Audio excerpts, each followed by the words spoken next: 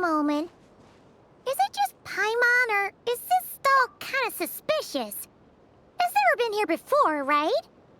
No, I don't recognize it. Alas, your free and easy adventure time is over. Now, prepare to face the final boss of Nod Cry. Whoa! Where'd that voice come from? Not sure, but it's definitely hostile. No, not that way. The final boss is right here. The sniffer mole? That's the final boss? Surely not. Also...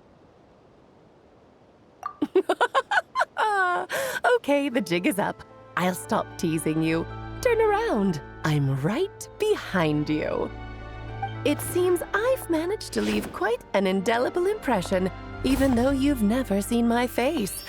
Oh, nothing could make a great mage more pleased with herself.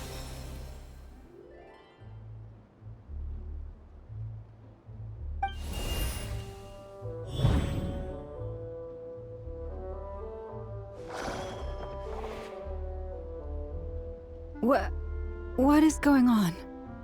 I've heard that all the big shots in Teyvat have long, wordy titles that stun people speechless when they make their entrance. Unfortunately, none of them are affiliated with the Hexenzirkel, and we ourselves keep a very low profile. The notorious name-dropping doesn't quite work for us. Still, I, for one, think I'm really quite amazing. So that didn't stop me from coming up with a title anyway.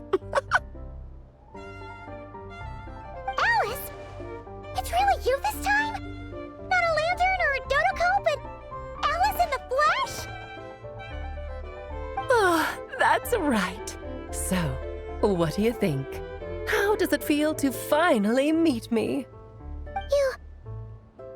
You look like... What is that supposed to mean, I'm the mother of Klee, Teyvat's #1 cutie. How old could I possibly be? So she's a friend of yours? Kind of. This is actually the first time we've seen her in person. I see. Madam Mage, that was, quite a powerful entrance. I certainly won't be forgetting it anytime soon. It's okay, Lauma, don't force it. Paimon will do the honors. This is Alice from the Hexenzirkel. She's a friend of ours, and of Arcus, too. That's right. She's a good person, just kinda unpredictable. Well, what is the human heart if not unpredictable? If we could not do as we please, how would we differ from machines? I am Lauma, Moon Chanter of the Frost Moon Scions. It is a pleasure to meet you. Oh, I know. Before you got here, I spent a good, 15 minutes getting up to speed on Nodcry's present situation. In other words, I've read the whole in the last episode part, so we can skip the pleasantries. Fair enough. Well, Miss Alice, I can already tell that you have quite a unique personality. You'll get used to it. Paimon sure is. So anyway, what are you doing in Nodcry, Alice? Oh, I thought I told you already. This time, I'm the final boss. And what a formidable foe I shall be. Powerful, confident, decisive, and good luck finding my weak spot. You will never succeed. Oh, drat! My one weakness, and you found it in an instant. Fate has been dealt a devastating blow. Thus falls the great Dodo King. Why are you playing along with this nonsense? For funsies, of course. What's wrong, Paimon? Are you disappointed in me? Am I a gigantic letdown? No, it's just... you seem like a busy lady. And this is the one time you've shown up in person. Paimon figured it would be for something more high stakes than just goofing around. You're quite right. I'm here in Not Cry because something big happened. Something big enough it caught the attention of the Hexen Circle. It concerns the 3 moons, Tevat's borders, and of course, the moon goddess you are currently searching for. Kind of. Why don't we discuss this over a pot of tea? My main reason for coming on this trip to Tevat was, of course, to have some fun. But I do technically have a job to do as well, namely, maintaining the stability of Tevat's borders. I'll skip over the complicated parts, but to sum it up, abyssal energies are all that lie beyond Tevat's border. We'd find ourselves in a real pickle if they ever made it through. And the phantoms you've been seeing are a sign that the border has been disturbed. Ah, no wonder they tend to show up around Moon Prayer Night. Is it because the real moon is now so close to us that its power can cross the border? In part, but only a negligible amount passes through. Just enough to influence the verdant crests and so on. And as you've noticed, there has been an unprecedented number of phantoms appearing this year. The influence of the moon beyond the border cannot explain this. No, there is another far greater factor at play. The trilunar syzygy. A trilunar syzygy. Eons ago, before the heavenly principles came to Tevat, it was the then 3 moon goddesses who controlled the laws of this world. Oh, that's exactly it! The 3 goddesses split these powers amongst themselves, promising never to consolidate them into one singular body. This was meant to keep the world stable. But, fast-forwarding to the present, the eternal moon's marrow is with you, while the iridescent moon's marrow, which should never have appeared in this world, has been retrieved. Add that to the presence of a moon goddess in the flesh and... the power of all 3 moons is gathered here in Not Cry. There hasn't been an event like this since the War of Funerary Flame. And it's having a noticeable effect on Tevat's borders. Because I wish to give my darling daughter a peaceful, sunny environment to grow up in. Is that a good enough reason?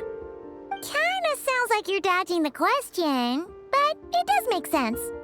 Well, that's one reason anyway, and the most important one. The others are a little complicated to explain. For instance, cleaning up after dearest Miss R.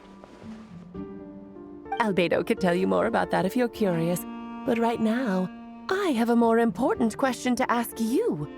Why are you collecting the moon marrows? I see. Nicole told me about that legend once. Nicole? You mean Mage Anne? Oh, so you remember. Ah, yes, of course. That was a story about fate, her area of expertise. But back to the story of our dear moon goddess. I'm afraid her intended method of returning to the moon is unlikely to work anymore. What does that mean? She may be missing, but she hasn't gone anywhere. She has disappeared.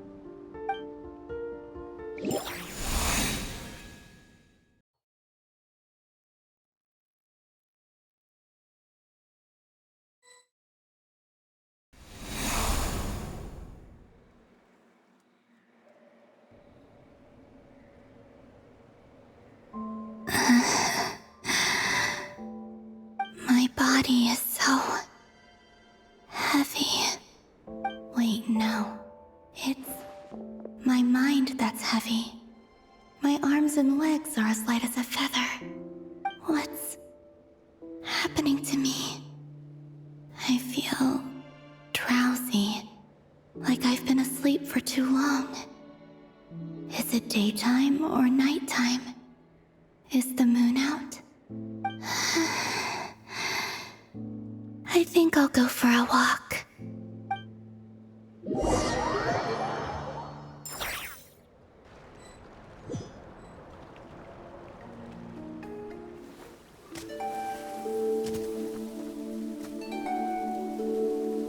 Are you out for a walk too?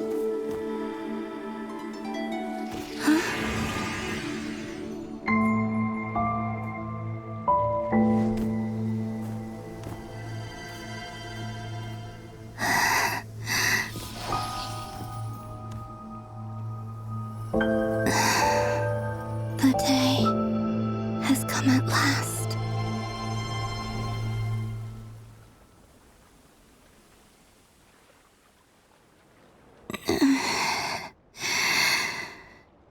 Have I grown so weak that I can't even sustain my physical form? But Moon Prayer Night is nearly here. I was so close to returning home. Death is near. Is this how it ends for me? Will I return to the moon after I disappear? Or... I don't want it to end like this. So far, at least, I still exist. Even if not physically, I can still feel. But as my power wanes, I'm sure that too will fade. I suppose I might take one final look at this world. The world where I was born.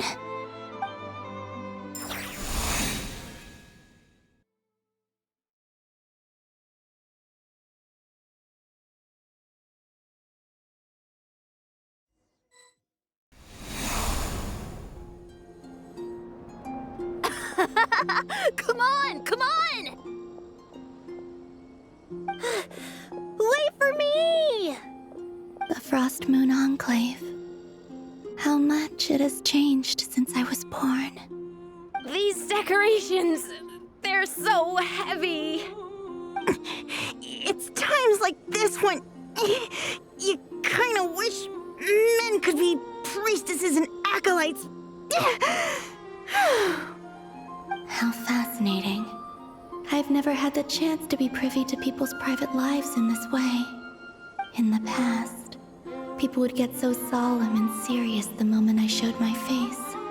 Like they were frozen stiff. Karina, Lametti, it's time to eat. Coming!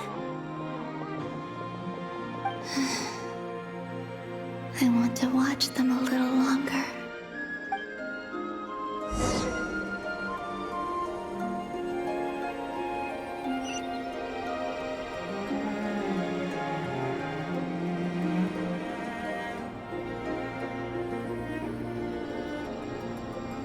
So just fill these balloons with air, right?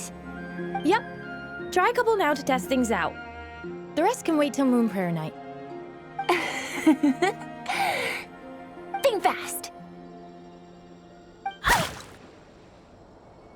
Rita! Teasing an acolyte of the Frost Moon Scions? Surely that's a punishable offense. Take this!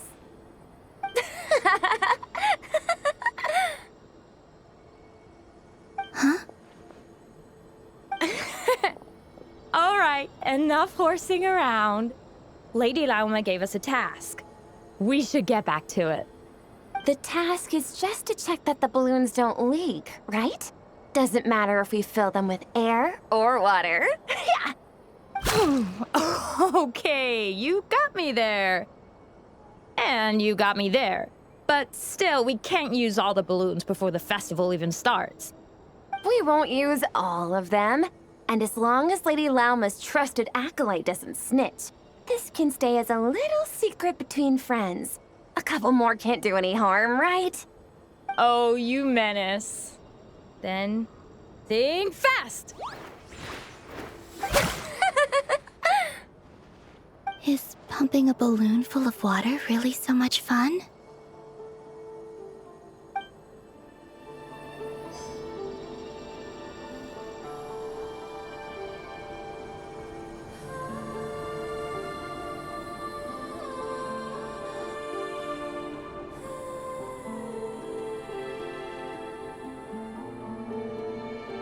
I'm sure you're both tired from playing all day. Come on, eat up. A plain, humble meal. That has always been the way of the Frost Moon Scions. Huh? How come Lamatti got a midsummer berry dessert? I always get Lockaberry. I don't mind sharing. You can have a bite of mine if I get to have a bite of yours. They're sharing food? I've never shared food with anyone before. Even at the Harbinger tea parties, everyone just ate off their own plate. And when I couldn't finish my food offerings from the Frost Moon Scions, they'd leave the leftovers out under the moonlight for the animals to claim. Hey! That was 2 bites! Oh, then you can have another bite of mine. Oh, you too. Oh, don't fret now. Here, have some of Granny's too. So this is what it means to be family.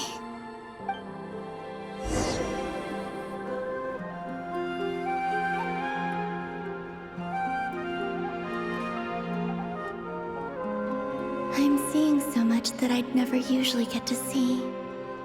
They'd never act like this when I was around.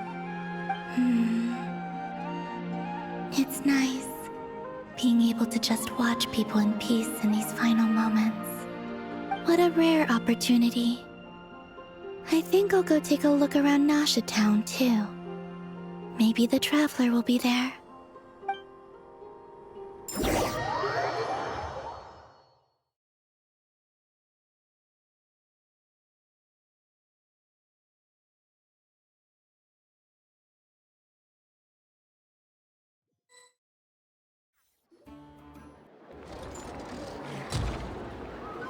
After the War of Funerary Flame, the Moon Goddesses were no longer recognized by Teyvat.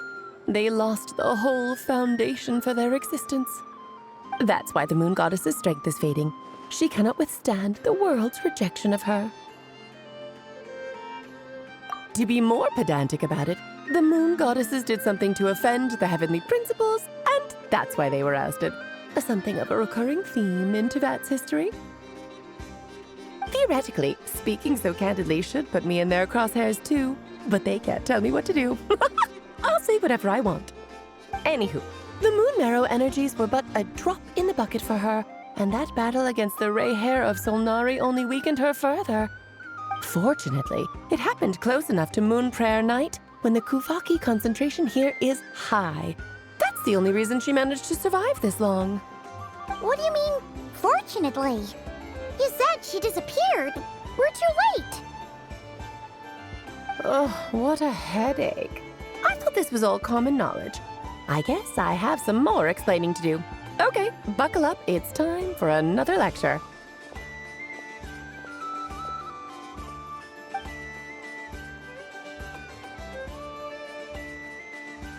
Now, I said earlier that the Moon Goddesses lost the foundation for their existence. The reason for that has to do with the natural order. Basically, the rationale for their existence in Teyvat was lost. The same logic applies to the present Moon Goddess, too. Consider her existence so far. Her comrades in the Fatui called her Damselette. And she was worshipped as Kutar by the Frost Moon Scions. But these connections have now been severed, whether by her hand or yours. So, the rationale that once sustained her existence is now gone. Wait, we did that to her? Oh, well, strictly speaking, yes. But let's not start pointing fingers, shall we? I'll only end up as the big bad villain, and that's not the kind of final boss I want to be. Of course I do. I'm only the greatest mage in the whole entire world. Now, if you wish to find your Moon Goddess, there are 2 problems we need to solve. Firstly, we'll need to strengthen the connection between her and Teyvat, at least enough to sustain her until Moon Prayer Night. Strengthen her connection. But does that mean I'll have to rally all the Frost Moon faithful behind this? I'm afraid a bygone faith and a former home won't be of any help to her now. Do you know her name? Her name? Yes, names are very important things. A name is a fundamental concept that anchors one's entire existence. Then your first job is to find it.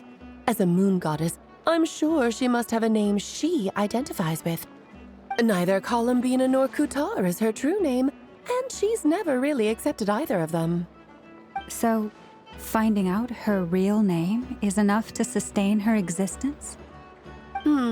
Yes, I know it sounds like a small step, but every journey begins that way. So for now, that's all we need to focus on.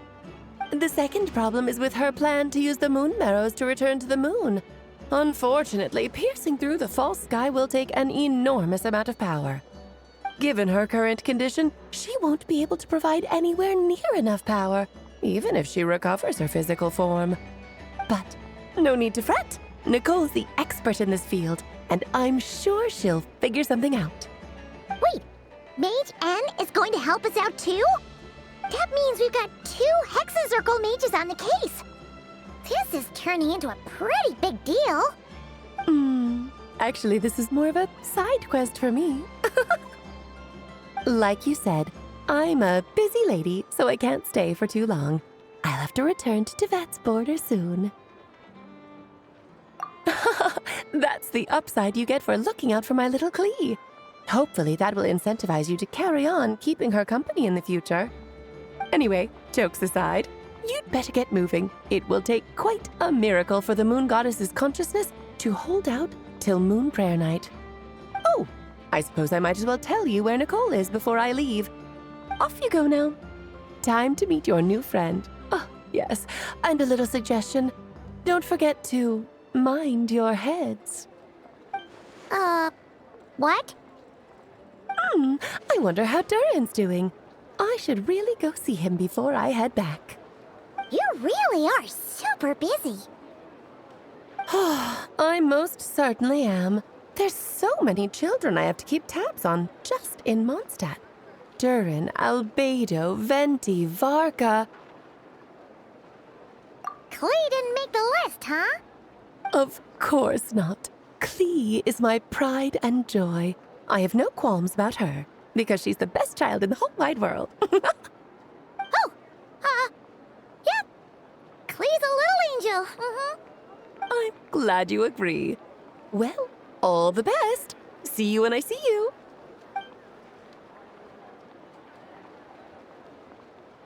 She left in a hurry. Yeah, she didn't pack up her stall. Should we handle it for her? I must say, I'm now very curious about her daughter. Klee, wasn't it? What's she like?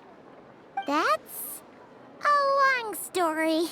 Come on, we'll fill you in as we go.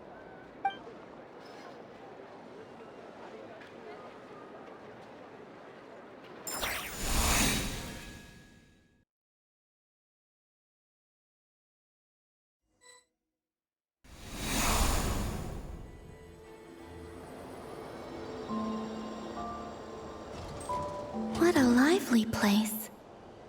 I've never experienced Nasha Town like this before. Hey, you old geezer! Your hammer's rusted through! Who are you calling old geezer? Are they quarreling? I'm looking right at him! You've really gone downhill since giving your daughter free rein in the workshop. Can you even swing a hammer anymore? It shouldn't take you days just to fix a single chair! You might as well use that hammer to massage my back for all the good it's doing. Don't run your mouth, or you'll get a back massage that'll put you in bed for the rest of your life. Look, the materials haven't arrived yet, all right? You know how busy it gets in the days before moon prayer night. I'll bet you send all the materials to your little princess. Blood's always thicker than water, huh? All right, you've made your point, Uncle Koski. As soon as the materials arrive, fixing your chair will be the #1 priority. And Dad, if you've got time to chat, why don't you lend me a hand, See? Lolka knows what the score is. I guess they're friends. but the way they spoke to each other was so ugly. Then again, it wouldn't be the first time I've seen something like this. Columbina! Sing outside my door in the middle of the night one more time, and I'll unscrew your vocal cords. You hear me? Oh, Zandrone. So that was her way of trying to be friends with me. What a pity. I won't get the chance to say any ugly things in reply.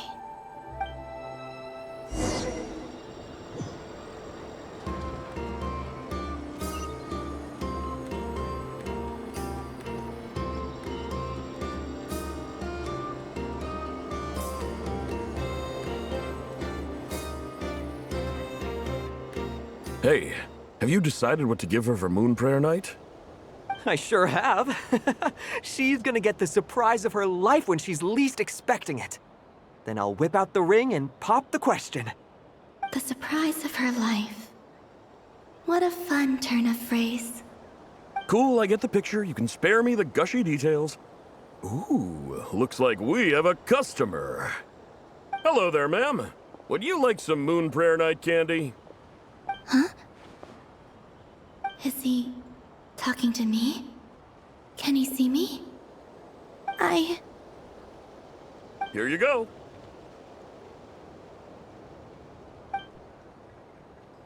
Oh.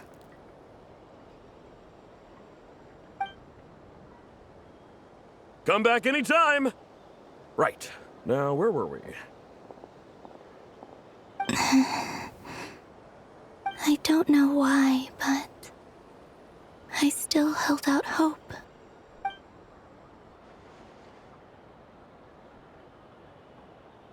The most important thing right now is to find that mage. This name thing seems super important too, but where do we even start looking? I'd better go pay the Fatui a visit.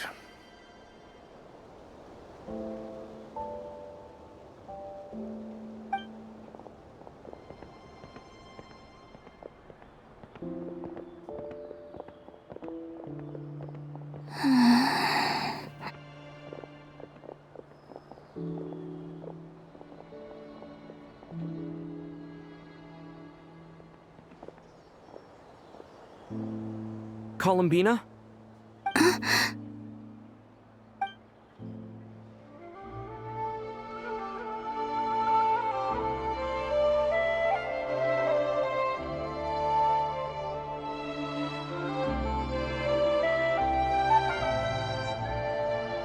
Traveler? Let's go! This is no time to be spacing out!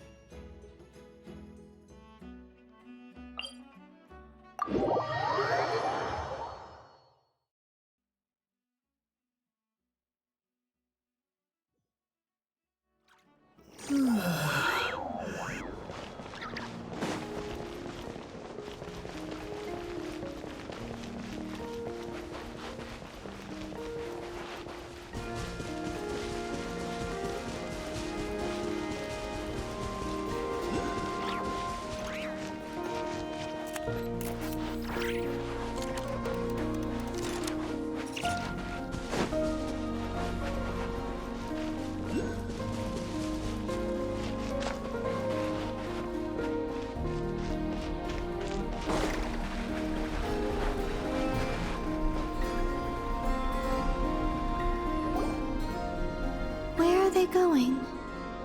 They mentioned a mage and... a name? So, Mr. Varka, are you acquainted with this Nicole? Or should I call her Mage N? Not really. We've never met, though she has come up in conversation. From what I've gathered, Alice kinda took Nicole under her wing. Taught her how to speak in a more ladylike fashion, that kind of thing. Huh. Hard to imagine Alice as an etiquette coach. Yeah, Alice is a larger-than-life personality, I'll give you that. But then again, that's why she's able to draw such an eclectic mix of people into her inner circle. If I remember correctly, being an interesting person is actually one of her main entry requirements. So, if you ever wanted to join the Hexen Circle, I'm sure you'd both be eligible to apply. Hey! Don't go around making promises on Alice's behalf. I wouldn't dare. I'm just trying to paint a picture of the Hexen Circle for you. Okay, sure. Anyway, since none of us have ever met Nicole, how are we supposed to find her? We can't just go up to every woman in sight and ask, "Hey, are you Nicole?" Maybe something she's wearing will give it away? Like a wind bloom pinned to her chest or something. Wait a minute. Alice never said Nicole was from Mondstadt. Oh, true.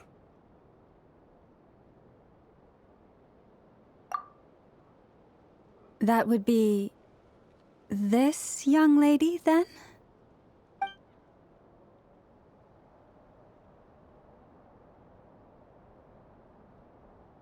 Hey there! Sorry to disturb you, but are you Miss Nicole? Varka, Knight of Boreas of the Knights of Favonius. Alice might have mentioned me before. Mm-mm. Ah! Have we got the wrong person? Sorry. Well, this is awkward.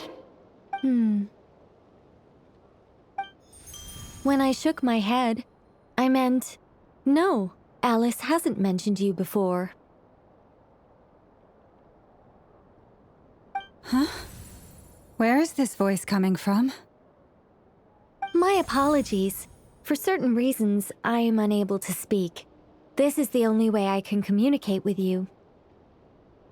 It might take some getting used to, but I hope you can understand. Hey, it's fine. I'm more shocked by the fact that Alice never speaks about me. I mean, As for you two, we have crossed paths twice before, but it is nonetheless a pleasure to finally meet you.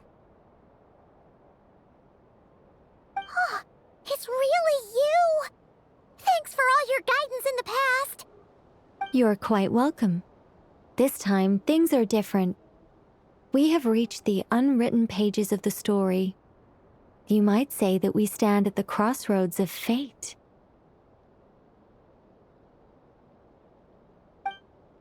Now then, allow me to formally introduce myself.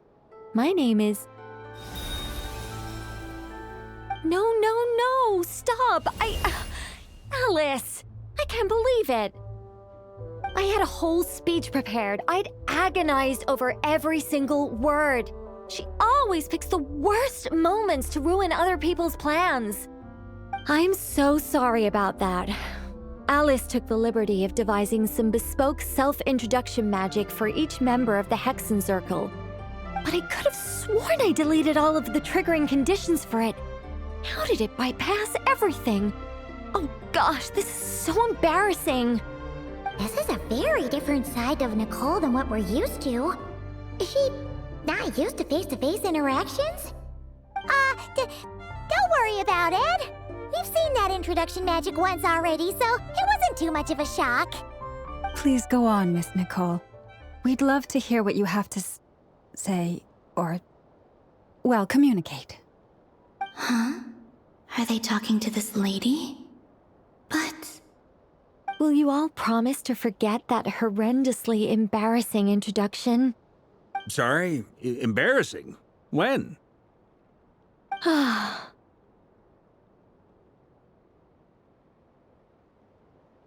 Yes, my name is Nicole, and I am one of a very few angels who have retained both their preferred form and their power. The Traveler and Paimon should be no strangers to this concept. There is another of our kind in Natlan. They call her the Lord of the Night. All right! Paimon remembers her. Yes. Well, I have retained more of my power than she. It's because I don't have a long-term duty to fulfill. To be more specific, no. We'll be here all day if I get into the specifics. Moving on. If I'm not mistaken, you are here because you wish to learn how one might reach the moon beyond the sky. That's right. Is that something you can give us any guidance on? Yes, I do know a way. It began with the Hyperboreans, who lived after the War of Funerary Flame. Blank looks. Maybe I should start with the background of the war. Or maybe not. It shouldn't be an issue. I'll fill in the gaps for you when we have more time.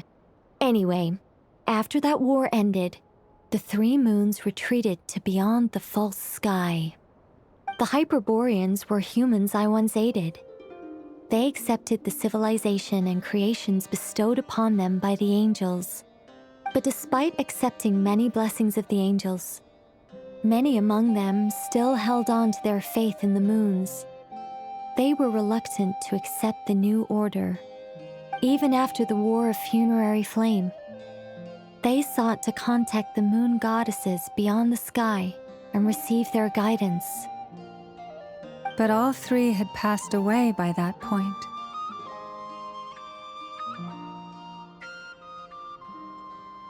This mage has a unique method of communicating. Is she talking about the moons? Yes, but they did not know. And so, still they prayed for the moon goddess's mercy. After building titanic structures that consumed vast amounts of Kuvaki, at last they glimpsed the moons and heard their voices. But of course, they were gravely disappointed. For it was then that they realized the three moon goddesses were dead. Oh, that's such a sad story. It is. Humanity was in a very sorry state at that time. The angels who had once aided them were gone, and the War of Funerary Flames had left them homeless and destitute.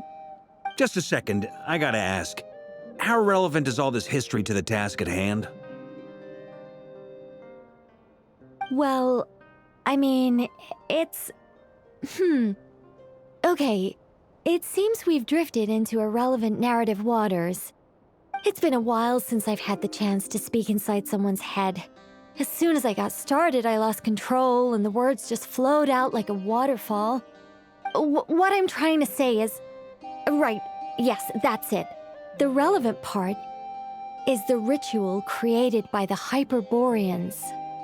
The fact that they bypassed the false sky and saw the true moons implies that they successfully built a connection between Teyvat and the outside world.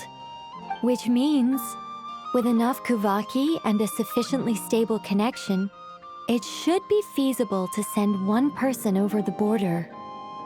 Okay, so they built some kind of portal? Oh, yes. A portal. Yes. Is something wrong? You sound disappointed. I just didn't expect you to summarize it so well. It turns out I could have said all that in one word, if only I'd managed to think of it. No, please, it's fine. This is invaluable knowledge. I'll be sure to record and preserve everything in writing. Oh, really? Well, in that case, I suppose I could backtrack and add some more detail. I did gloss over a few things so far. Whoa, time out. Let's summarize what we've got first. The Hyperboreans were the last ones to use this method, right? So we somehow need to find whatever structure they built and make sure there's enough Kuvaki to power it up. Luckily, we have the moon marrow of both the eternal and iridescent moons, so we're all good for Kuvaki. Which means the key issue we need to focus on is finding the place. Am I right so far? Yes. although I expect the structure is long gone by now. That said, what if we could take advantage of the phantoms to travel back to a time when it still existed? Well, travel back isn't quite accurate. It's more like we'd be creating a handshake between 2 points in space-time.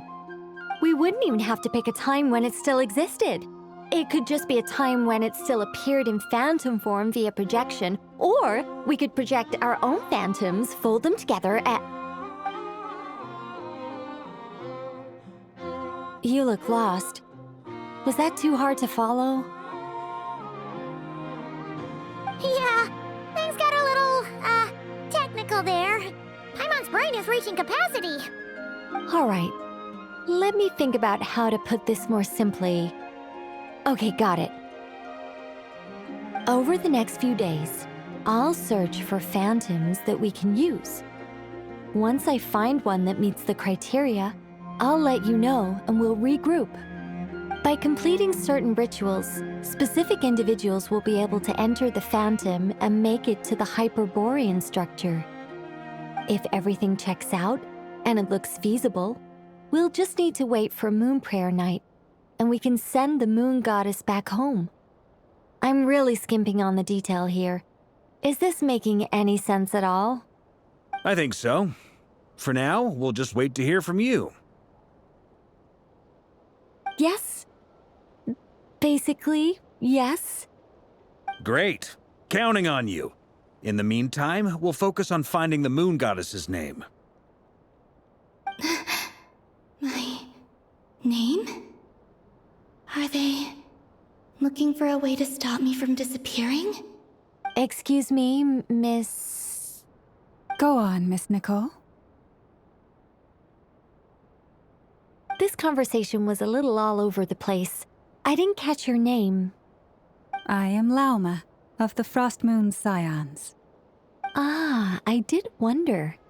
I noticed that you listened very intently when I spoke about Hyperborea and the moon's history.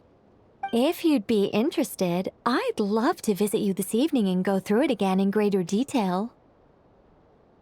Also, if you were serious about making a record, it would be too risky to simply write down the raw details as is. I would suggest some tweaks. Maybe rewrite the stories as fairy tales or fables, perhaps even prayers. Anyway, we can cross that bridge when we come to it. So, see you later then? Oh, and no need to prepare anything. Just a cup of tea will do. See ya! She seems friendly. It's just... It's so nice to find someone who's actually willing to listen. I've been dying for a chance to finally go through all this systematically from start to finish. Any longer and I'd probably start forgetting it. Now Paimon gets why Alice told us to mind our heads. Ha ha ha ha! What did I tell you? A lot of quirky people in Alice's orbit. Now then, the next order of business is, where do we start looking for the Moon Goddess's name?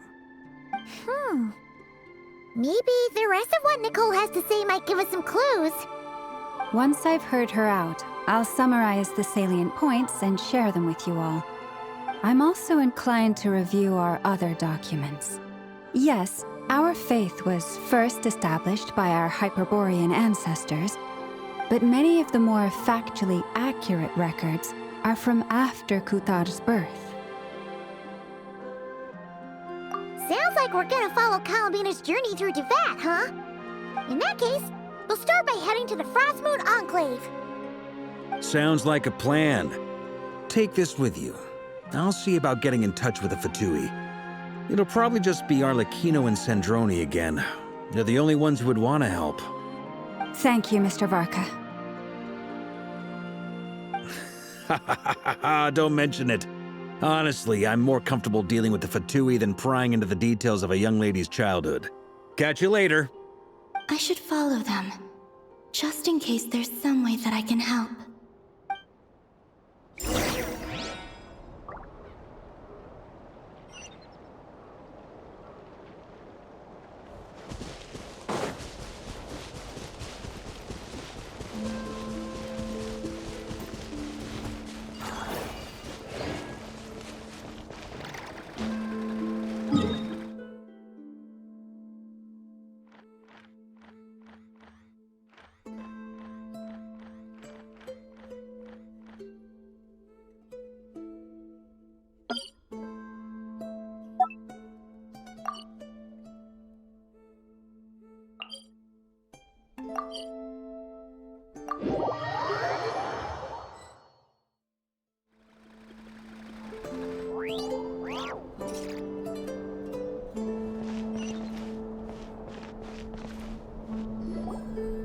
while ago, I took the time to organize all documents in our possession that pertain to Kutar.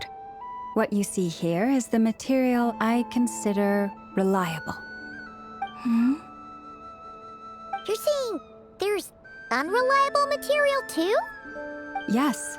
Most of the information we have was transmitted through an oral tradition.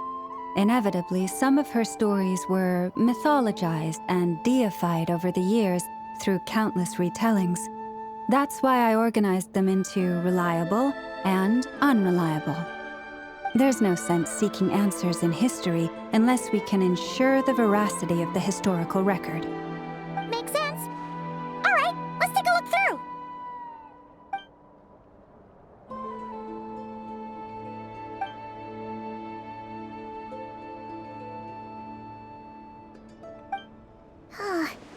Almost all these records refer to Kutar instead of Columbina. Although neither of those is her real name. Paimon's not sure what point she's trying to make. What we can gather from these records is that the Frost Moon Scions worshipped her as a god, placing impossible expectations upon her. I cannot fault them for their earnest faith, but for all their devotion, worshipping her day in, day out changed nothing. I imagine that none of it resonated with Columbina. It wouldn't surprise me if, even back then, she had already begun to reject the name Kutar and everything it represented. Lama speaks the truth. When I heard them call upon Kutar with hope and expectation in their voices, they may as well have been calling upon somebody else.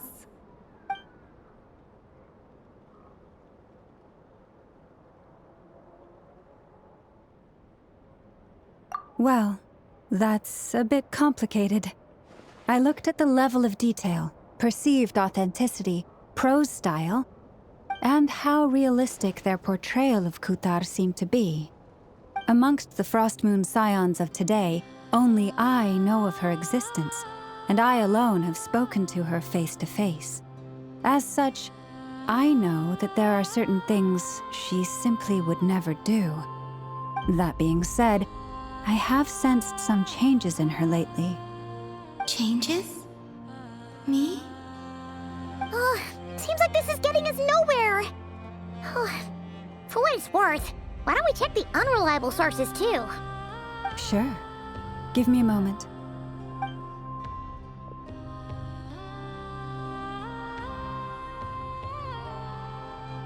Exerting but a fraction of her divine might, Kutar sheared a great mass from the snow-capped mountain and cast it into the sea, upon whose surface shone the mirror image of the moon.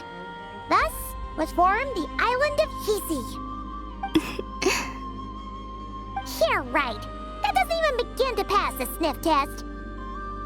The 3 moons are naught but lies through and through. Only one moon has ever shone for us, and Kutar is her name. The vast majority of ancient texts are filled with fanciful tales like these. I trust you understand my criteria a little better now. Kutar did not speak, merely gazing into the distance in silence. And where her gaze landed, this was her prophecy. Clearly, whoever wrote this text never even met Kutar. Otherwise, they'd know that her eyes are always closed. What about you, Traveler? What are you reading? Come on, let Paimon see. The child wished to build a wooden nest with which to shield a fledgling bird from the cold.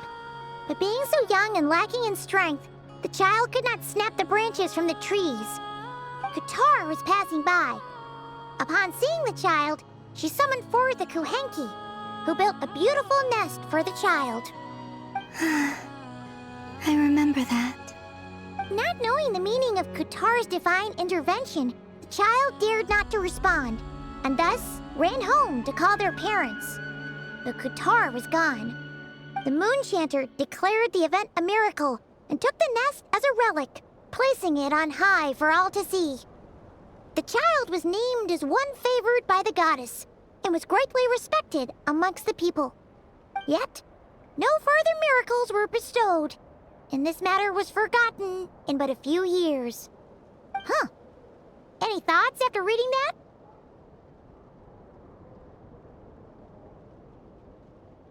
Yeah.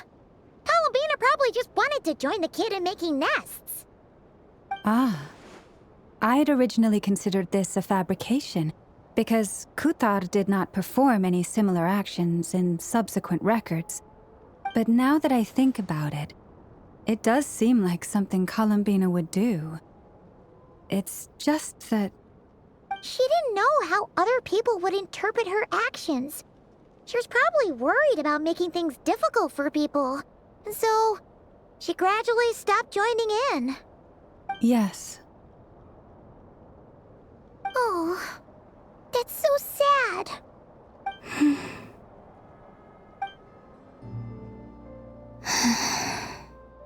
And now, I can make no such gestures of warmth, even if I want to.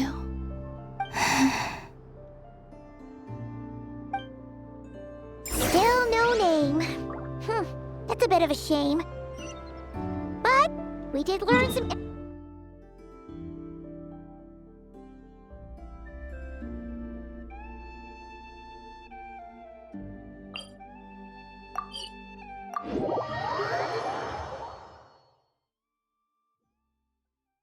Varka said he was gonna set up a meeting with Arlecchino and Sandrone, right? Let's go back to Nasha Town and see how he's doing.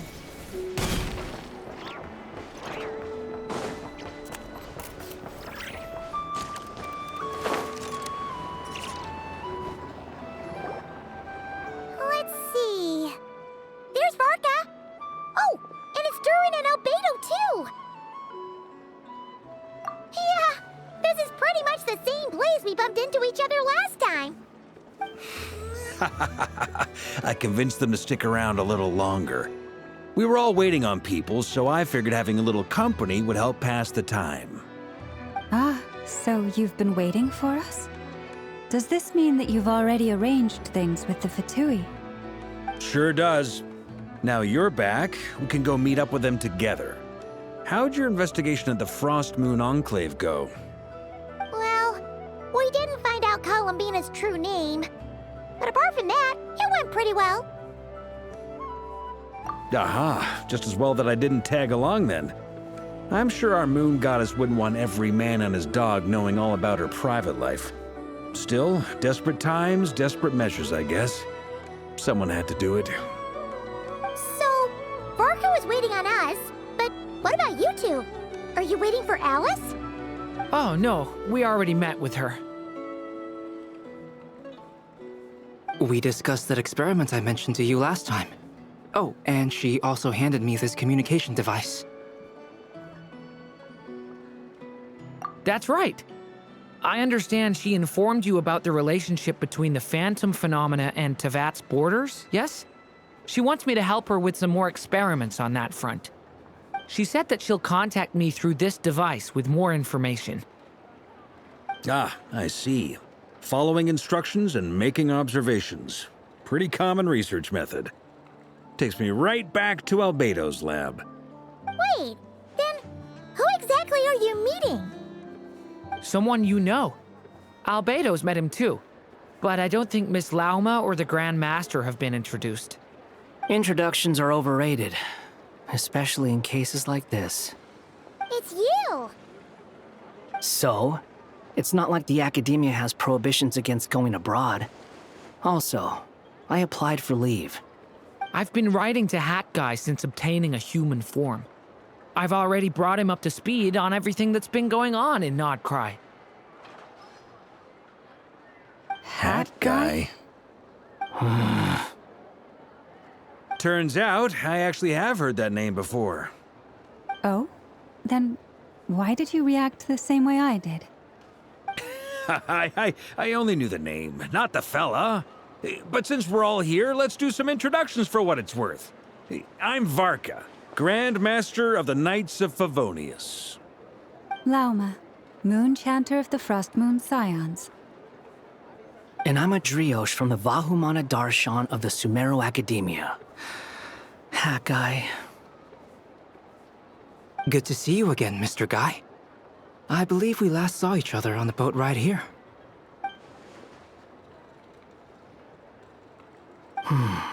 Mind you, the only reason I came here is because there's someone I want to look into. Who's that?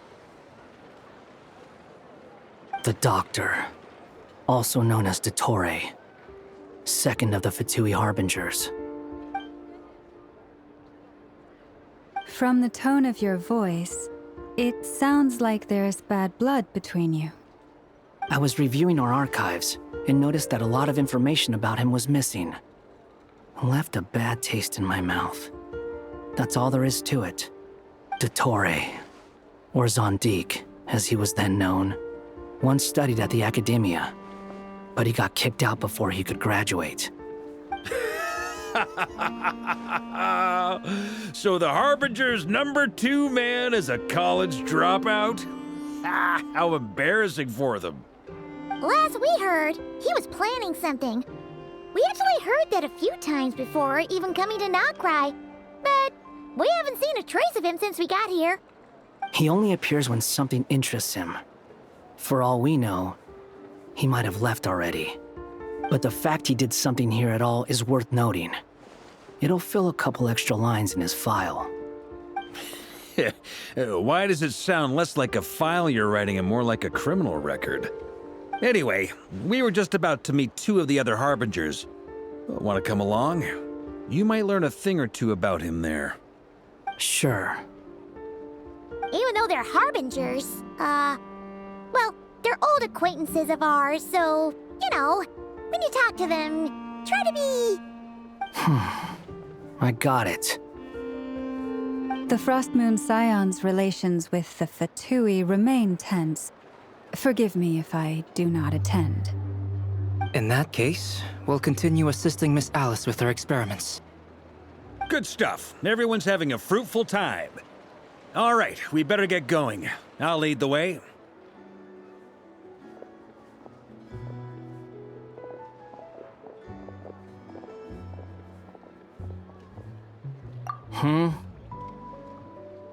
Well, yeah, that's obviously part of it. But I'm not the only one who has a score to settle with him. Neither you, nor Lesser Lord Kusanali, nor I want to see him meddling with things again. What's the hurry? Don't worry. Pigeons always know which way home is.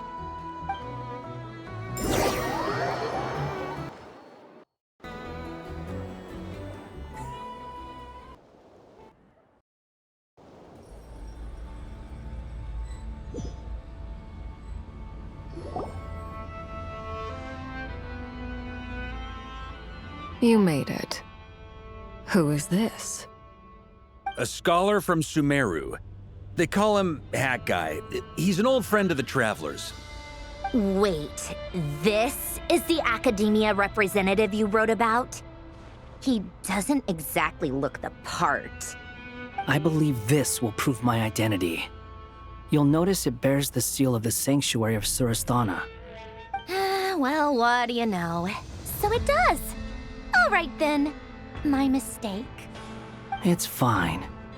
I expected as much. What? So as I mentioned in my letter, the Academia's got its eyes on Dottore. But this matter remains top secret. Apart from those assisting in the investigation, the fewer people who know, the better. If anyone asks, I'm here in Notcry to pursue my personal academic interests. Gotta say, Barca, you did pretty well to keep all this under wraps for so long. Sounds like you got in touch with the Academia about this way back. You flatter me.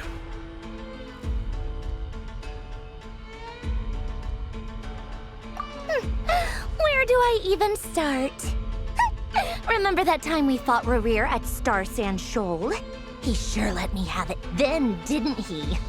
I'll bet Dottore had that all sketched out, with me as his convenient little pawn. He could not care less about us if he tried, but hey! The feeling's mutual. Does Dottore really strike you as the sort who values his relationships with his colleagues? Fair point. Definitely not. Which is why I always keep my guard up whenever he starts making suspicious moves. To that extent, our motivations align. On top of which, I consider you trustworthy people. Now, back on topic. In the wake of the Reikir of Solnari episode, Sandrone and I grew suspicious about Dottore's complete inaction during the entire affair. So we tried to find out what he'd been up to, but unfortunately to no avail. He never lets anyone in on his plans. The more he cares about something, the more secretive he gets. Indeed. Perhaps he believes that by keeping a low profile, he can avoid trouble. But that trick isn't going to work on his colleagues. Yeah, I mean, he's been researching the ancient moon's remnants. And he's been trying to get his paws on the moon marrows. Only an idiot would believe he doesn't have something more planned. With this in mind, I returned to Snezhnaya and relayed my thoughts to Her Majesty the Tsaritsa, entreating her to have him recalled. That's pretty direct. Did the Tsaritsa agree? Yes. I made it abundantly clear that the Fatui's business in Nodcry is almost concluded, and we do not need 3 harbingers in this territory. Her Majesty concurred. Accordingly, Dottore has returned at her orders. I imagine he is continuing with experiments, which no one besides he would ever have any interest in. Common sense might mean nothing to him, but he's not stupid. He knows that no good can come from opposing the Tsaritsa. Smarts alone won't get him all the way. He needs the Rooster's resources and Regrator's Mora, both of which the Tsaritsa can strip from him by waggling a finger. But doesn't he have a track record of publicly following orders while going against them in private? He probably has it down to a fine art by now. Wouldn't put it past him. We worked together on a research project once. Only briefly, but it was enough to show me that we're fundamentally different people. He has no interest in doing things methodically, stage by stage. His thoughts jump all over the place, and the moment his curiosity is satisfied, or he gets the results he wants, he disappears. The only similarity we share is that, once we set our minds on doing something, we will see it done, whatever it takes. Well, we definitely saw some of that in your battle with Rerir. You got so competitive. Ugh, do not remind me. Then I believe we all concur. Dottore will not simply give up. Fantastic. Now this is turning into a whole day of unpleasant memories. Ugh. Are you talking about the moon marrow stuff? He also strikes me as the kind of person to disregard experimental regulations, ruin all the equipment, and go way over budget. Then leave the first person he can find to deal with the fallout. Exactly. This one time, he was running some high-temperature experiment and the substance exploded. But does he care? No. He orders his subordinates to open the device so he can observe the results, which causes the gas inside to leak out. That gas was poisonous. If I hadn't been there, who knows how many people might have died. And after all that, he left while I was still cleaning up after his mess. What a waste of time, he said. Waste of time? The nerve! He wasted my time! You've been bottling that up for a while, huh? Hat guy, I must say, you seem awfully familiar with internal Fatui affairs, especially when it comes to Dottore. Thank you, Lady Harbingers, for providing such valuable information. I have no other questions for now, so I'll be on my way. Wait, what? You're just gonna leave? You're welcome to join if you want. Ugh. Just when Paimon thought he'd finally mellowed out.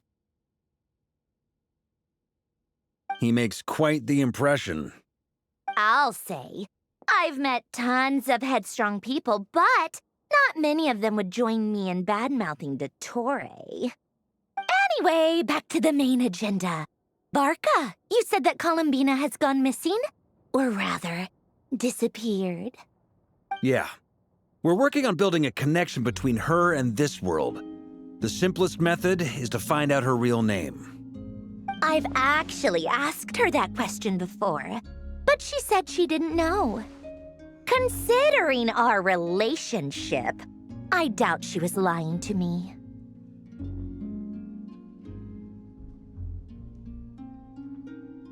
As far as I recall, she was never dispatched by Her Majesty to claim a gnosis or anything like that. The Tsaritsa's plans had long contained a place specifically for her. I always thought that was weird. What could she do that the rest of us couldn't? Knowing what we do now, it's probably something related to Kavaki, right? More than likely. When she first arrived, Columbina would often go to Her Majesty and ask when she could start the task assigned to her. But Her Majesty always gave the same reply. The time has not yet come. So she spent her days in Snezhnaya doing basically nothing. The Tsaritsa has summoned a beautiful blind maiden to be a harbinger, giving her the third seat by virtue only of her enchanting voice. It was a dumb and stupid rumor, but the reality of the situation made it hard to refute. And what happened after that? I imagine she stopped caring. She no longer seemed to care why she had been recruited, and Her Majesty never gave her any missions, so she just continued to sing in the flower garden. For my part, I was busy. So busy, in fact, that watching someone be that idol had me fuming. But still, I got the sense that she had long been used to a life of other people claiming she was needed when she wasn't. I just felt that having a place to stay would cost me something eventually. And so I waited quietly for the day that I would have to pay the price. And on the other end of that spectrum, you had me. Someone once told me that I had the lousiest work and the toughest luck. That's a good way of putting it. I forget who said it, but those words have always stuck with me. But you've done your job exceptionally well all this time. Because at heart, you are a conscientious person. What is it? Something come to mind?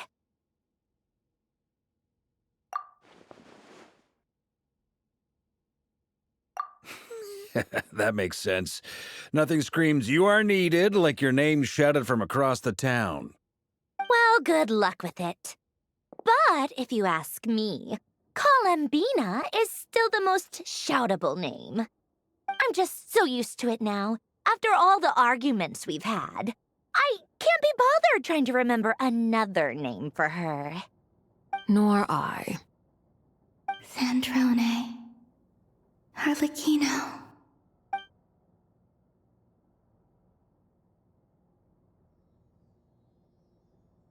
Huh! It's a Sealy! Does that mean Nicole has news for us?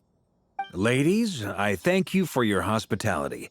If the chance ever comes up, I definitely owe you both a drink sometime. I'm sure it will. You can make your own way out. Heck, you've been here enough times, you probably know your way around better than I do. Okay! Time to do what adventurers do best. Follow that Sealy!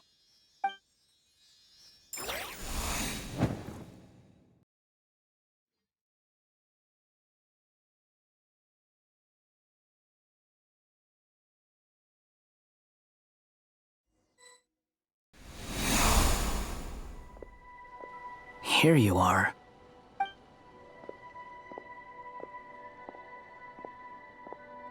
Oh, hat guy. How come you're back so soon? Did things go all right with the Fatui? Fine. Dotori's been summoned home by the Tsaritsa. Couldn't get much more than that. How about you?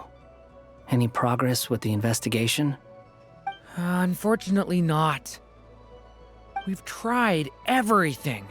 Different phantoms, different locations, different points in history. But the results were the same each time. Abyssal monsters roaming the land. People crying out in despair, with no hope of being rescued. Every time I see it, I can't help but think, is this what it was like in Mondstadt when Dragonspine Durin attacked? And if I fail in the task I've been given, will I create yet another tragedy? That's just meaningless speculation. When we encountered similar phenomena previously, I tried to interfere with those illusions, using sounds and lights to guide them. However, we could not change their fates. At most, we were able to extend their existences. The events of the past are like fate that has been written into Irminsul. There isn't a living thing in Teyvat that can escape its past. But Miss Alice instructed us to try to find ways to change the outcome that these phantoms face. It's an impossible task. Can't you just refuse? Since she asked us to do this, I feel like it can't truly be impossible. Or if it is, well, mages can make the impossible possible. I could not have been born as Durin otherwise. But you also said that your past 39 attempts were fruitless. That's true. But you're still going. Yes. After this many futile attempts, surely you realize that you're not doing this because you still believe what some mage told you. It's because you want her hypothesis to come true. It's something you wish for deep inside. So, think for yourself about what you want to do. As long as you don't believe it's futile, it isn't. Yeah. Previous experience indicates that we cannot touch the phantoms, which limits the effectiveness of our interventions. If we want to clear this hurdle, we need to break this rule somehow. Same thought here. Following the same rules means repeating the same failures. Reducing ourselves to mere playthings of fate. So you mean we need to figure out a way to make contact with them despite knowing that we can't? Yes, and I suspect that's something only you are capable of. Everything in Teyvat is logged in Irminsul, but the withering that once occurred in Sumeru was a sign that the Great World Tree was being corrupted. This corruption allowed things that should not have existed in Teyvat to appear. This is tantamount to rewriting reality to an extent. You're saying abyssal power might be able to affect those phantoms? No one's ever tried it before. If you're gonna try it, it'll take courage. And you have to be confident that you can control it. Is anyone there? Has anyone seen my daughter? She's missing. I have to find her. I hear someone inside. Spargana? Are you in there?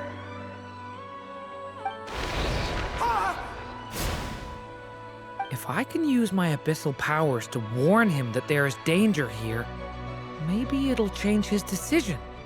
Maybe he'll stay away. Yes. The important thing is not the nature of the power, but rather how you use it. To intimidate and obstruct. Sounds about right for the Abyss. Let me try. I should be able to influence that thing. Have you seen a little girl? What? This isn't the time for that! Just run!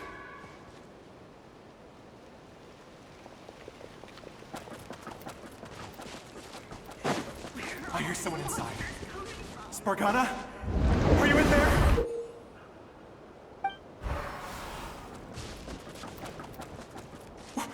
What is this? Looks dangerous. I should get out of here.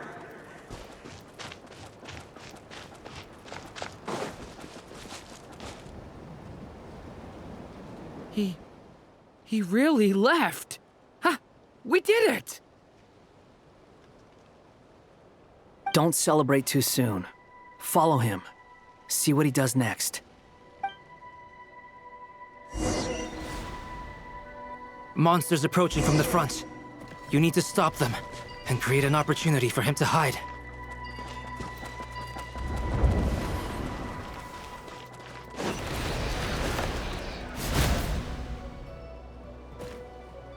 Help me!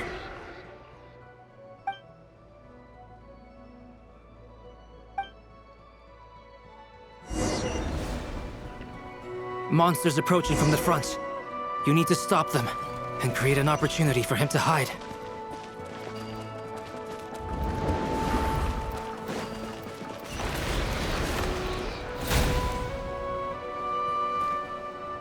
Help me!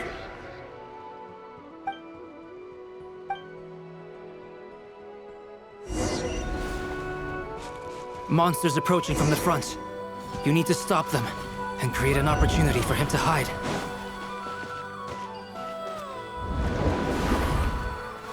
No! There's monsters ahead!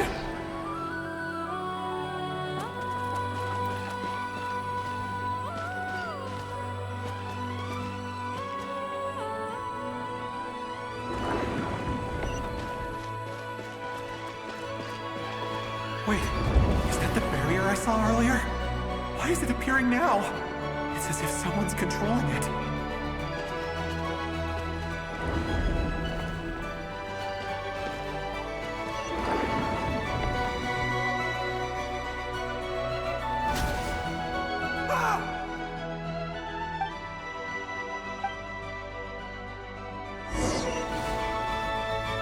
Monsters approaching from the front. You need to stop them and create an opportunity for him to hide.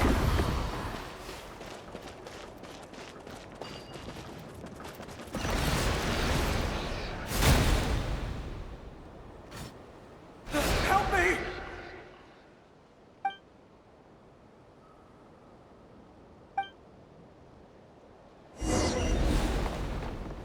Monsters approaching from the front. You need to stop them and create an opportunity for him to hide.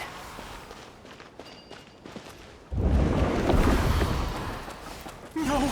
There's monsters ahead!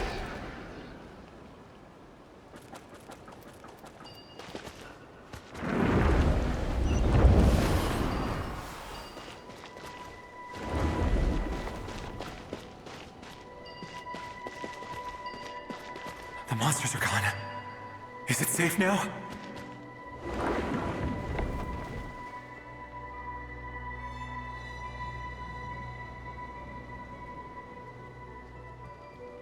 The barrier's gone too. How odd.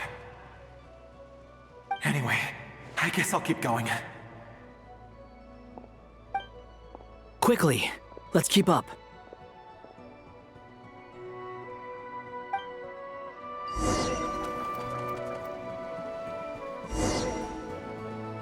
Wait, there was someone else here?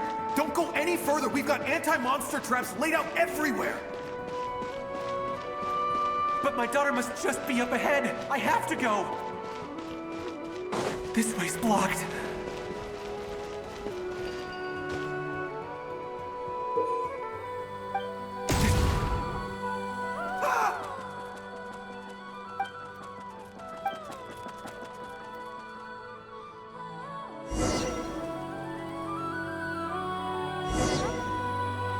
Wait, there was someone else here? Don't go any further. We've got anti-monster traps laid out everywhere. But my daughter must just be up ahead. I have to go. This way's blocked.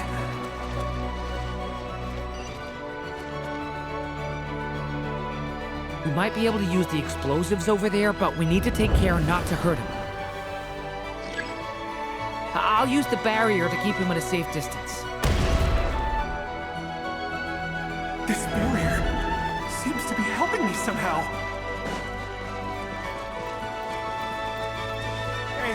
Hey, wake up! Oh, no good. Gotta keep moving ahead.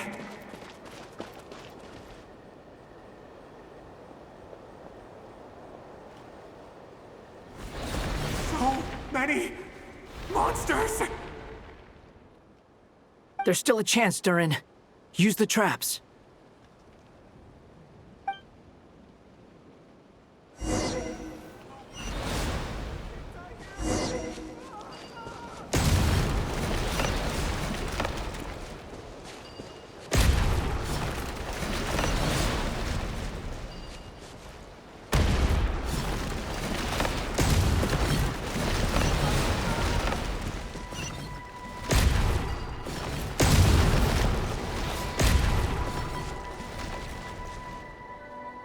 This is a new development. I've never seen this happen before. We might just be able to save this person.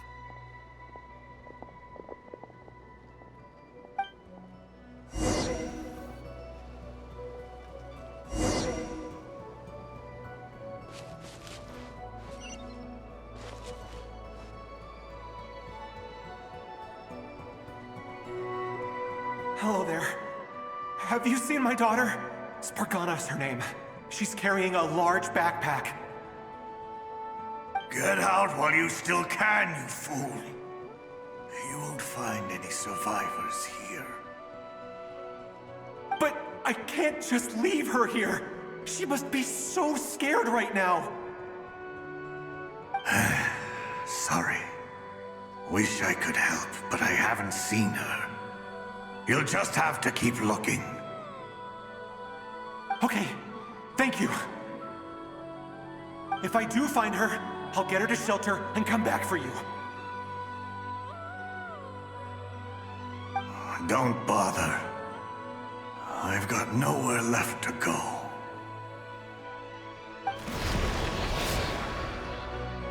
What's that noise? Monster! No, if he goes inside, he'll be walking into a trap. Let's try this once more. This time, we have to stop him.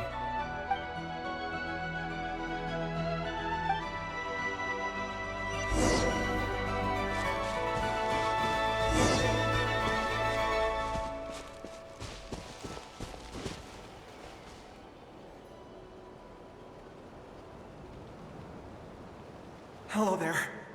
Have you seen my daughter? Get out while you... But I can't... Okay, if I do find her... Don't... What's that noise? No, if he go...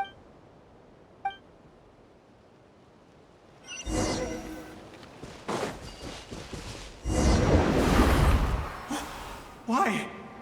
How will I know where Spargana's gone like this? You know what? I'll trust this strange barrier. It's gotten me this far after all.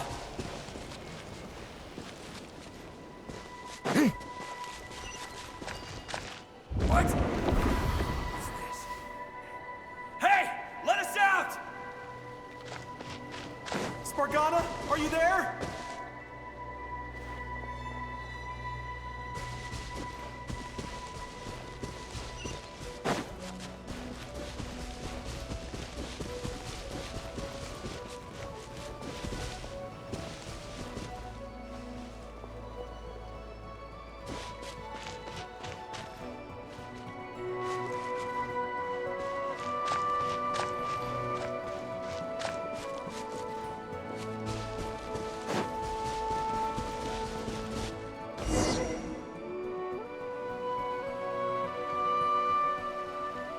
Huh?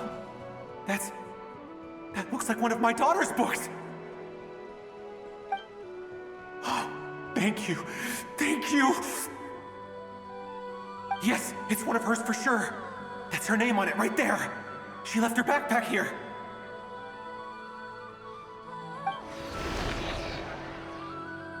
Durin, just like last time. Use the explosives.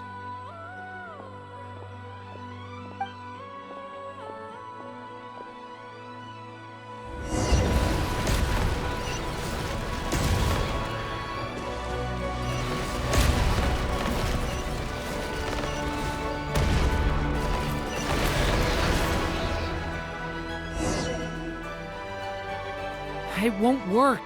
There's not enough left. If he makes it in, he'll die. But then, this clue could be the key to him finding his daughter. It might not be the only one. Better he misses that clue than loses his life. I guess so.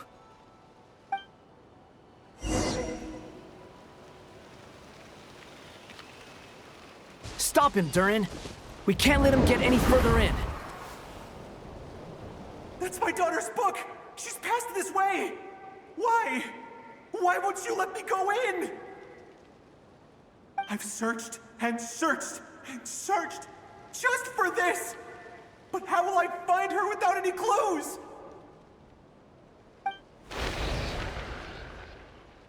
I no longer have anywhere else to go.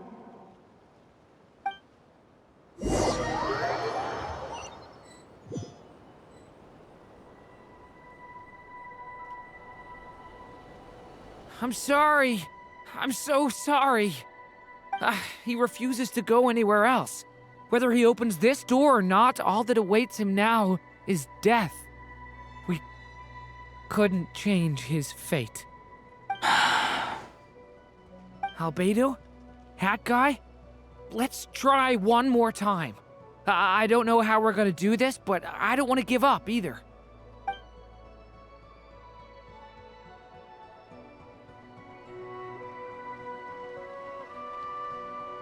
Why am I here?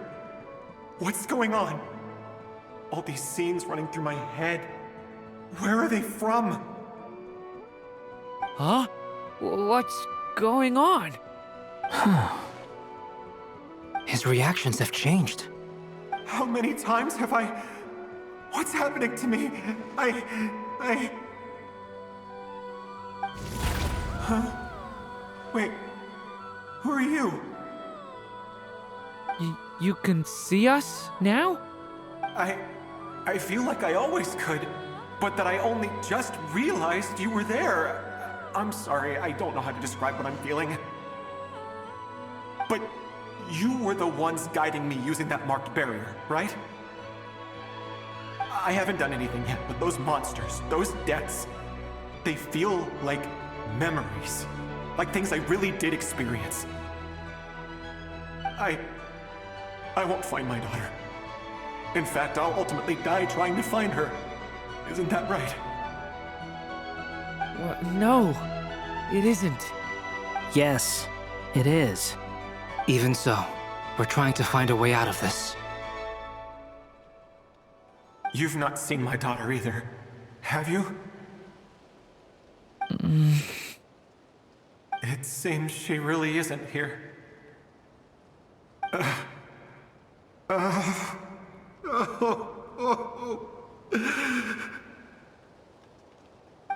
I'm sorry we couldn't help you.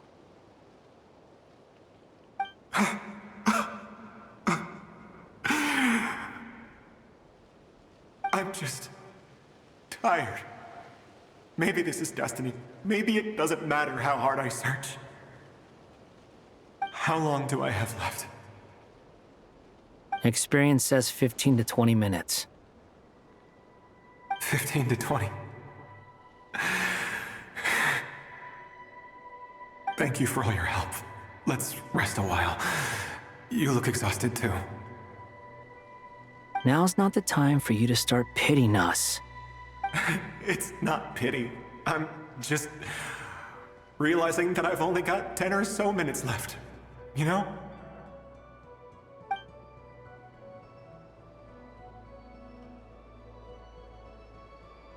You say you're from Mondstadt, yes? A place with windmills, where people enjoy limitless freedom? And you're from Sumeru, where they've built an academy into a giant tree? Yes. It seems you've never heard of either place. Those names are unknown to me, I'm afraid, yes. Have you heard of Hyperborea? I have, but I heard that it was destroyed in the distant past. I see. That was where my ancestors once lived. What about Delphi Pytho? Was it later rebuilt? I've never heard that name. Then what about Salvindaknir? I have seen that name on stone tablets on Dragonspine. But I'm afraid the only things left of that place are its ruins. I see. Sure enough, there was no way to turn this around, huh? I'm sorry. I was the one who asked to chat, but it seems like we're too many ages apart. There's barely any common ground to start from. It's all right. We did hear something new, at least. From how you speak of your lives, things must be going all right for you, I guess. They are. Mondstadt is a place of freedom and happiness. There's a lot of good people in the church and the Knights of Favonius, and even outsiders find that it's an easy place to feel at home. We have festivals a few times a year. Everyone gets together to drink, sing, and be merry. Sumeru is a lot more uptight. Not really the kind of place where you can relax. It's a nation fraught with problems wherever you look. But if all you want in life is to seek knowledge, I guess it's pretty much paradise. That's wonderful. In other words, after this all-devouring black tide passed, humanity did not merely avoid extinction, but rose to build prosperous civilizations anew. I mean, I can see you all right now. That must mean the future isn't a total mess, right? That's true. Well, time's almost up. Let's part ways, I think. Might be best if you don't waste too much time on me. The chances are slim, I know, but I'd like to spend these last few minutes looking for Spargana. If things work out, I'd love to tell her about what I've heard. May we meet again. Well, or not, most probably. In that case, may your wishes come true.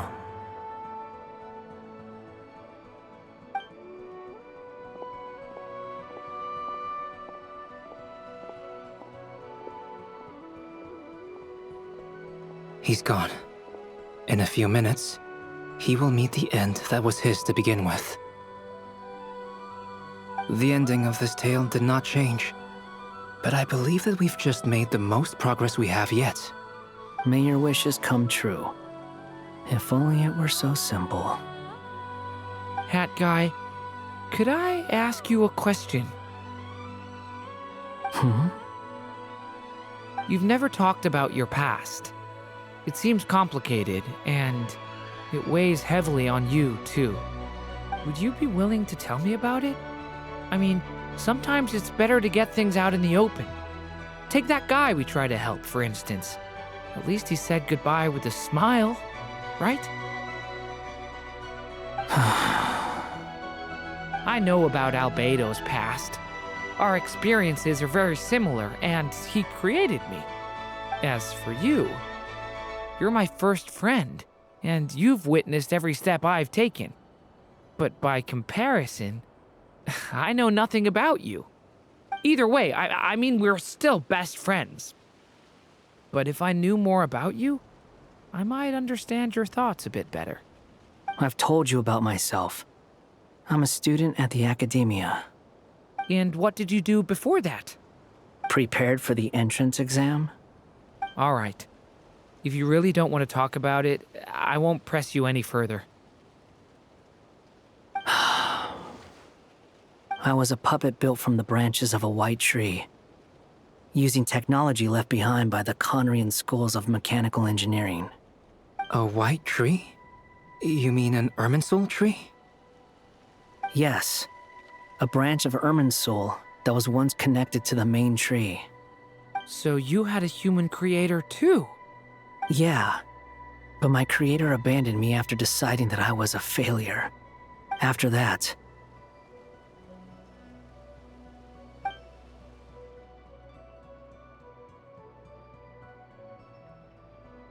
Durin, resisting the influence of the Abyss, suppressing the urge to destroy, trying to do the right thing.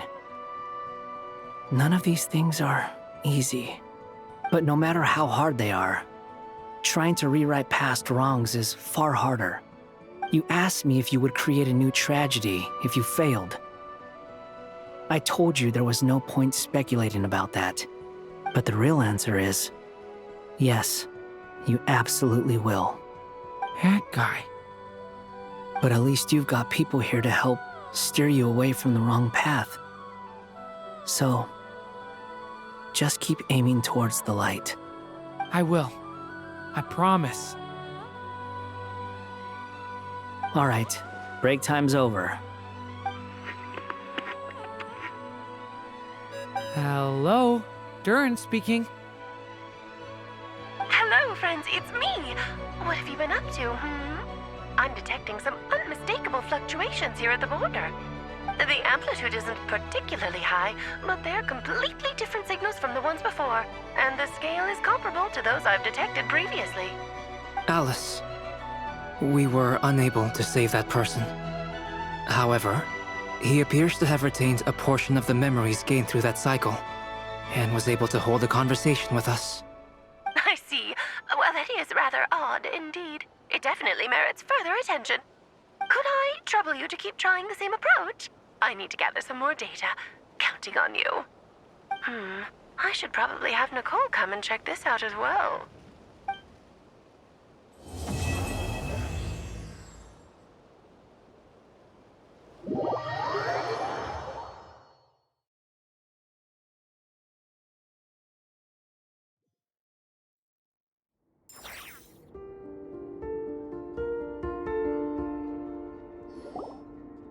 There you are. I was worried you might stop to collect treasure chests opened by the Seelie along the way. It would have taken you so much longer to get here. Another conversation I cannot hear. I am delighted to see that you understand what takes priority, and that your adventurer's instinct has not swayed your resolve. Really, I must applaud you for it. You should know. Paimon's head. Okay, I'll try and keep it short. My senses are telling me that this is where we shall find the entrance to the ruins. Oh, cool! Well, what are we waiting for? Let's open it up and see! Patience. This was a sanctuary of great importance to the Hyperboreans. A special process is required to open the gate. Oh! Like the place that housed the Eternal Moon's marrow?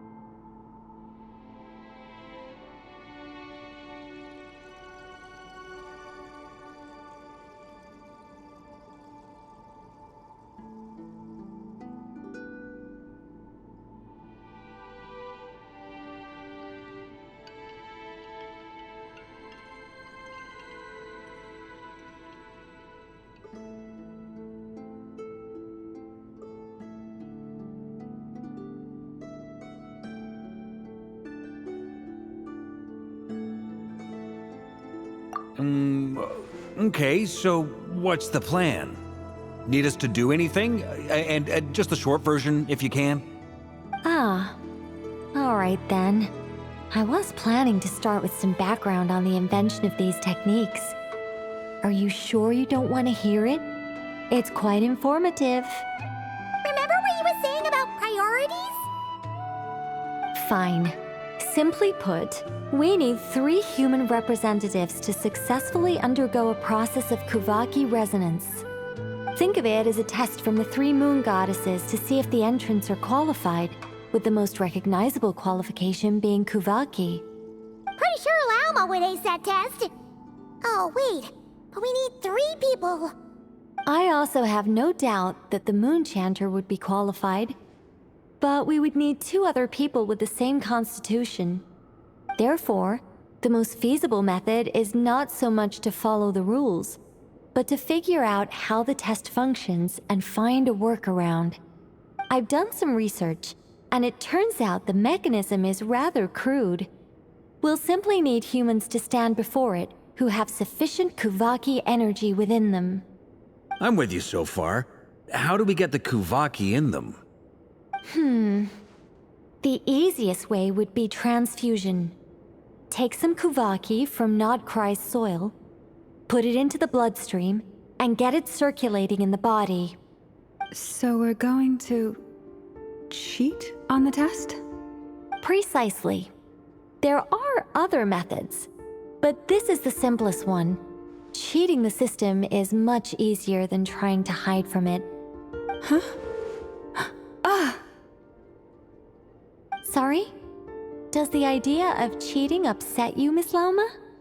No, that's not it. I suddenly had an idea. Oh, what is it? It's about Moon Prayer Night. I figured out a way for Kutar to join in the festivities. Huh? But as Paimon said, we need to have our priorities straight. Let's get back to the test. I'll follow up with Nefer on the festival arrangements. Oh, okay. Anyway, is this really the best method we have? A Kuvaki transfusion sounds dangerous, no matter how you slice it. If you think that's dangerous, wait till you hear the other methods. I'd be more than happy to go through them if you'd like. There are several. No need, we're good. Let's go with this one. Very well. Kuvaki transfusion it is. Now, I should mention that the risks can be greater or lower depending on individual compatibility. It would be rash to simply infuse the Kuvaki and hope for the best. If the body rejects it, the reaction can be quite severe. The symptoms are similar to another condition that some people living here suffer from, known as congenital Kuvaki sensitivity. So, before we execute our plan, I will perform a simple test of my own to see who is compatible and who is not. Once that is done, we will have to complete the resonance process as rapidly as possible. The participants must remain stationary while the Kuvaki circulates and bonds with them, and they mustn't eat or drink anything. What? No eating or drinking? That's some hardcore fasting. They'll all be monks by the time they're through. 3 days. Oh, that's so long! And we still need to find 2 more people who are not just compatible, but also willing to volunteer. Fasting?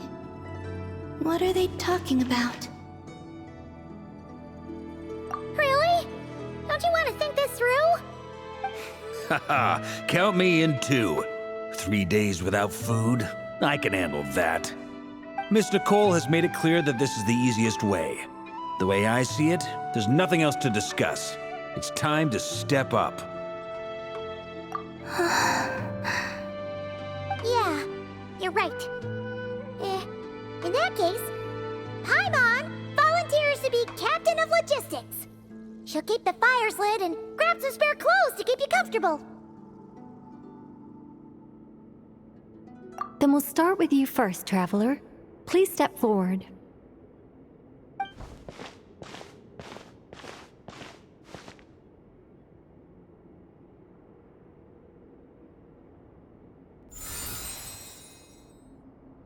How's it going?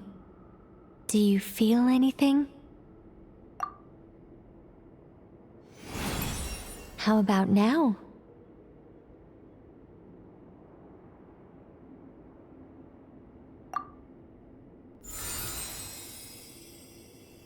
And now?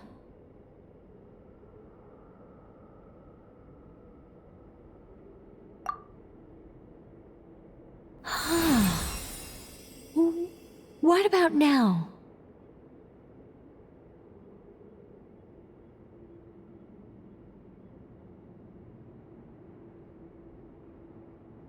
You guys, it's not a competition, you know.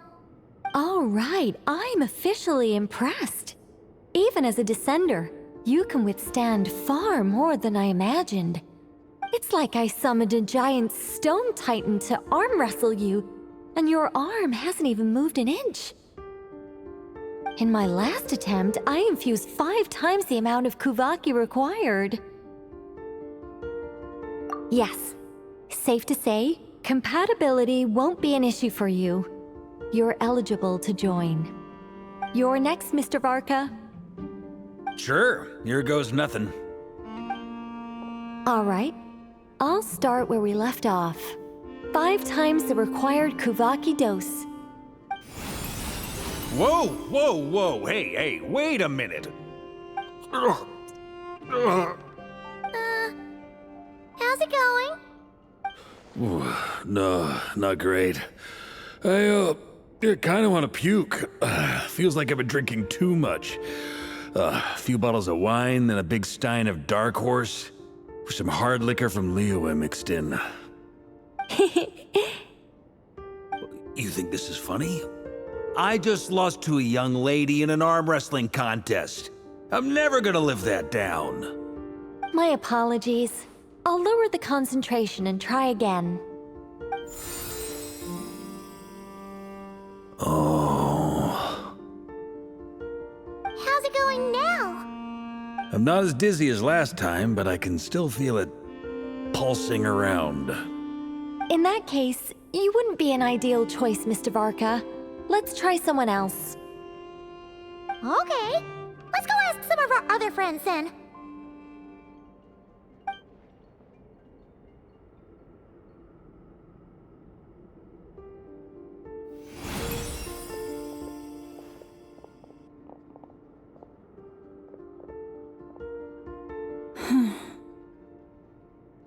No surprises here, Miss Moonchanter. You're perfectly compatible. You may join.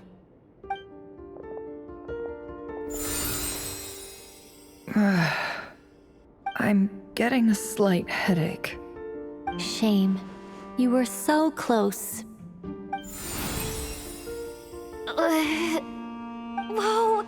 I'm itching all over! Allergic reaction. We can't have that. Huh? Well, are you gonna start or what? The Hexenzirkel is an organization that cares for and protects children. We will not have them do dangerous things. Not even tests.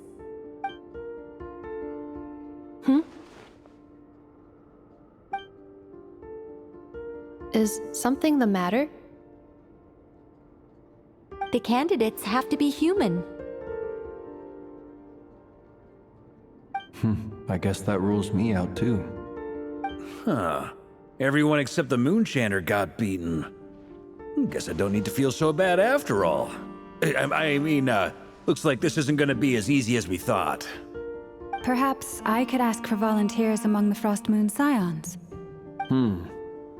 I'll see about talking to some trusted Lightkeeper colleagues. Itlua springs to mind. In fact, I think we had some former Frost Moon Scions join our ranks recently. Can you give me the scientific explanation for how the test works? I can probably make some kind of test bot. Then we can just zip through Nasha Town, going up to people and pressing a button to check their status. Wouldn't that be way easier? No. Wow! No elaboration for once. How about I contact the Knights of Favonia's garrison in the Wave Chaser plane? Shame that Lohan's already left. And that guy's even tougher than I am. Strange. The moon goddess is clearly revered by many people. So why is she on the brink of disappearing? She mentioned that the world has rejected her from the very beginning. And when we fought the Raikir of Salnari, it seemed like she exhausted her power for our sake.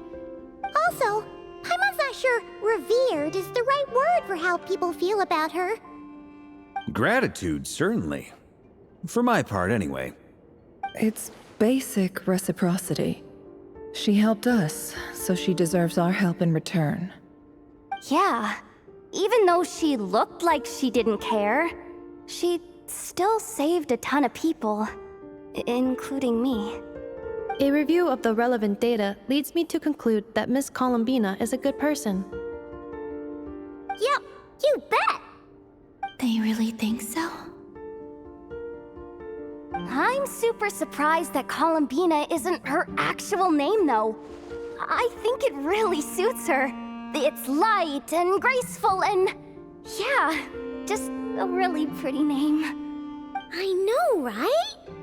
Unfortunately, that's not our decision to make. Columbina. That was the code name the Fatui gave me. But it also came up in the song I heard when I was born. But... is that really all there is to it? What do I truly think of my own name? Is there anyone left who will still call me by that name?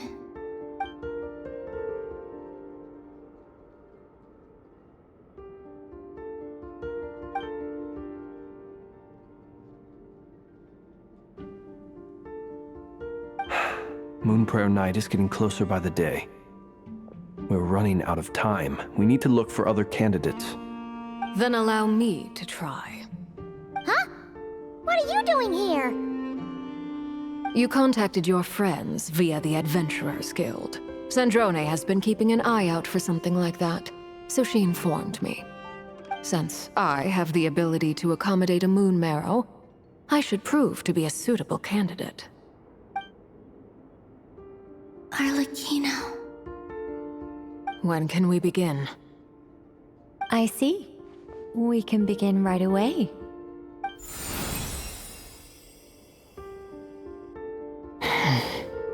How was it? Did you feel any discomfort? Not at all. Then it seems we shan't need to look for additional candidates after all. Great! Cool. All right, like Paimon said, the rest of us can take turns making sure the three of them stay warm and comfy. Then, my job is to take care of the caretakers. I will ensure everyone receives food and accommodation. I'm ready as well.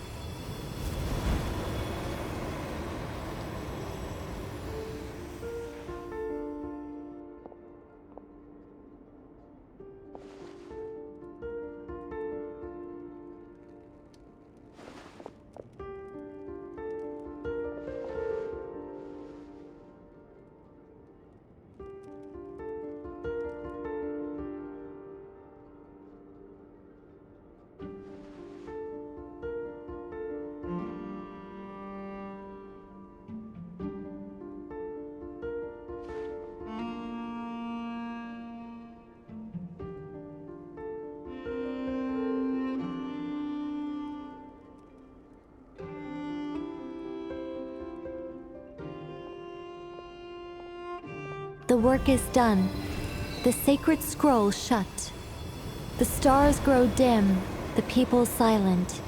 The white sun sets, the silver moon rises. O path to the temple, appear now before us.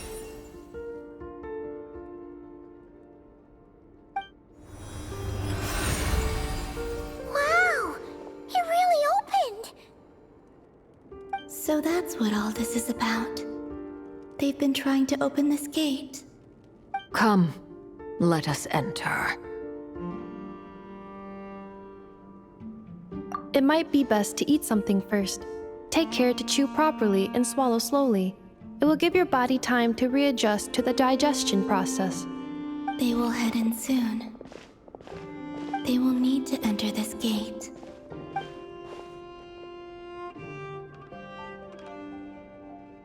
Huh? I cannot pass through.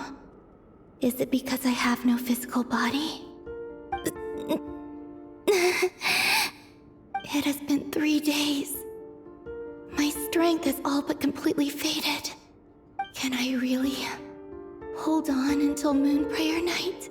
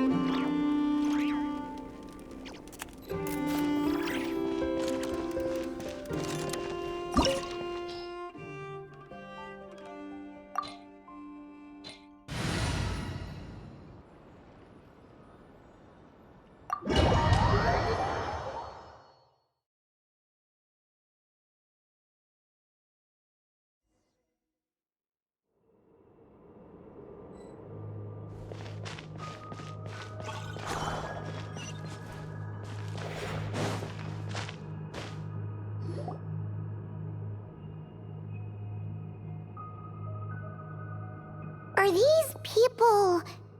Judging by their clothes, they appear to be phantom Hyperboreans from the distant past. That could mean they have some clues about the moon goddess's name, right?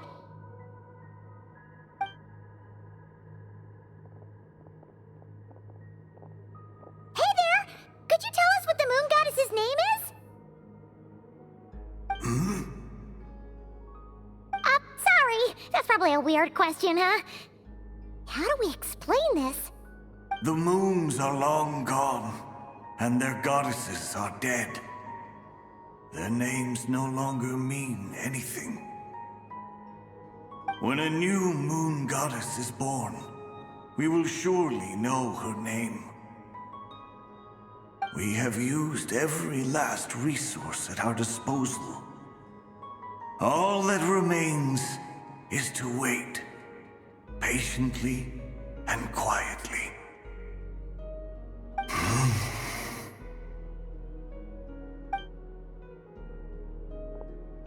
Were the people of the past all this devout? It looks like this phantom doesn't intend to converse with us any further. Surely the new moon goddess he speaks of must be Columbina. Alas, Kuthar's birth came long after the age in which he lived. But, maybe if we find a phantom from a more recent age, they might know Columbina's real name. True. Keep an eye out. We should be able to tell which era they're from by the clothes they wear.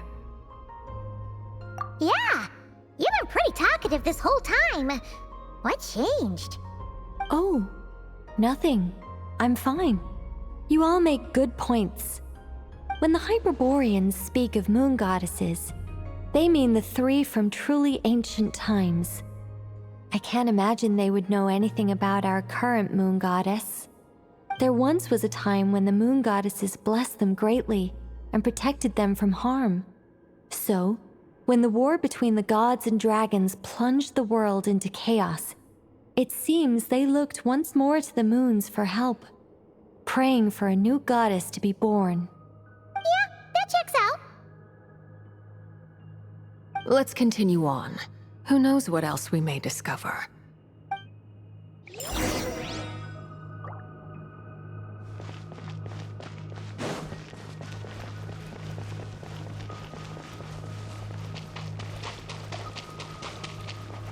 There's a door blocking this path. Not a problem. Try this. Whoa! How did that door suddenly collapse? This device was maintaining the door's integrity. Remove the core. Is this our destination? Impressive. More precisely, this is a device that will help us reach our destination. Let's go. We still have a long distance to cover.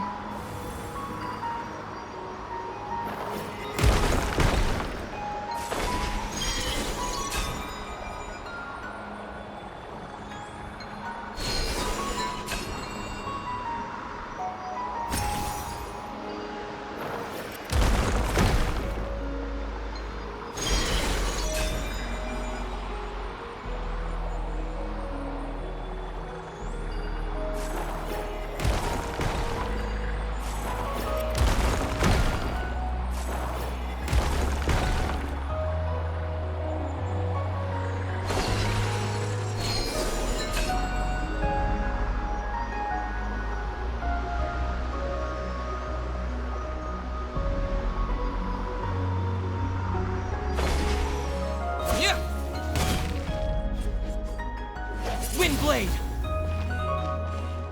What? The way ahead is blocked by broken rocks. Oh. Let's try that device again. Remember the door from earlier?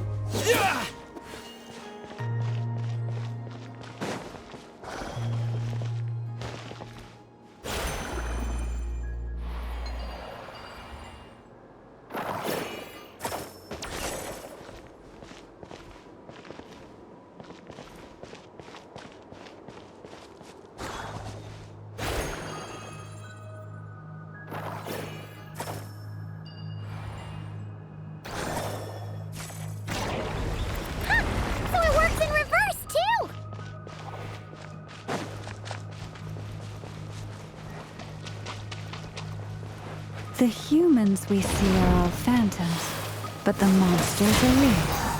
What a fascinating place. There'll be plenty of time to admire it later.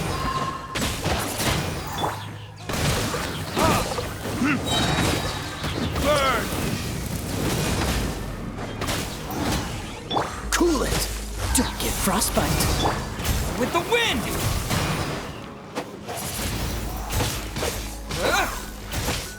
Dodge this!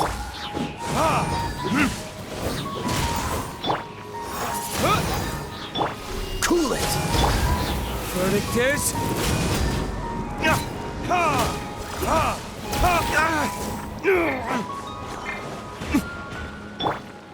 Windblade! Dodge this!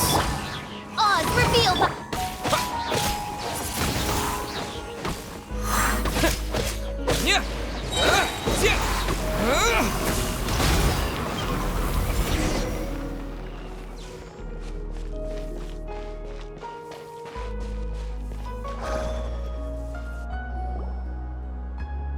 Ooh, there's a whole bunch of artwork in here.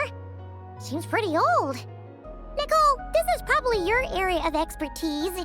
What do all these paintings mean? Let me see. To understand these murals requires some knowledge of the history surrounding the War of Funerary Flame. I shared a little of this with Lauma before. Yes, I think I follow. The dispute between the Moon Sisters, the transformation by Nibelung.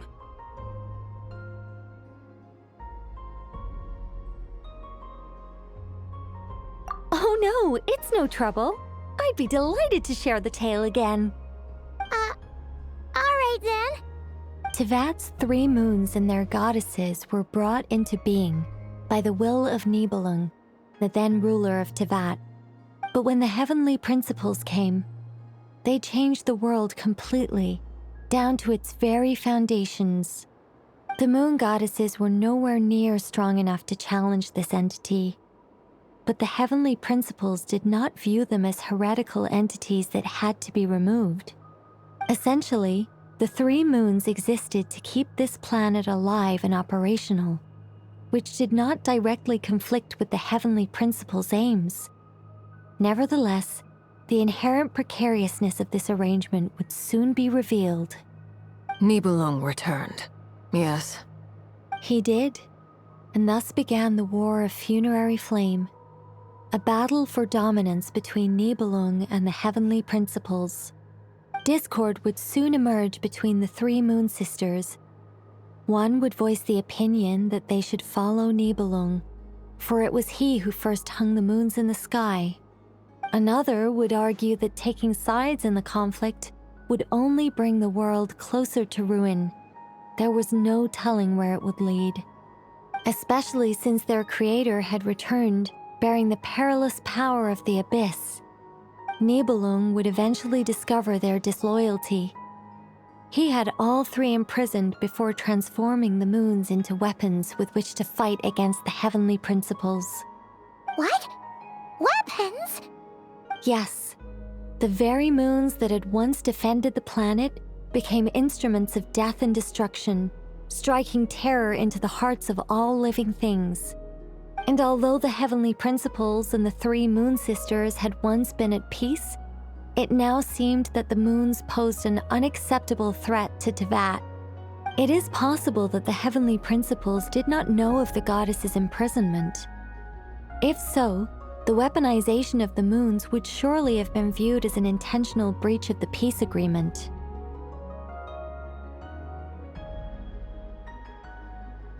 Regardless of who knew what, when, the heavenly principles shattered 2 moons and flung the other beyond the skies. Whether the goddesses managed to escape Nibelung's captivity after his fall, nobody knows. But this much is certain. From that day on, the moons no longer belonged to Tevat.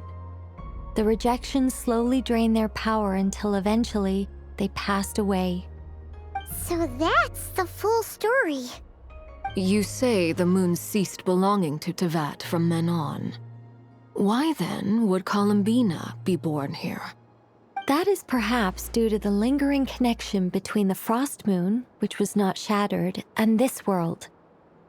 You could see it as the three sisters' dying wish. They never desired war. All they ever wished for was to protect this land. I see.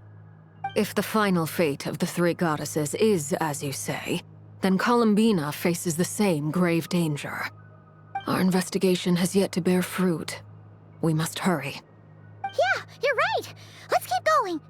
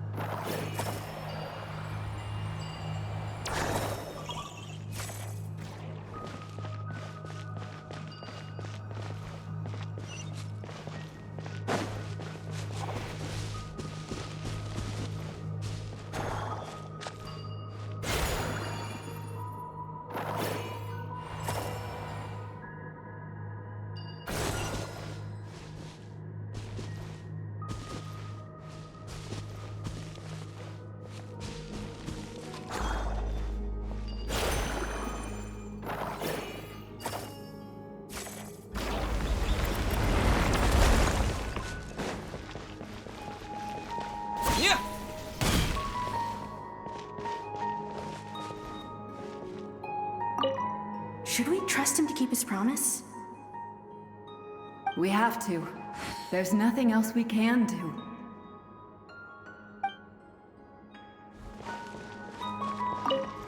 Why? Why do the creators of this world no longer show mercy upon their people? Remember his words. We must change our fate with our own hands. Wait, that's odd. Who is he? Is something wrong? No, not really. It's just that over 30 possibilities emerged in my head, so I can't be sure who he is.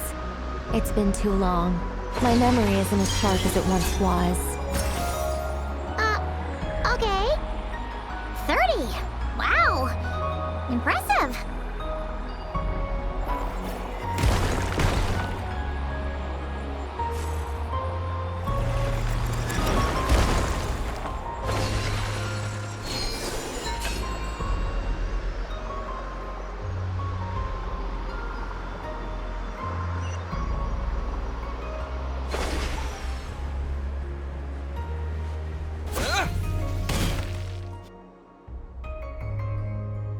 We're finally here.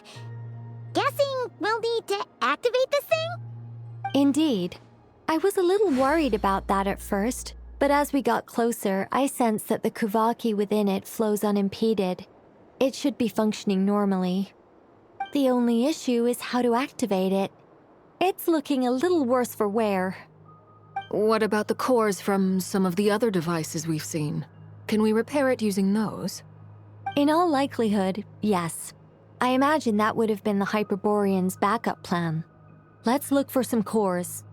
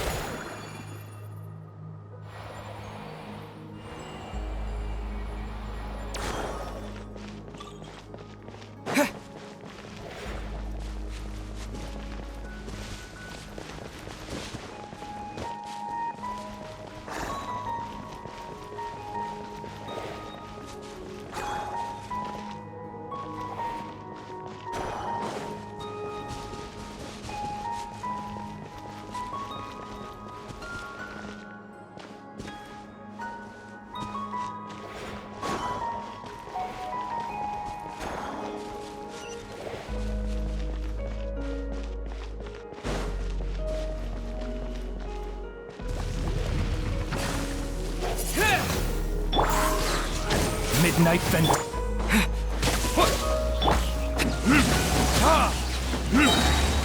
Time for retribution!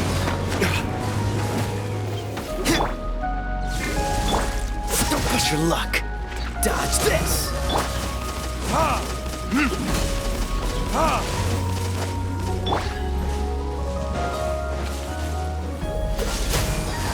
Oh, so sorry.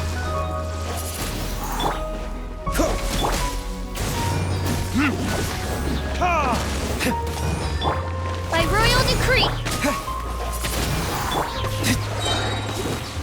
Verdict is...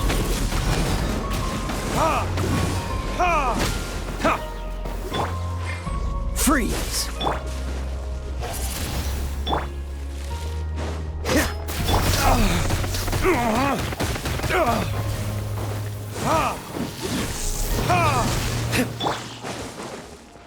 Windblade! Cool it!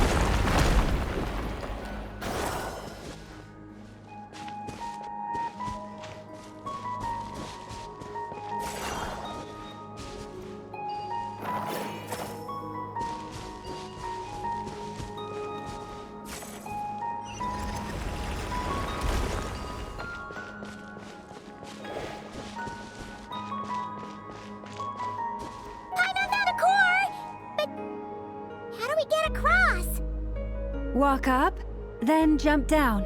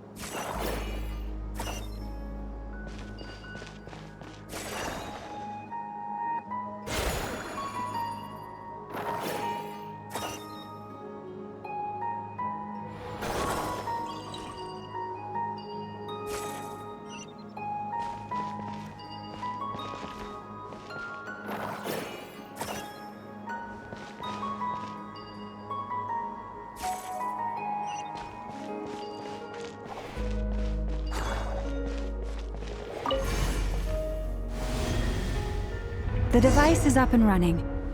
It's hard to believe that the ancients were capable of constructing such things. Paimon sees our destination! It's right up ahead! Yes, let's go.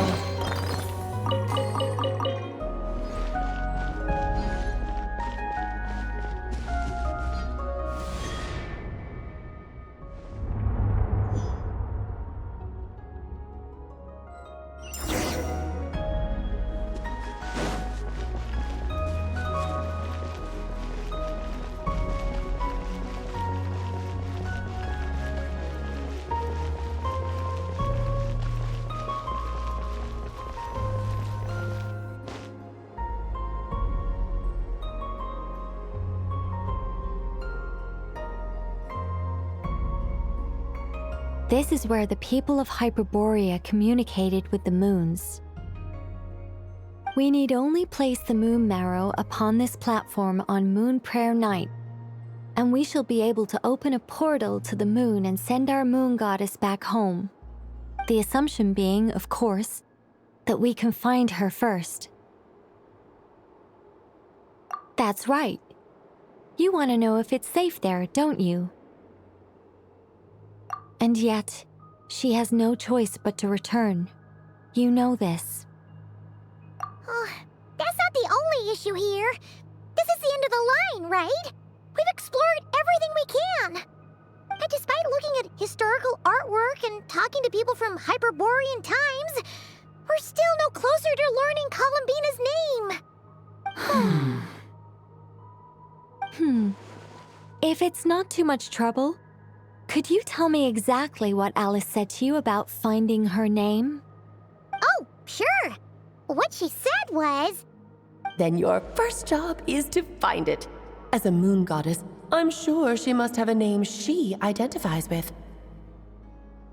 Neither Columbina nor Kutar is her true name, and she's never really accepted either of them. Is it not also possible that she has never had a true name? Not at any point in history? That would be a hard pill to swallow. But at this point, we may have to accept that that is the truth. No one knows how she came into being, and she certainly doesn't have parents in any sense that we're aware of. Perhaps she was never granted a name at all. But does that mean there's no way to get Columbina back? She's just gonna disappear and there's nothing we can do about it? Huh? Wait, why all this pessimism? Was it the way I phrased this question? You all seem to be taking this in completely the wrong way. Well, just because she's never had a real name in the past doesn't mean she can't have one now. What? Think about what Alice said again. She never once said that you'd have to find a new name, did she? Are you saying what I think you're saying? Yes. Names are anchors that connect us to the world. If she doesn't have one already, then all we have to do is create one, no? It's like... yes. Traveler, when you first arrived in Teyvat, do you think you would have turned around if someone behind you shouted, "Hey, Tumaini"? But what about now? I understand what you mean. Life is a long journey. Even the friends and family by our side can change over time. When people call you by different names, what matters isn't so much the words themselves, but what they symbolize. And of course, whether that resonates with you. Lumine. So, close your eyes and picture the moon goddess in your mind. If you were to call out to her in this moment, what would you say? Columbina. Columbina. Paimon would call her Columbina too. Well, she has long forsaken everything that Kutar represents. I think from now on I should call her Columbina too. Well, It sounds to me like you found your answer. Are you sure? Is it really that simple? We haven't found her this whole time, and not for lack of trying. For a journey like this, the process is every bit as important as the outcome. Had you not searched far and wide, rejecting every other answer you were offered?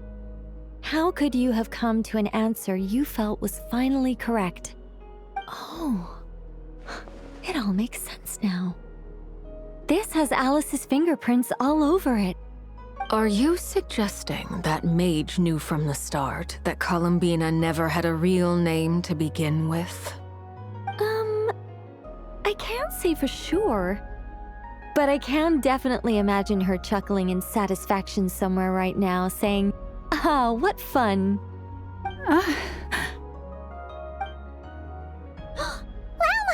your antlers! You should hurry. The festive moon has begun to rise. Do not worry, for when you called the name Columbina just now, I could sense that the power within was enough to summon back the moon goddess. The power within what? The name? Yes. So, the thing is... What's wrong now? This is so annoying. I really want to explain how that whole thing works. Starting from the founding principles of Teyvat and... Oh, I could talk about this for hours. But... Deep breaths, Nicole. Deep breaths. You're an angel. A sober, sensible, solemn angel who has her priorities straight. Okay then. Sorry for asking. Clearly a bad call on Paimon's part. Anyway, you all need to hurry. Last thing, remember how it felt when you called out that name. Then it is agreed. By the name Columbina, we shall find her. Then we'll throw her the best Moon Pair Night party ever! And at last, we will send her home.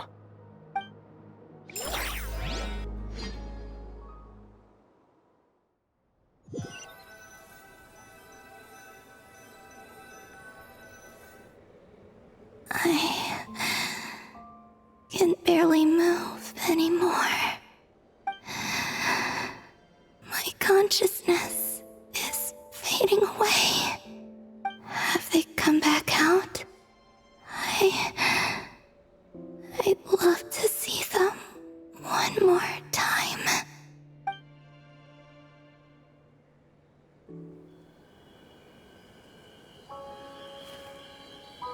They didn't make it.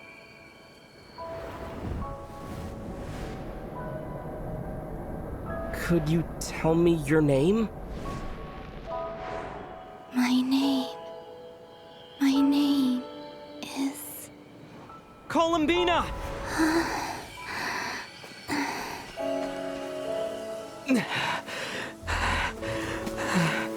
Columbina! Are you here? Columbina! That's the name you gave when we first met. And it's what I've called you ever since. Columbina. It's a fine name. I have many fond memories of Columbina, and so do all of your friends.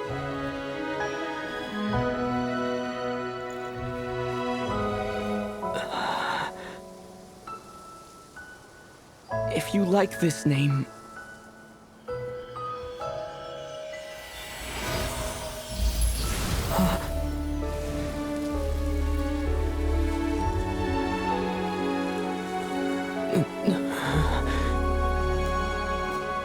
Looking for me? I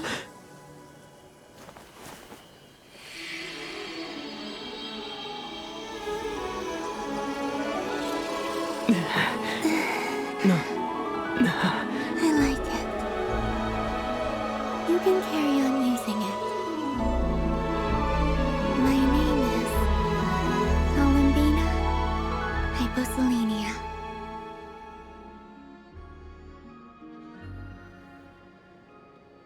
Columbina hyposelenia. That's a wonderful name. I never thought that Columbina would become my real name. But after I met you and my other friends, the things that this name stood for slowly began to change. It went from being a Fatui code name to something my friends call me.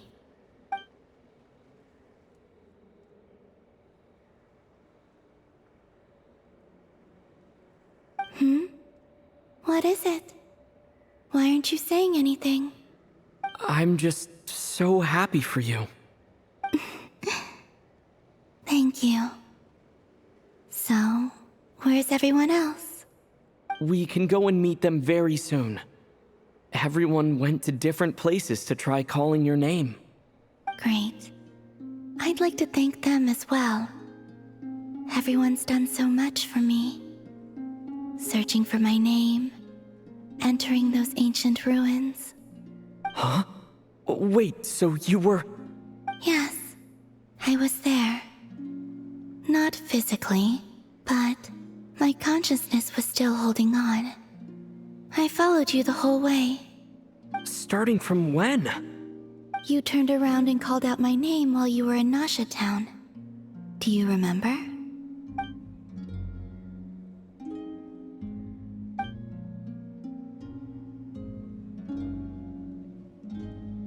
Let's go. We don't want to keep them waiting. Sure. In that case, come with me. But... Hmm? Before that...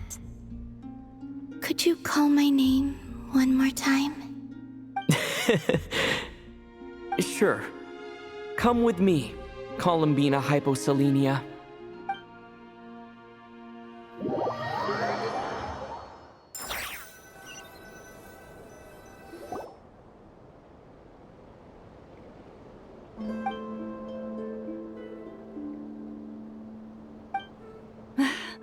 Columbina! Oh, this truly is wonderful. Llama, I can't breathe. Ha ha! Just in time for Moon Prayer Night! It's good to have you back, Miss Columbina. Yeah, we were worried sick. Thank you, my friends. With your help, I now have a name that belongs to me. Columbina hyposelenia. Where's the second half from? You added it yourself? That's right. It means... Born beneath the moon. Yes. And by extension, it can also mean born beneath this world. A fine name. Now, as much as it pains me to interrupt this beautiful reunion, I feel obliged to remind you that the Moon Prayer Night celebrations in Nasha Town have already begun. Don't you want to enjoy the festivities? There's so much to see and do. And some of the ambient lighting and entertainments were sponsored by the kind souls in the Hexen Circle. Nicole? Why have you turned into Dodoko? So you're Miss Nicole. Thank you for helping us, and for helping me find my name. It's nice to finally hear your voice. You're quite welcome. Guiding lost people to hidden treasure is what we Seelie do. And if you ask me, spiritual treasures are far more precious than material ones. Chests are all well and good, but this was what it's all about. Ah, so satisfying. Anyway, I had to go help Alice. It seems like she ran into some trouble. That's why I couldn't be here in person. But don't worry, we're with you in spirit. We'll be celebrating right along with you. Keep an eye out for the Hexen Circle's festive stalls in Nasha Town. I think you'll like what we came up with. Alice said she even managed to rope B in this time. The Frost Moon Scions have also prepared various attractions. I believe Aino and Effa and their crew are setting things up as we speak. On that note, Nefer, about that request I made. It's all in hand. Yehoda is on site to ensure that everything goes off without a hitch. Wonderful. In that case, Traveler? Come on, Columbina. It's time to celebrate the best moon prayer night ever.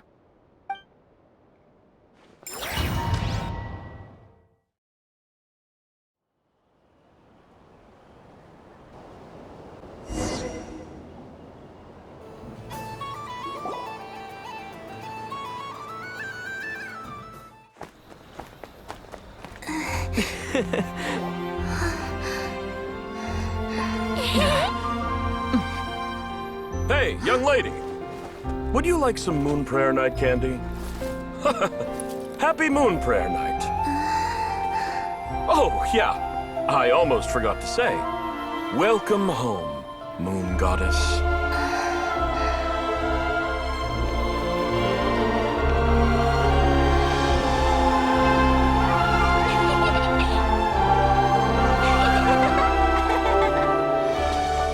Welcome home, Moon Goddess. Welcome home, Moon Goddess.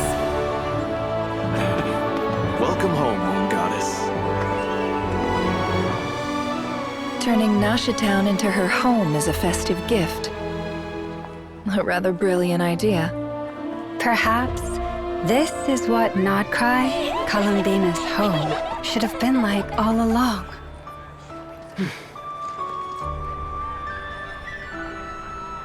Thank you for the gift. I like it a lot.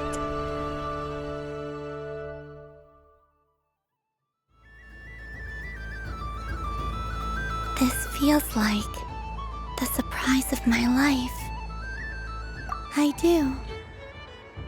I never imagined I'd ever get to enjoy Moon Prayer Night with everyone so freely. If you're happy, we're happy. Quite a strategy you came up with. Hide the tree in the forest. It's not your usual style, Lauma. Is there something about Moon Prayer Night that enhances what's in your head as well as the antlers on top? Apparently so. It even inspired a perennial penny pincher to use their resources for a greater cause. It truly is a magical festival.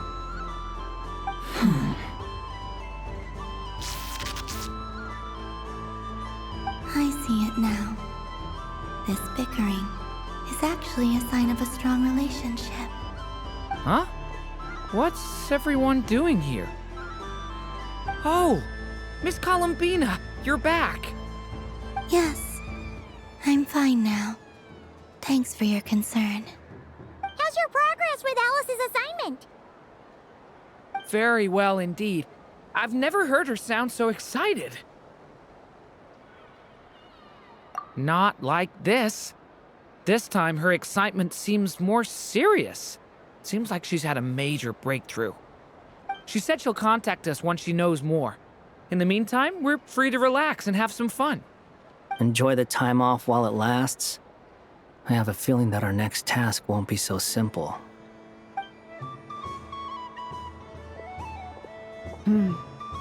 I should go. I still have a few things to attend to at the Frost Moon Scion's stall. And I think I'll take a look around. With any luck, this once-in-a-year festival will come with once-in-a-year opportunities. Hold up a second. Where's Varka? I believe he made a beeline for the flagship the moment he entered Nasha Town. Ah, that's Mondstadters for you. They know what they want when festivals roll around. Goodbye for now, Columbina. I hope you have a wonderful night. I will.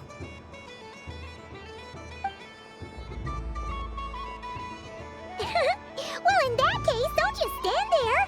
Get out there and have some fun. You'll definitely get a warm welcome at every stall. Oh, also, take this map with you. It's a guide to the festival.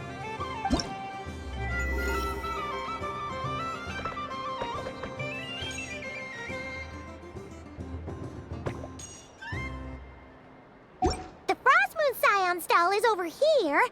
Lauma's invited a whole bunch of cute animals to celebrate, too. Over there is the Hexencircle section.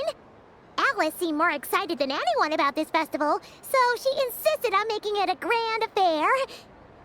Oh, and then there's the Nasha Town local specialties, including... Actually, Forget that. Better if you go check them out for yourself. Thank you. It looks like a lot of fun. You're not coming with me? We'll be around. But don't you want to browse by yourself for a bit first?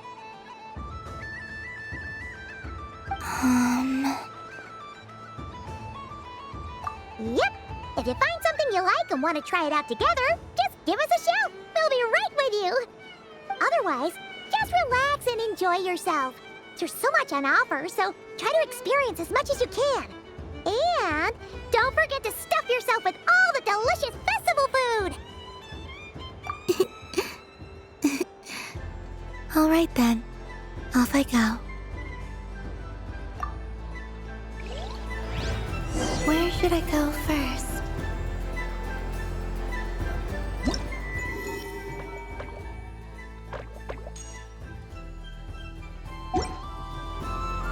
This must be the mage's stall. It feels like I've entered a fairy tale. Ah, how lovely.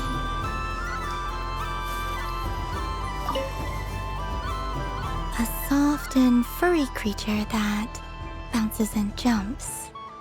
Welcome home, Moon Goddess.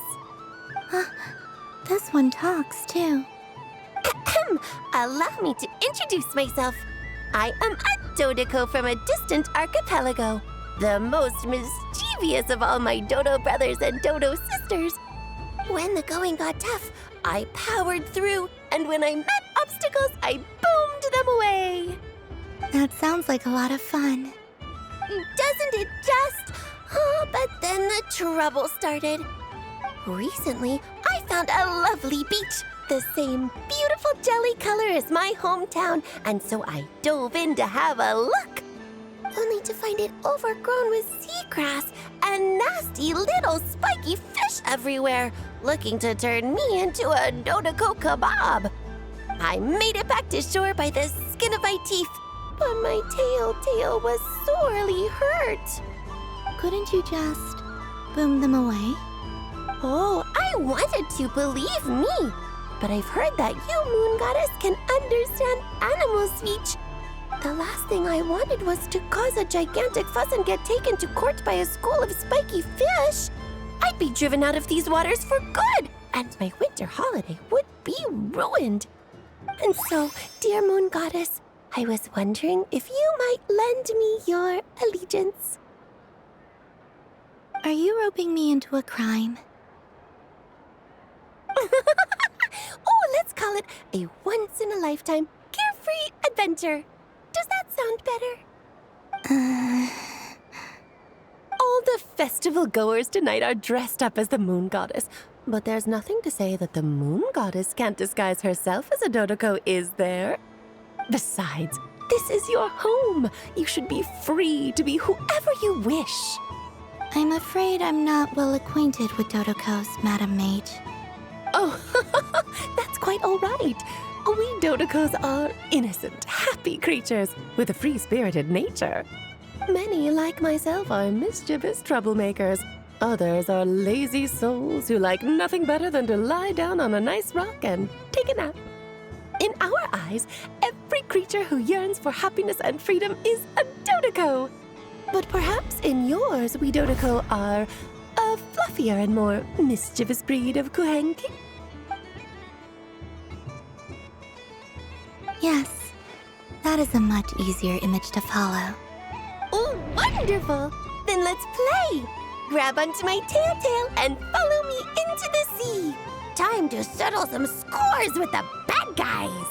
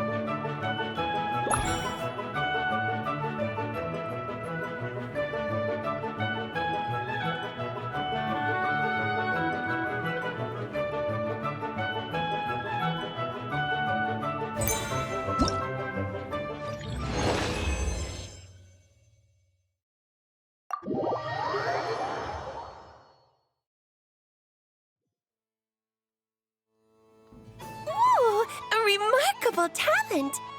So, what do you make of it?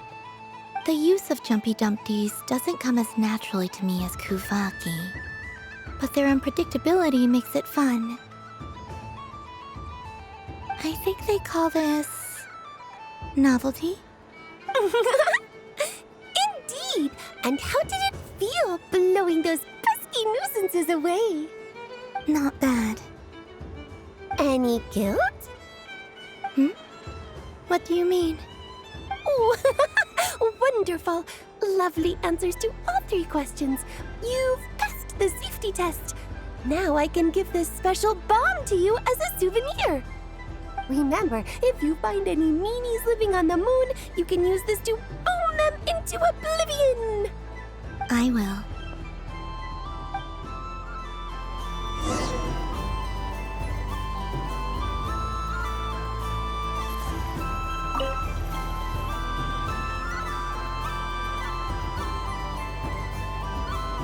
I wouldn't say it's unfair, exactly. I mean, your voice goes right into people's heads. How would you explain that to the kids? You can't just explain it away as magic.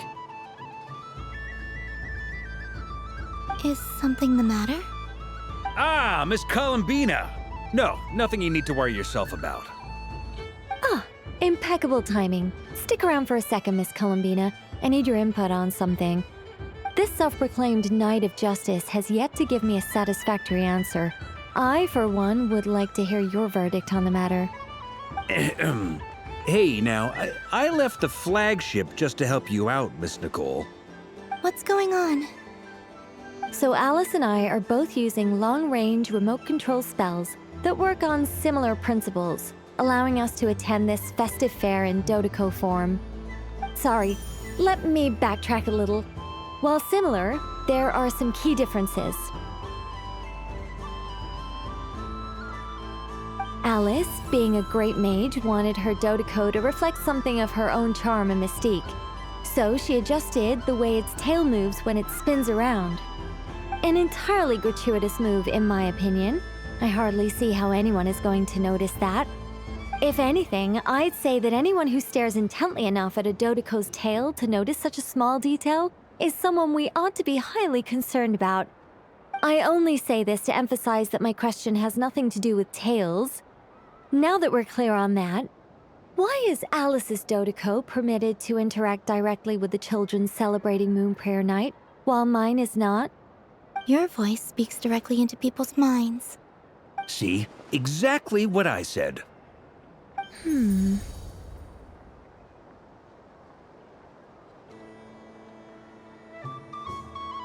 Miss Nicole? Ugh, I can't stand it. I know that probably makes me sound like a whiny child acting out in front of their parents. and it's a little embarrassing now that I think about it. But hey, I've said it now, I can't take it back. That would be even more embarrassing. Also, don't go reading too much into that analogy. It was off the top of my head. I'm actually an awful lot older than either of you. Miss Nicole, are you saying that you'd like someone to play the game you've prepared? I'm not so invested in that. It's just something cobbled together using items I borrowed from Alice. She probably didn't even make them herself. The point is, I want to know everyone's thoughts after they receive their prizes. But as you've said, I can't just ask. I've been biting my lip for so long, and I've had no one to vent my frustrations on. I thought this was going to be a nice, straightforward festival where I'd get the chance to guide people to treasure. Well, can I play? I can't guarantee that I'll win a prize, but... You will? I'd like to try. Then what are we waiting for? Let the game begin! It's like they forgot I was ever here. Ha ha ha ha.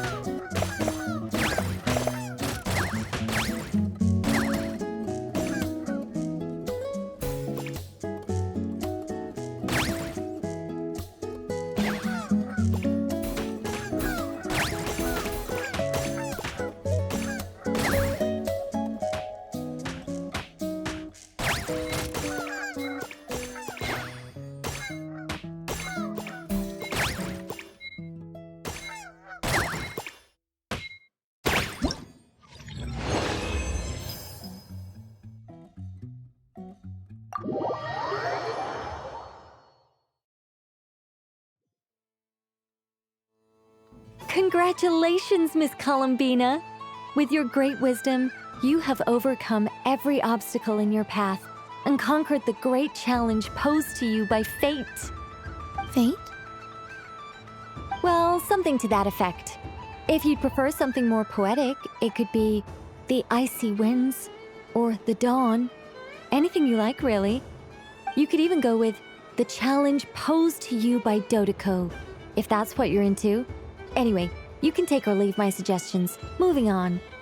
All my hopes are now resting on this. Can I open it now? Stop teasing me. Please, I'm begging you. No more talk. Just open it. Wow. What a lovely sculpture. Classic and cute at the same time. Thank you, Miss Nicole. I'll always treasure it. Ah, there we go. Music to my ears. You have my sincerest gratitude, Miss Columbina. Thank you for sharing your precious time with me and fulfilling my wish. Don't mention it. You've all done much to help me. And still, I'm the one receiving all these gifts.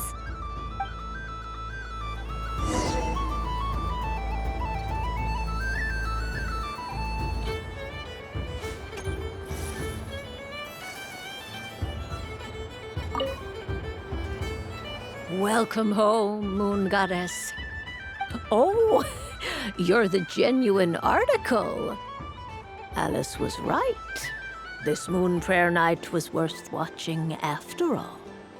Another one that talks. Greetings. Pleased to make your acquaintance. I am the Hexenzirkel member they call B. Barbeloth Trismegistus. Columbina Hyposelenia. Pleased to meet you too. Hyposelenia. A fine name indeed. Now then, Miss Columbina, do you wish to hear a mage's divination? Divination? The Frost Moon Scions used to ask me what would happen in the future. Is this like that? From the perspective of the one seeking answers, perhaps. As you look to your journey ahead, if you seek to understand the unknown, resolve your doubts, and soothe the confusion in your heart, divination could be for you. The unknowns on my journey. Of course, if one wishes to peer into fate, then hydromancy is the more precise option. But that is a complex affair, and to relegate that majestic art to the status of a festive amusement would seem somewhat uncouth. Besides, it is sometimes better to not know fate with great certainty. Hence, I shall use the suitably festive Luna Arcana to tell your fortune instead. It is more popular with the youth in any case. Lunar Arcana. Indeed. Unlike hydromancy, this will only display possibilities and trends. People like to think of themselves as creatures of agency and free will. Peering too far and too clearly into the future is detrimental to both body and soul. I'd like to give it a try. Of course you may. Come then, take a seat, Miss Columbina. Before we begin, are there any specific questions you would like to ask? Let's stick to general possibilities and trends, like you suggested. Ah, very well. Then I shall use the basic Lunar Arcana deck. Now, try to relax. Cast your mind upon the things you have experienced and the things you are soon to experience. I will shuffle the deck.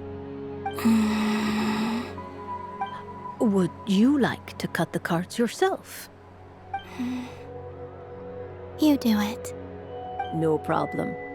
Now then, to make things easier for the seeker, that is to say, you, I shall decipher the cards from your perspective.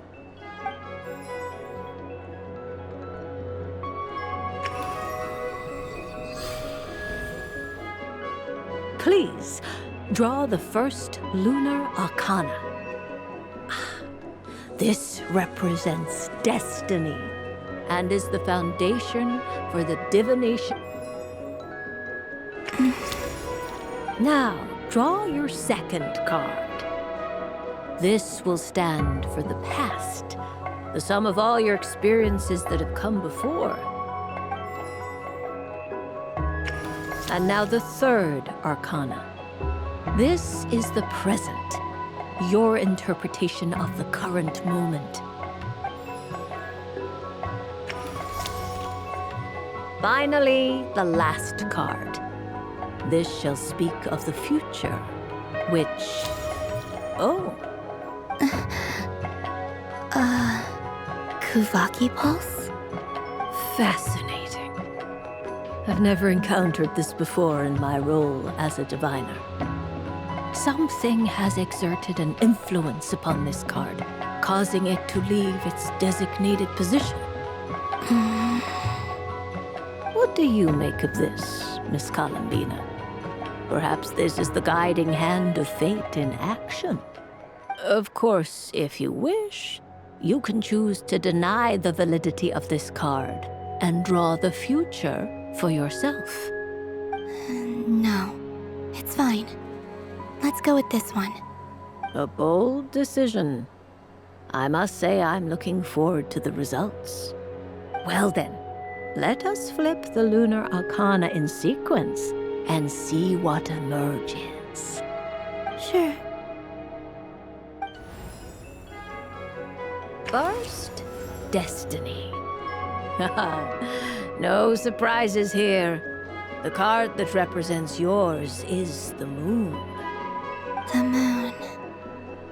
Indeed. The moon can represent the truth at some times, but deception at others.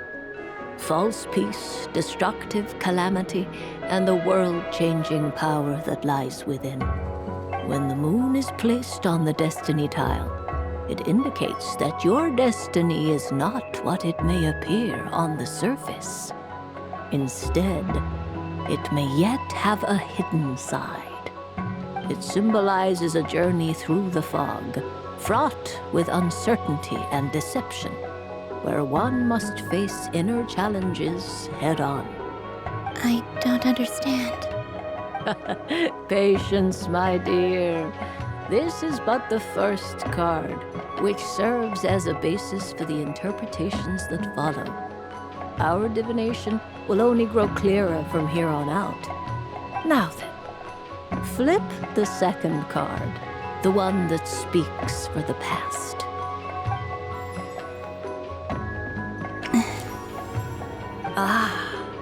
The Hermit, but inverted. Inverted? Yes. The Hermit symbolizes solitude, introspection, and the pursuit of truth. When inverted, it represents isolation, truth out of reach, and a path that leads one astray. Combined with the moon as one's destiny, the Hermit inverted represents a choice you made to stand alone in the past. It was a choice made not out of fear or arrogance, but for reasons that others could not perceive. You fumbled through the darkness without a guide, but you did not find your way.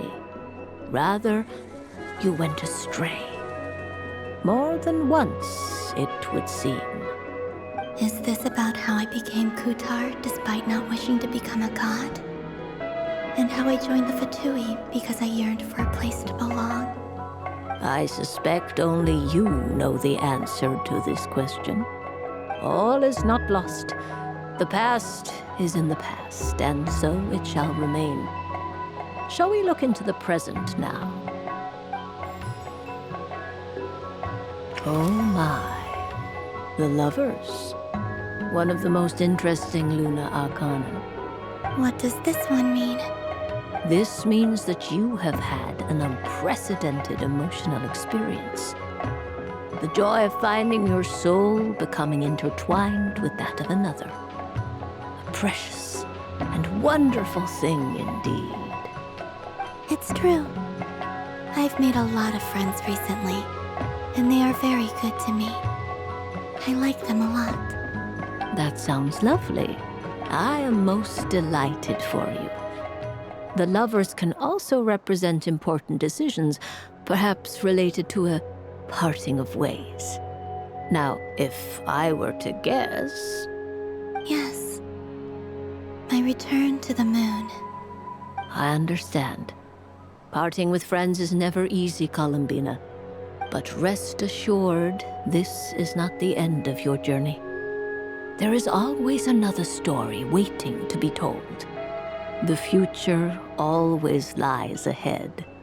The future. Well now, it's finally time to flip this most mysterious of cards. Why did it appear? And what does it wish to tell you? I'm ready. Very well.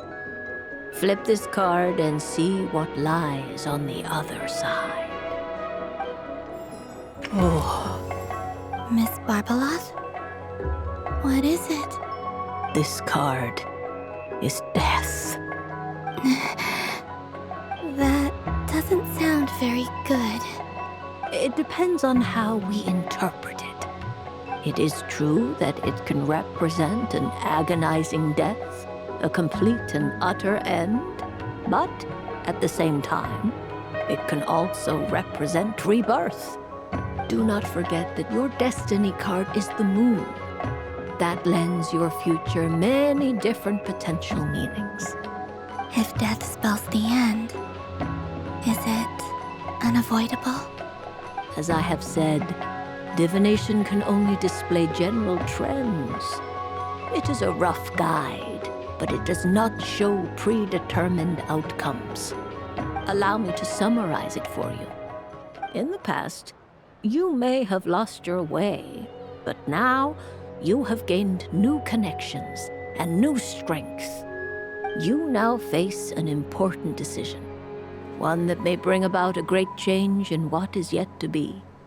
This change might, in turn, be the end of all things, or their beginning. But remember, everything is subject to change because of the moon present in your destiny. You must see the truth clearly and face your innermost thoughts. The truth. My innermost thoughts. Thank you, Miss Barbaloth. Don't mention it. Some people dislike divinations, for fear of glimpsing an ending to their story that they wish was not so. But I can see that you're different. The result of this divination will not sway your decision. This is a rare quality, and one that diviners always hope to see in the seeker. We are here merely to guide, not to exert undue influence. I understand. Go then and illuminate your future, Miss Columbina. The moonlight that shines from you now is most captivating.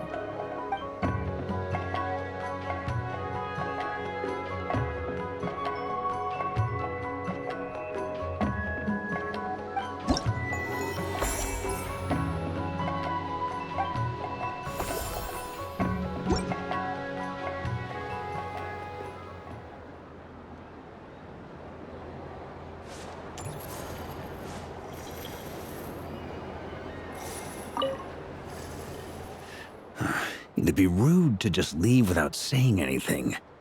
But at the same time, I don't want to barge into their lively conversation just to announce that I'm leaving. I guess I'll just wait a little longer. Huh? Albedo? This sketch is for you, Grandmaster. Oh, a gift for me. Thanks. Let's see what you've done for me. The North Wind left in a lurch.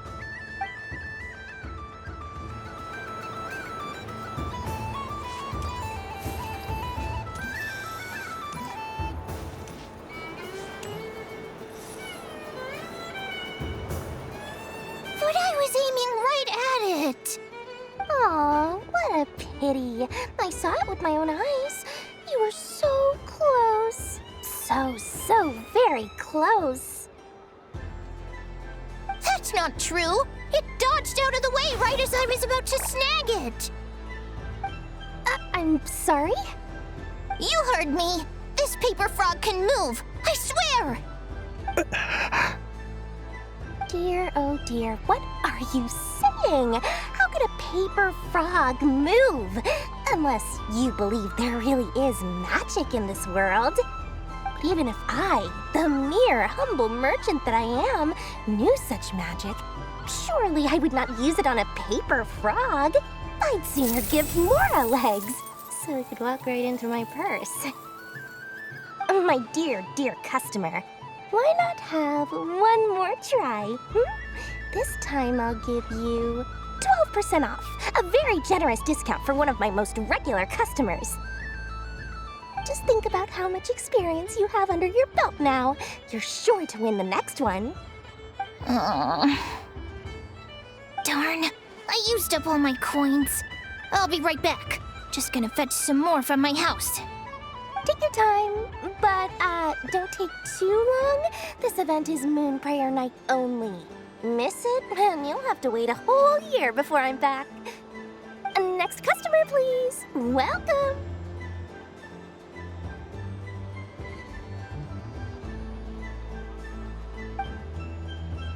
Hello.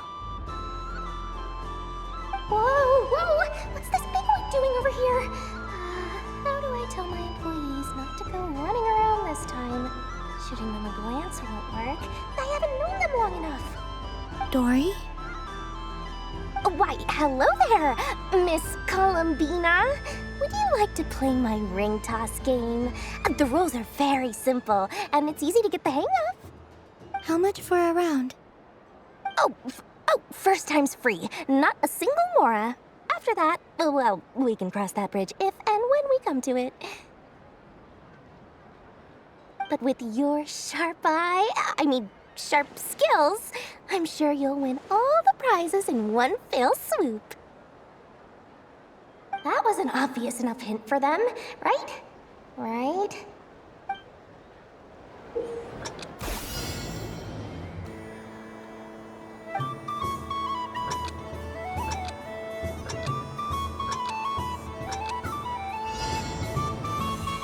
Here comes the ring! Oh, Peanuts.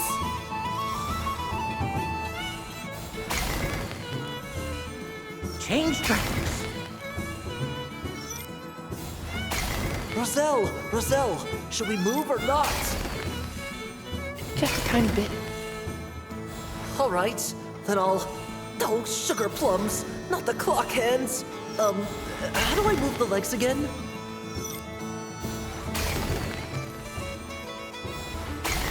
Stop it! Stop touching!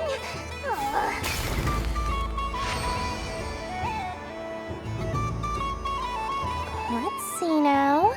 Let's see. Wow, very good. That's the highest score we've had all night. And here's your prize. Now, how about another round? As for the cost... Happy Moon Prayer Night, Miss Columbina. Happy Moon Prayer Night, Durin and Hat Guy. Are you here to play the game? Yes.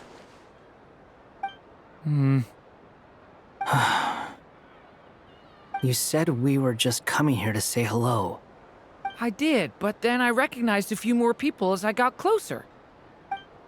Do my eyes deceive me? Is that... It's our little dragon! He's all grown up! Someone's popular. Well now, since you came all this way, why don't you try out this lovely game we have going? First try is free! He'll have a go.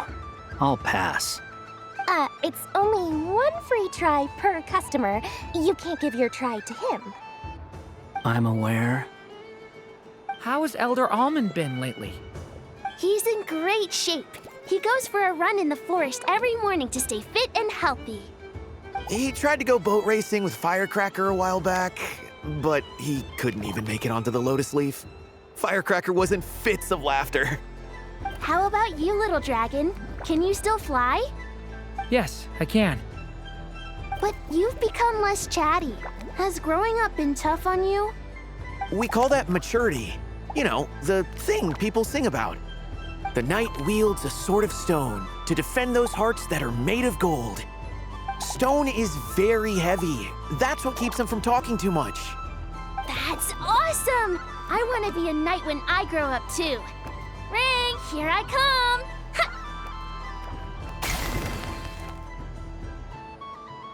Oh, the hat-wearing man. I never thought I'd see you again. You seem more determined than when I saw you last on the train. If you say so. Oh, I do say so. The people you once helped see it clearly. It's because you are once again on the right track. May the engine in our hearts propel us to the station of our dreams. I can move! I can move now, Roselle! What are you doing, running into the rings like that? You got them all so quickly! I have never seen anything like this in all my travels! Is this guy actually an old friend of theirs? But how? They're origami animals and clockwork people from a fairy tale! Getting to know them would be quite an arduous task, unless they share a hometown? I have to get to the bottom of this. Next time I see the great mage Alice, I shall demand answers. Thank you, Dory. I had a lot of fun. So, now for your prize. Where did I put it? Give me a moment to dig it out. Oh, sweet grand prize. How I wish I didn't have to let you go. Good thing I've already turned a profit from the customers earlier in the night. Otherwise, I'd have wasted all my hard work. Okay, I'm back. What? I leave for 2 seconds and someone's already claimed the grand prize? Oh, well, these things happen, you know? Perhaps you'd be interested in one of the other prizes instead. We've got all kinds of wonderful goodies here. Is this the thing you wanted? Here, you can have it. Huh? But... Don't worry about it. It will be happier with you. Oh, thanks so much, miss. Moon Goddess. Oh, goodness gracious, Columbina. Give me strength. How am I supposed to make any more money from this child at this rate? Daddy, look! That's the game I was telling you about! Forget it. She is the Moon Goddess after all. I'll think of some other way to swing this. Maybe I can try to hook this new kid. Huh? Oh, someone already won the grand prize. You can take mine if you want. What? Why? Why are all these bleeding hearts coming here to ruin my business? Happy Moon Prayer Night, everyone. Happy Moon Prayer Night.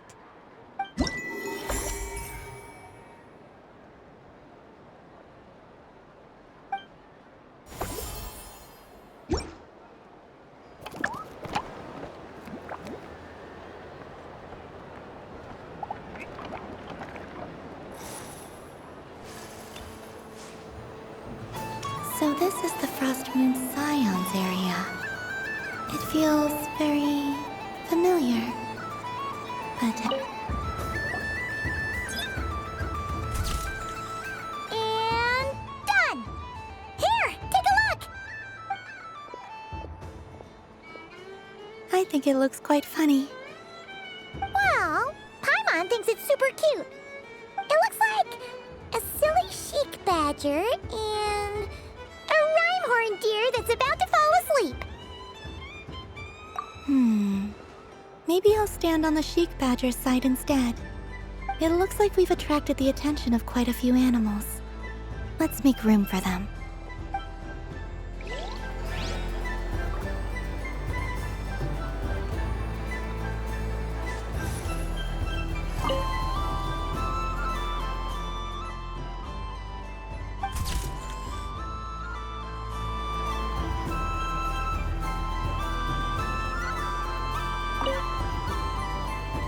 If this were any other day, I'm sure it would make for a great photo opportunity.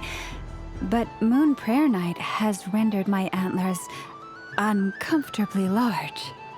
Doesn't it look like this rhyme-horned deer has 2 sets of antlers?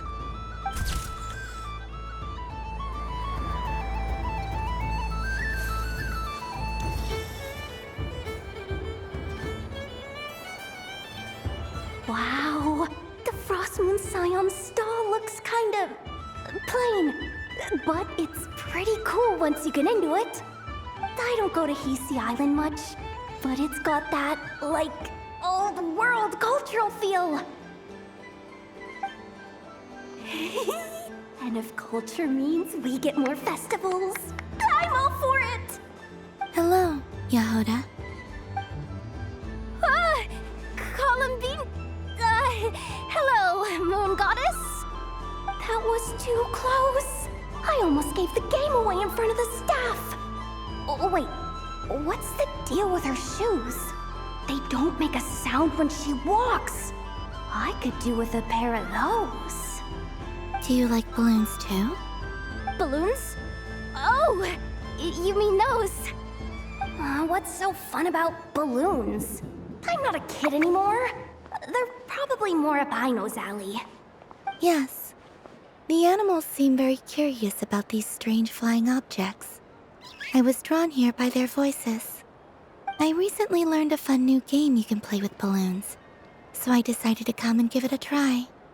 A new game?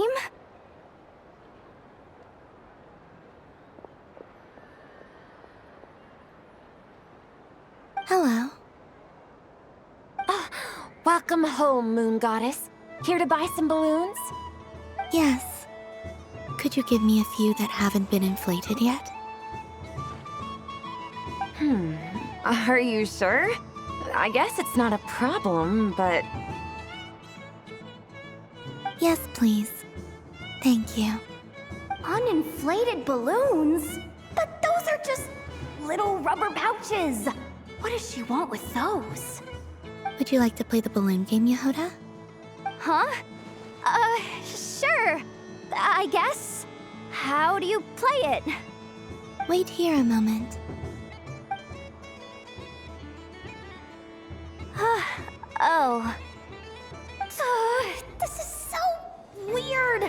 What have I got myself into now?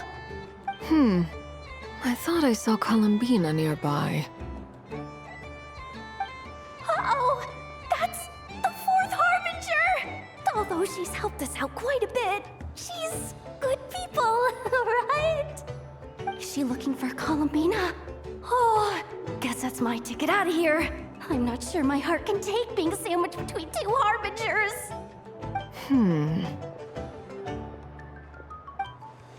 Which stall is she checking out? Oh, it's that other Frost Moon Scion's one. Try on the headgear, see what it's like having antlers or animal ears for a day. Oh, I wouldn't be caught dead wearing that stuff. So embarrassing. I have enough gear to carry as it is. Wait, what? She put it on? How peculiar. This would take some getting used to. I wonder if this is what it's like for Lynette. It really suits you, ma'am. What is this?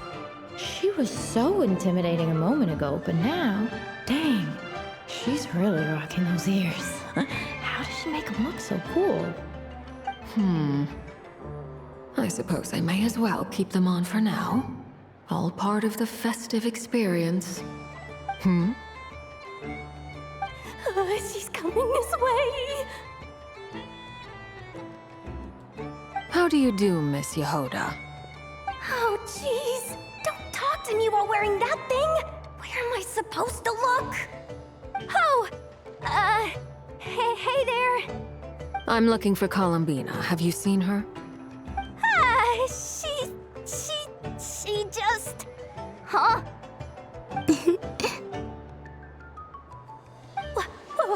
Wait, is that what she meant by balloon game?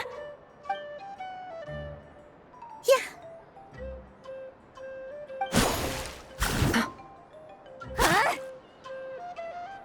No fair! How come I get caught in the crossfire? An ambush from the rear? Is this a declaration of war, Columbina? Would you like to play too, Arlecchino? Seriously? Are they gonna start some beef right here, right now? Gladly. That said, I believe there is another who would like to join. Boss Nev! Thank goodness! You've gotta get me out of here! Things are kicking off big time! Hello there. I'd like 10... no, make that 20 balloons, please. Uninflated. What? Miss Moon Goddess, I hope you're prepared to pay the price for assaulting my employee. Welcome to the game, Nefer. Just to be clear, let's keep this a fair fight, okay? No strange powers, please and thank you. Naturally. Don't just stand there, Yehoda. Aren't you going to team up with me? Huh? Do I have to? Of course. Don't forget, the Curatorium has a reputation to uphold. I knew something like this was gonna happen.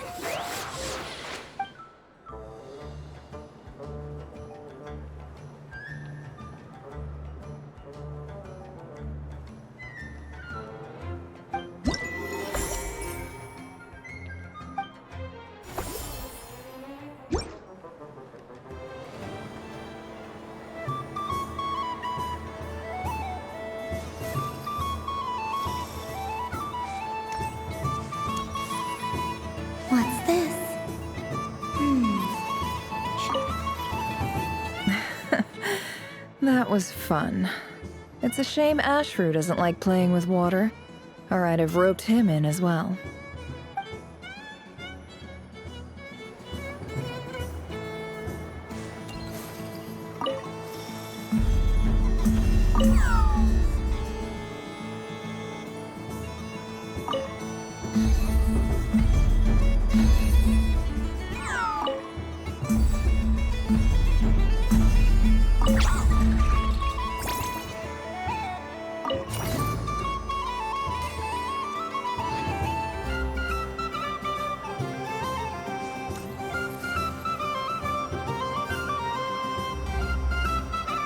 I wish for a never-ending supply of laka berries.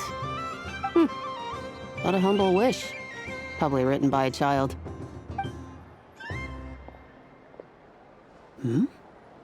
Is that Llama the Moon Chanter?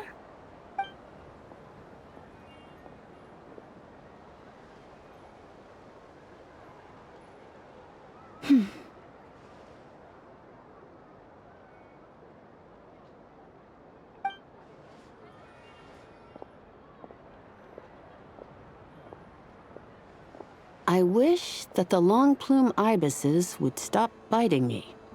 Oh dear, poor Llama.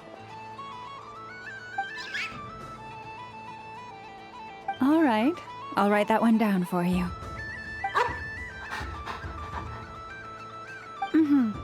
I got it. While everyone else is celebrating Moon Prayer Night, you're as busy as ever. I don't mind. It's rewarding work. A good kind of busy. My antlers are at their heaviest tonight, and the Kuvaki waves are especially strong. But as I help these dear friends hang their wishes up, I feel a great peace within myself that is hard to describe. You see, they are all such beautiful wishes, and they are ones that we can fulfill by our own strength. Do you blame me, Llama? I want to hear your honest answer. It is by the help of so many people that I can return to the moon. But I feel as though I've hardly done anything in return. You've done plenty, Columbina.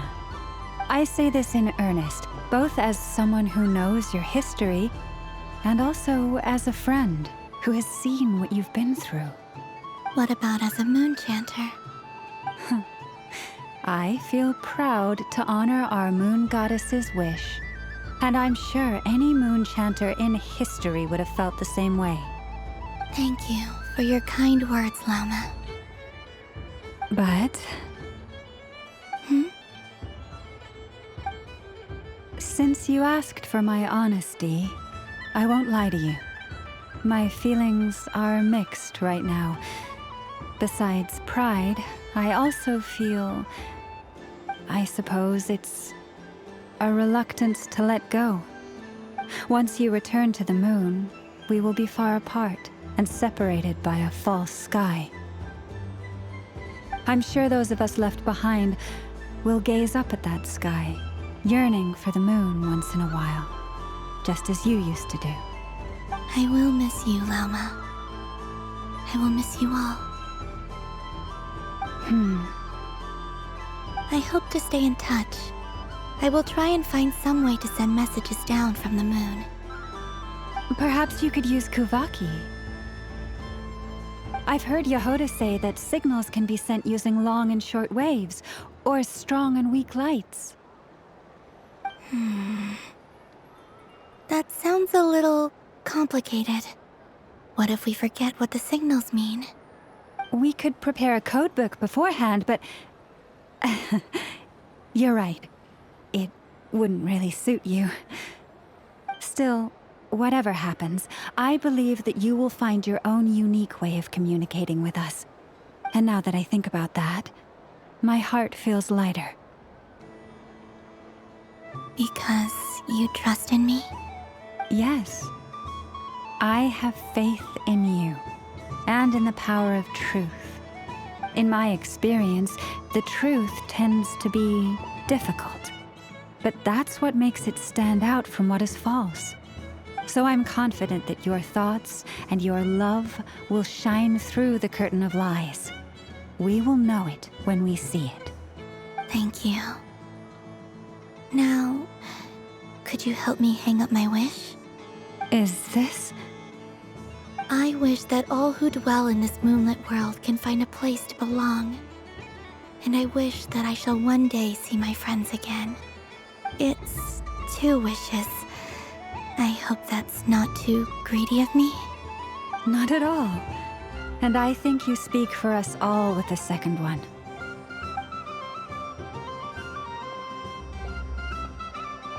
I shall continue to pray until the day that all of these wishes come true.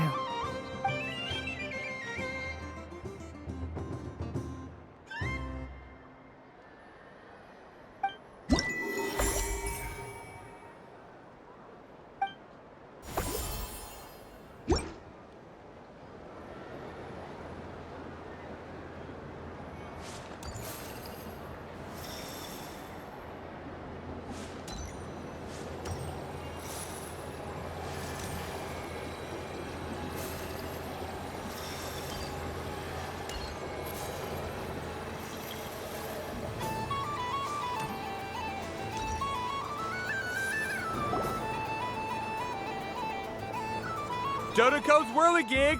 Come check out Dodoko's Whirligig! Ah, welcome home, Moon Goddess.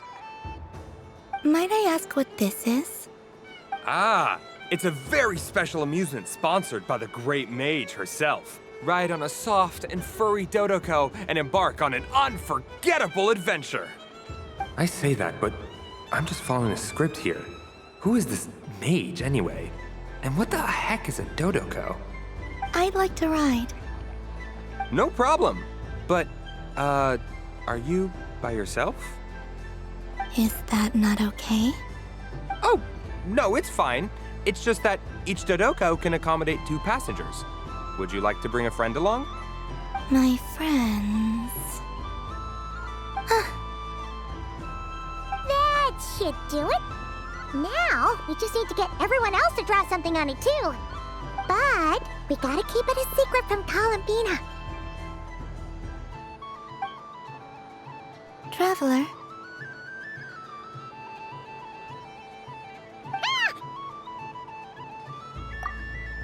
I want to go on that ride. Will you join me? Let's go then.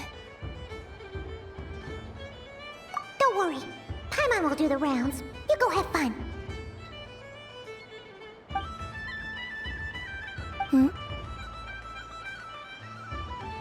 All right. I think we have to wait in line over there.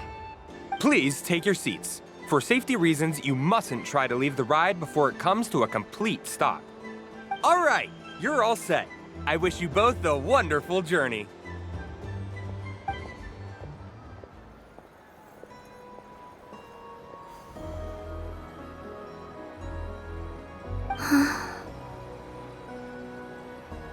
Not bad.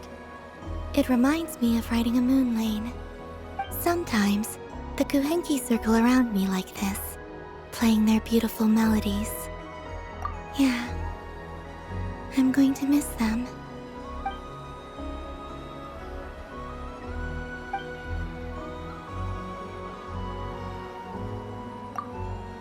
It does. I've felt scared in the past, too. But this is a little different. You know something?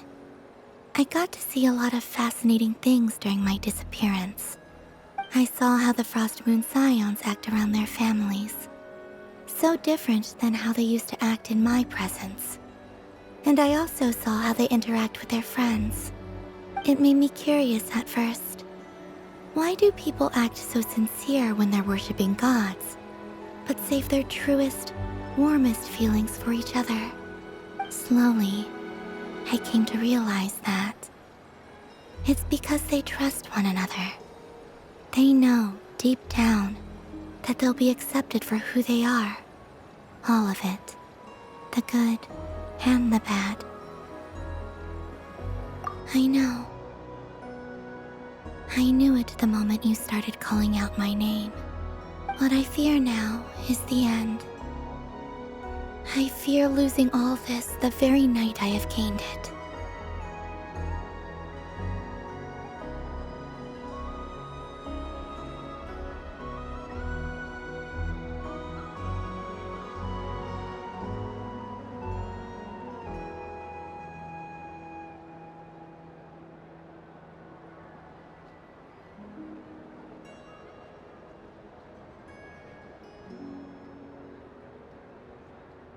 Hmm?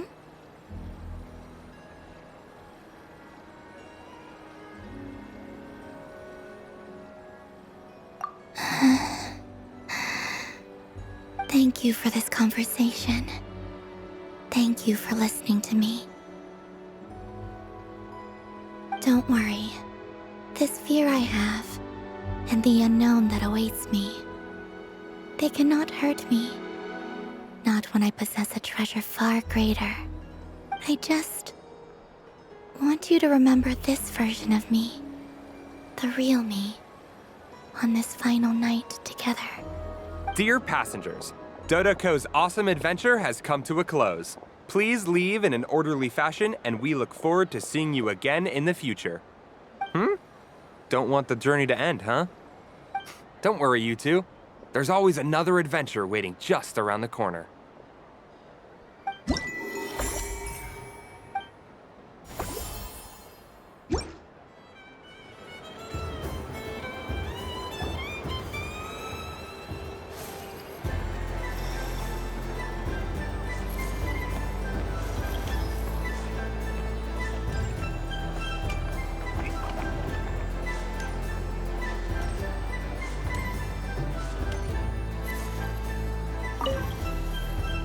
I've seen Linny and the other children play this game before.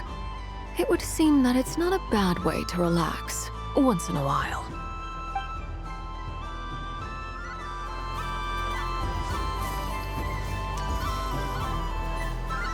Sunny days! I prefer sunny days. Ah, well, you are as warm as the sun itself, Moon Goddess. Very well. I believe your spirit animal has to be this most adorable chic badger. Wow! Thank you, Mr. Talking Magic Lamp. Have a very happy festival, Moon Goddess. Lance? That's you, isn't it? It's our little secret, my dear traveler in Paimon. Okay, sure, but why are you here selling sugar sculptures? Everyone celebrates in their own way. After gazing into the abyss and spending time around gravestones all year, what better way to relax than to see sunny smiles on the faces of the living? Besides that, I like to think of myself as a fair judge of character. I dare say matching personalities to confection suits me rather well. That's not what Paimon was talking about. Aren't you afraid that your true identity might be exposed? Should I be? There is all manner of magic in the air this moon prayer night, thanks to the work of the great mages.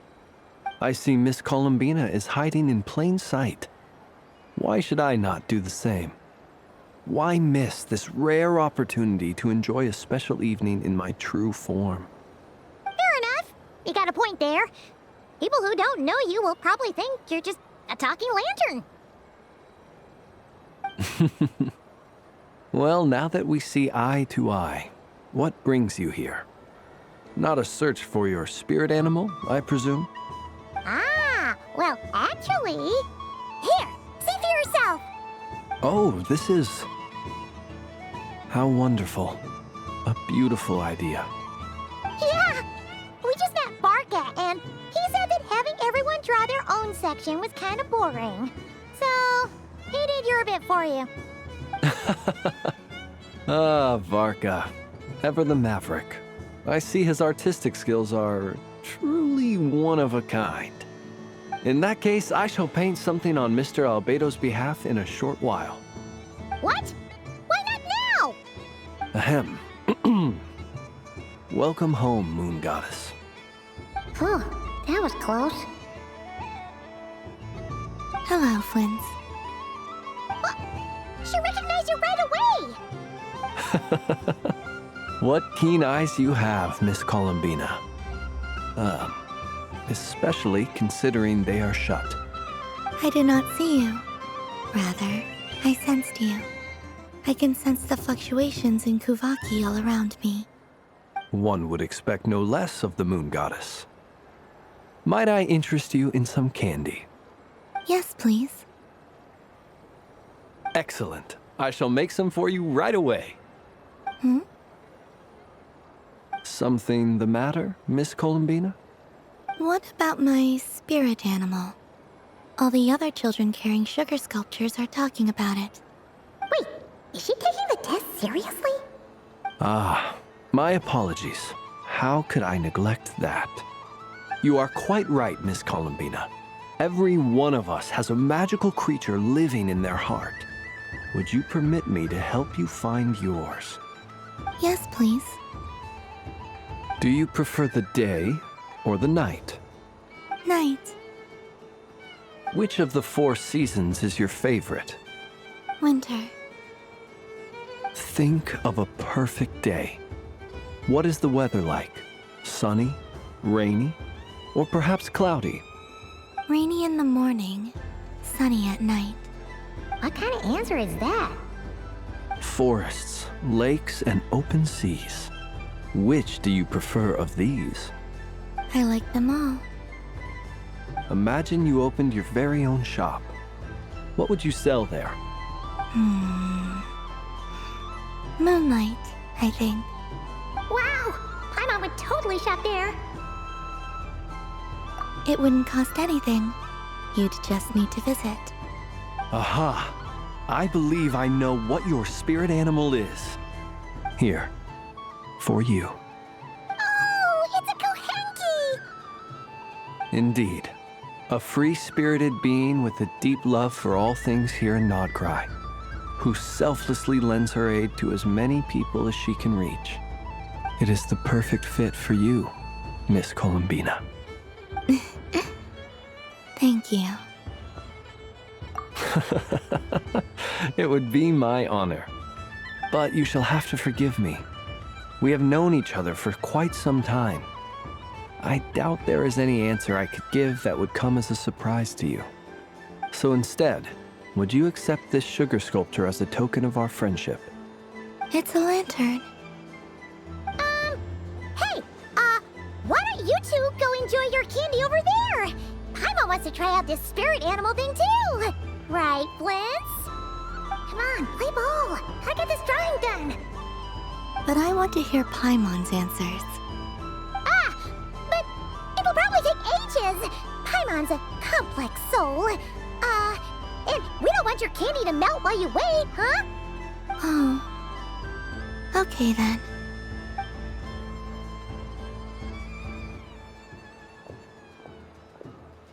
Phew. Nice excuse, Lady Paimon. That was some quick thinking. Yeah, no thanks to you. A little help next time?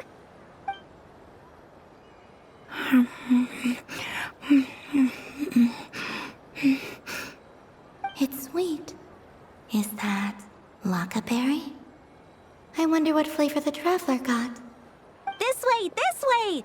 It's the candy-selling lantern! I'm coming!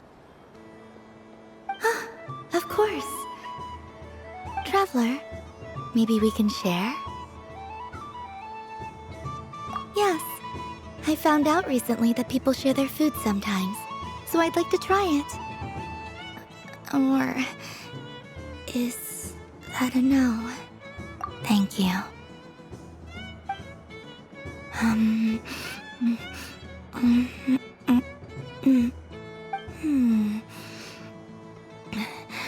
Yours is a little more sour than mine. Here, you try it. Are you sure? Amazing. My sugar sculpture has shrunk, yet my heart is filled with feelings of sweetness. I will remember this feeling. Sure.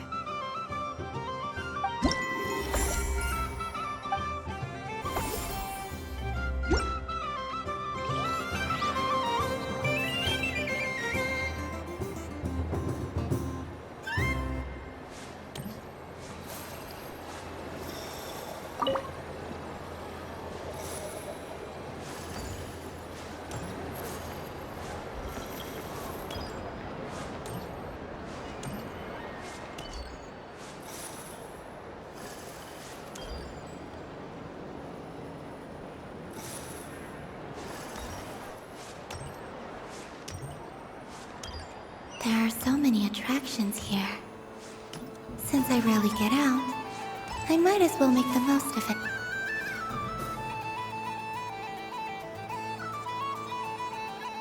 Well, well, look who it is. I heard someone went and disappeared on us the moment we let her out of our sight. They looked all over for you. Frankly, I didn't think you'd be back for Moon Prayer Night. Were you worried about me, Sandrone? You would like that, wouldn't you? Do you even hear what you're saying? It seems to me like you disguised yourself with festive headgear, just so that you could come see me on Moon Prayer Night and make sure I'm okay. You didn't even bring Polonia with you. You? I thought you couldn't see. I cannot. But I sense the confusion of those around us rippling through the Kuvaki currents. Based on what I know about you, let me guess what you're wearing. Is it cat ears? Shut up! I'm only here to protect the Fatui's interest in this territory. Running into you was pure bad luck. Really? But you were the one who asked Arlecchino to help everyone find my name. Columbina! Ugh! Just one more word, and I'll unscrew your vocal cords. It's Columbina Hyposelenia now. Tell someone who cares. I've missed you, Sandrone. The whole time I was gone, I was thinking. I hope I get a chance to say some ugly words to you. Is that supposed to be a joke? Anyway, let's go play that game. What? You mean that frostfin whale? Yes.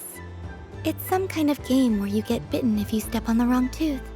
Seems like fun. Who in their right mind would wanna... Because you're not a scaredy cat.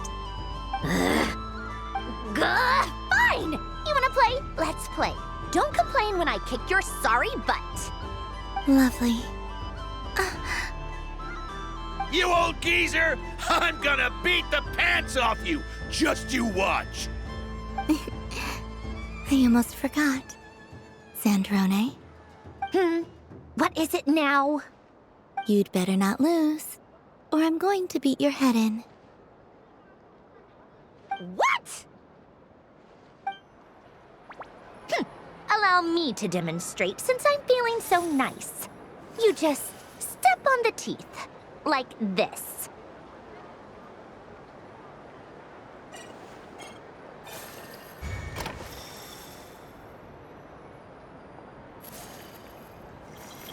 Which should I pick?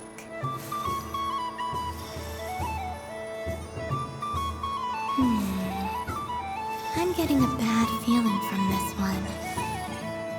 Sensing your turn, Sandrone.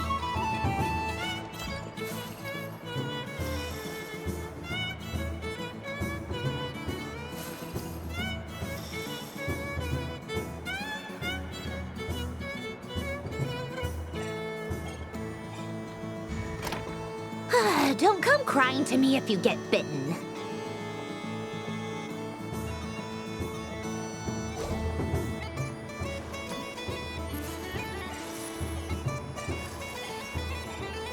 There are less and less teeth remaining.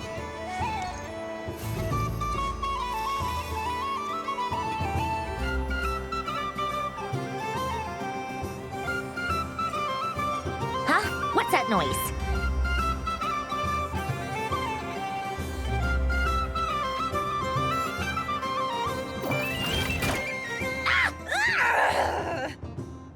You might have picked a bad tooth, Sandrone.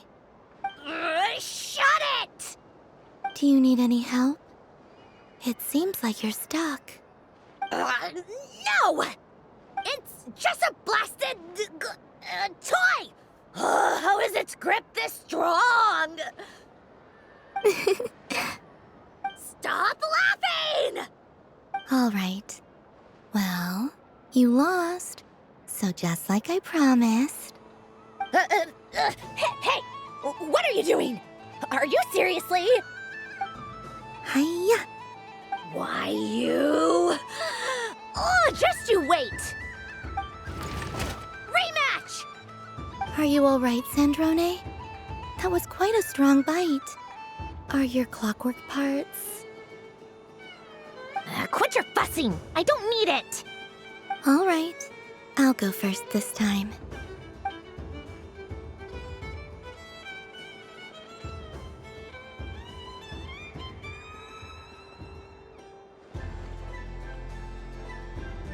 I see it now.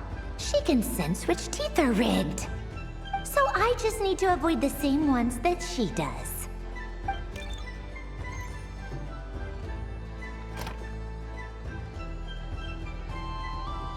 This one...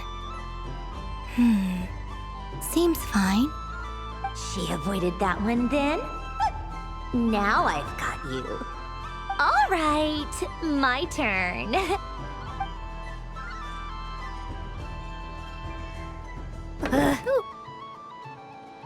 What? Looks like you lost again, Sandrone. Wait! There's more than one bad tooth! Bonk.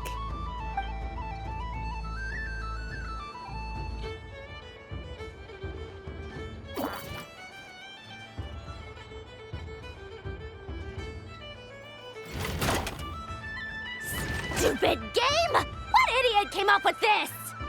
Are you all right, Sandrone? You said some nasty things just now. Oh, I'm peachy. Should I let you bonk me on the head as well? Ah, forget it. Come on, bonk away. It can be your consolation prize for losing so badly. I told you, forget it! Gah, you've always been so annoying. Singing right outside my door, inviting yourself to my tea parties, going AWOL. And now you're off to the moon or something. Of all my days with the Fatui, the times I spent with you, Arlecchino, and Rosaline, they were my favorite. I will not forget them. Just as I shall not forget this moment. We'll always be friends, no matter where we are, right? Who'd want to be your...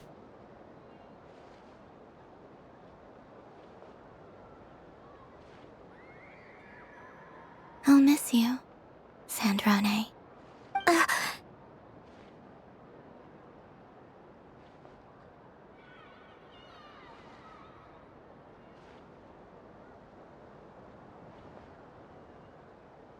Goodbye, Sandrone.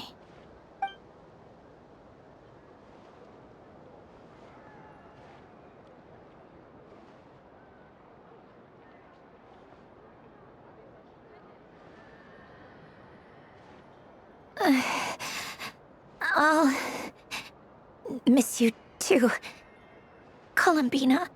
Sorry, what was that? Ah! Ah! Yeesh! No need to freak out. What's wrong? We've been looking everywhere for you. What do you want? Oh, nice ears.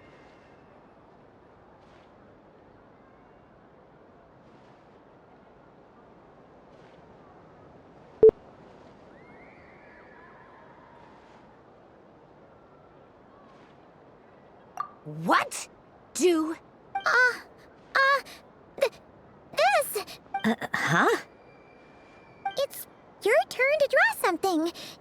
You're one of her friends too, aren't you?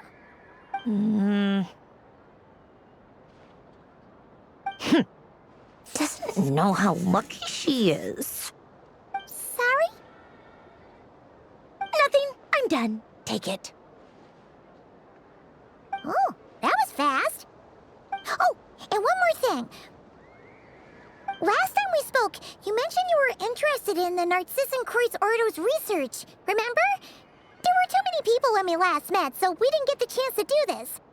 What are you talking about?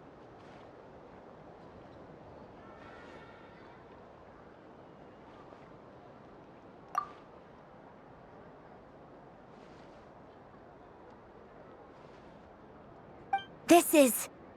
Oh. Alan, Renee, and Marianne.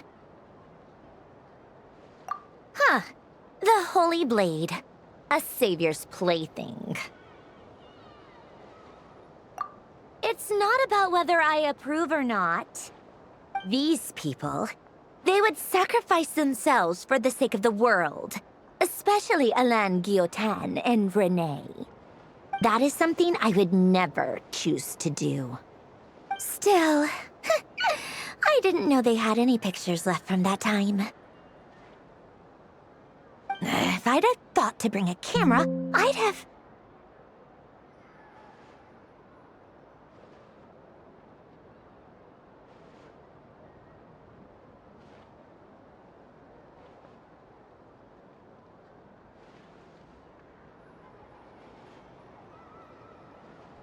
What?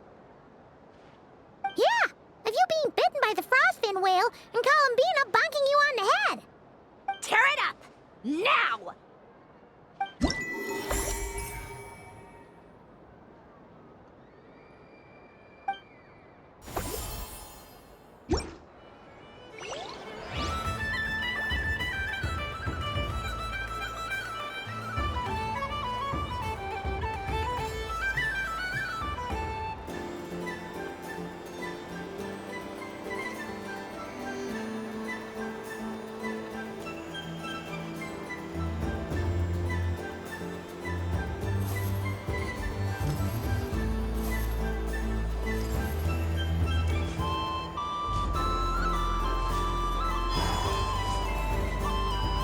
Moon Prayer Candy! Beautiful, tasty Moon Prayer Candy!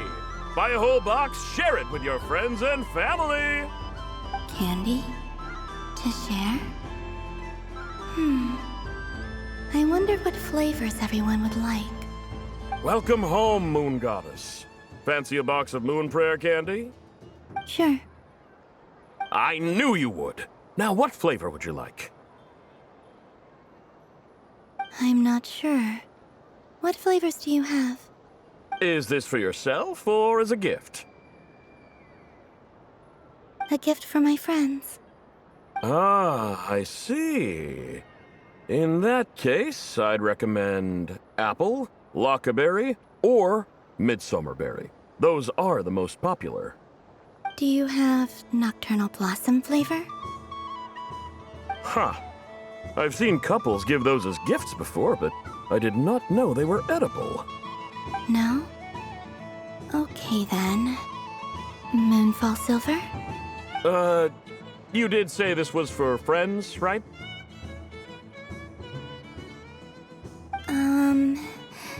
Maybe smetana then.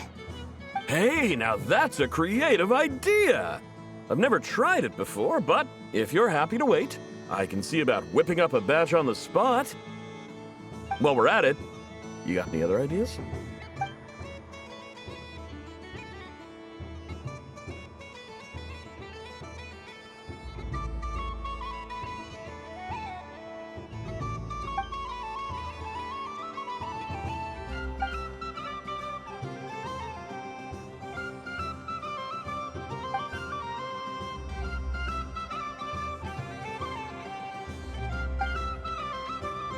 Here you go. Every flavor you asked for is in there.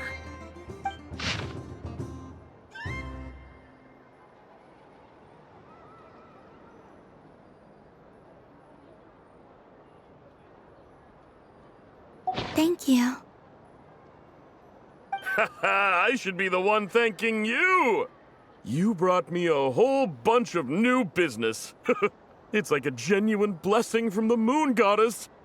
I hope you and your friends have a lovely night.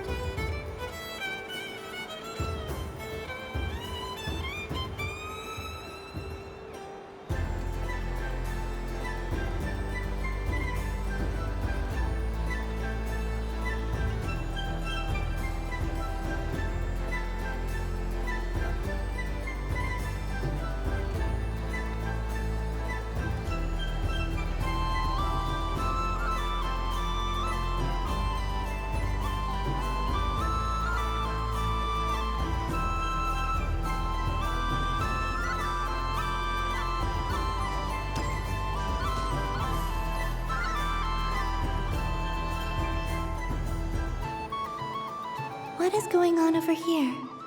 It looks like fun. Hold it right there! You can't run away from me, Moon Goddess. Are you talking to me? Of course. Do you see anyone else here dressed up as the Moon Goddess besides me and you? Hey, come on. Call me by my title. Happy Moon Prayer Night, Moon Goddess. And the same to you. Anyway, there's no time to waste. Get ready for the duel of a lifetime. Duel? Meet my partner, Stacko. Come on out, Stacko. Well, don't just stand there. Let's see your partner. Partner?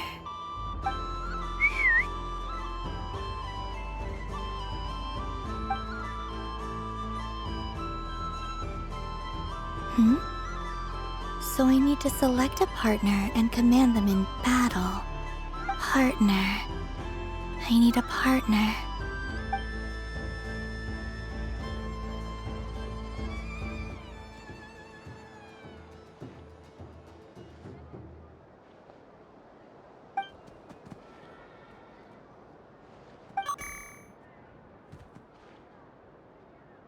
Whoa! Am I seeing things? Where'd you get a Kuhenki? They're super rare. That's great. But you can only bring one partner to battle against me and Stacko. No ganging up allowed. They all look so eager to be picked. Which one should I choose?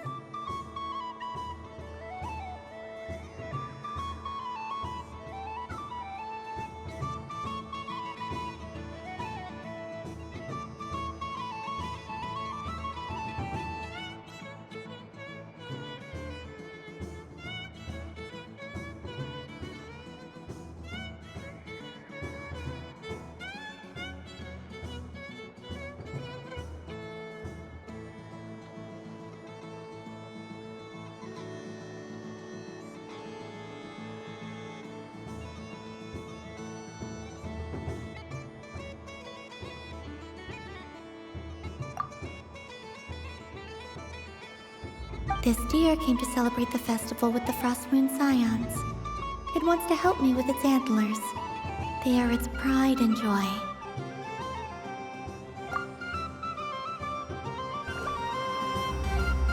Testing! Testing! Oh, this is an emergency broadcast! An exciting battle is about to take place right here at the Nasha Town Special Arena! In this corner, we have the Moon Goddess and her robot partner. And in the other, we have the Moon Goddess and her Rhymehorn deer partner. Only one Moon Goddess can be victorious in this ultimate battle of destiny. But who will it be? There's only one way to find out! Now, without further ado, let the Battle of the Moons begin! I don't care who we're up against. Stacko and I ain't gonna lose! Let's strike first!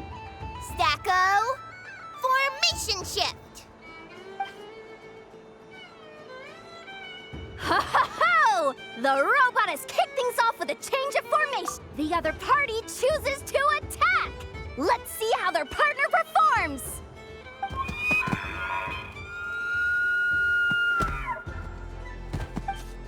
Stacko! The attack lands! And if those sizzling sounds are anything to go by, it was very effective. Okay then. Stacko, maintain formation and enter your empowered state.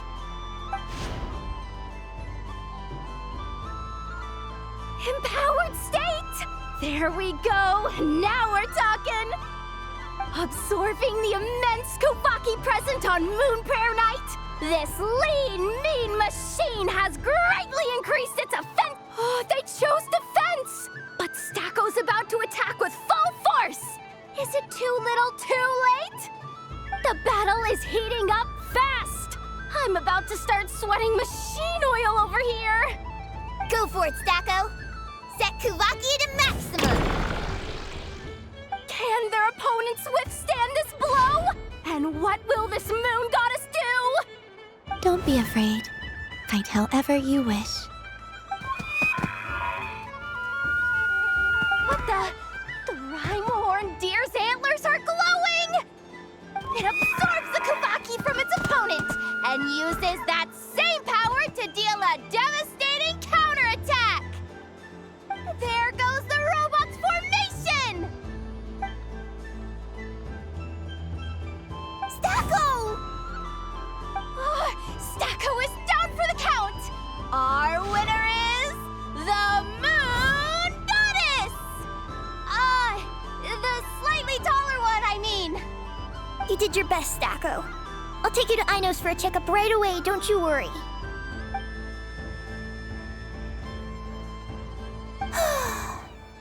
Well, you beat me fair and square, I guess. Honestly, I underestimated you. Won't make that mistake again. I think my partner deserves most of the credit. Just you wait. When I'm a little bit older, I'm gonna come back a whole lot stronger. Be ready for a rematch.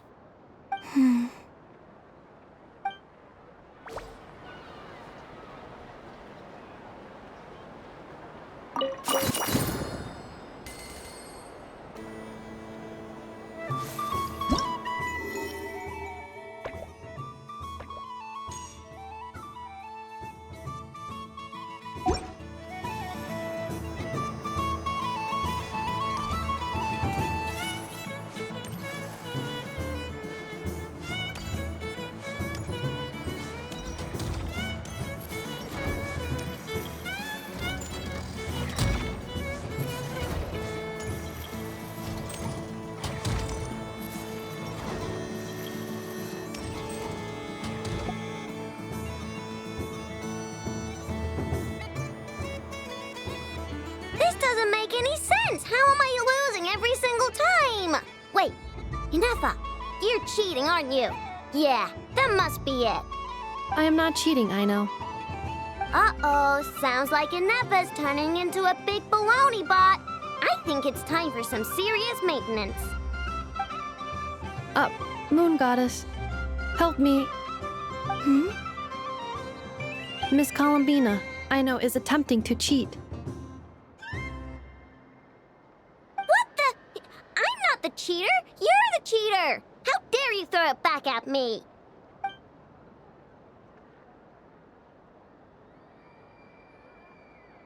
All right, fine. Let's all laugh at I know. Just you wait till I get home, because I'm gonna make a game bot that can win 100% of the time. Let's see you laugh when I come back and beat your butts. You'll all have your heads covered in stickers when I'm through with you. We We came to check everything was okay after all that yelling, but,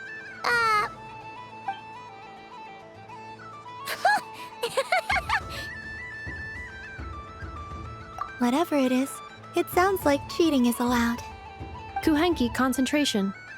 Each player starts with differently colored kuhenki.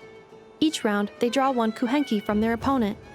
When a player has two kuhenki of the same color, they make a pair and can be discarded. Any that can't form a pair must be kept.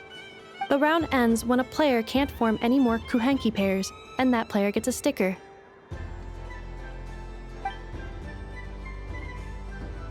ooh, can 4 people play as well? That is fine, so long as the turn order is fixed beforehand.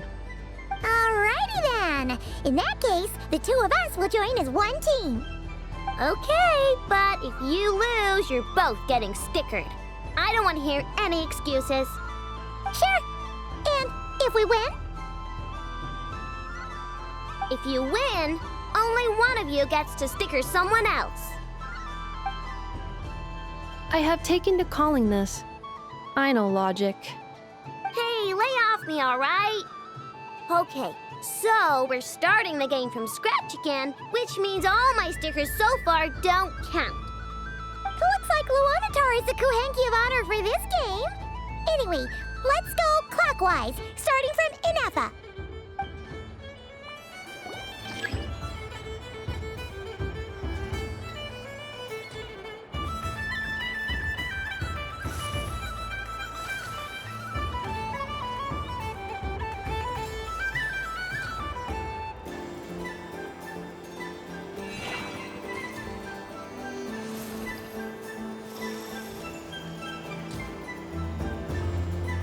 Nice! That's a pair!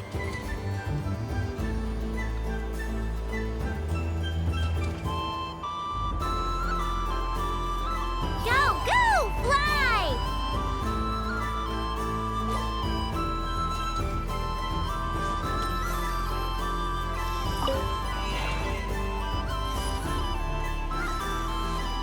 Go on.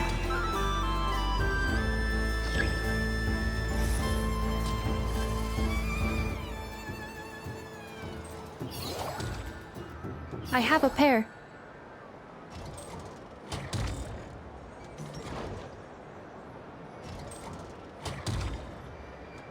Uh-oh! We've got to pick up the pace!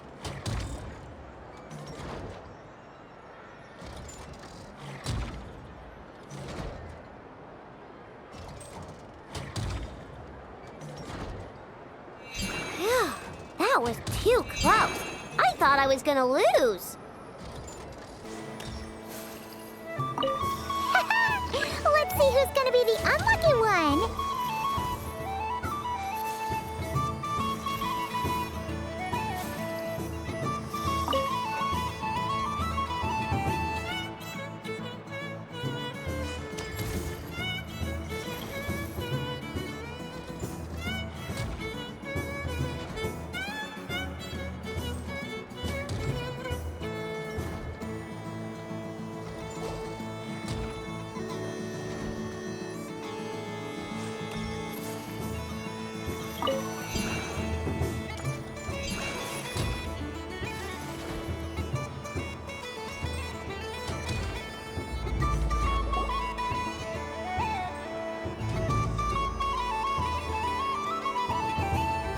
Let me pick a good one. What's it gonna be? You're looking very pleased with yourself there. What happened to being a huge Grumposaurus? I won. Duh.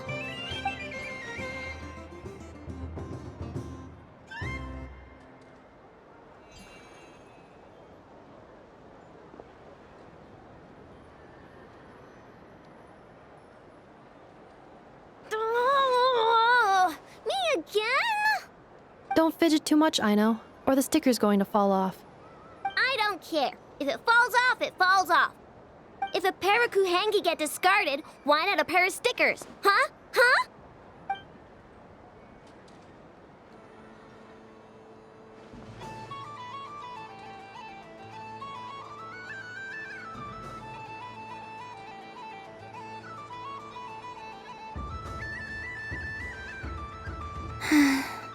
I've lost. Sticker, sticker, sticker!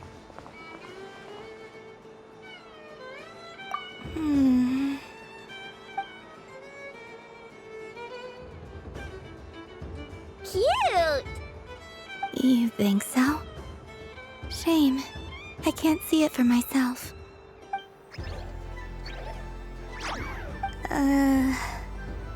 What did Luanatar say?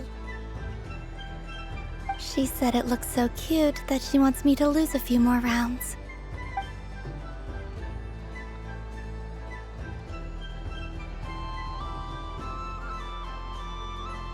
Who put these stickers on Paimon's eyebrows?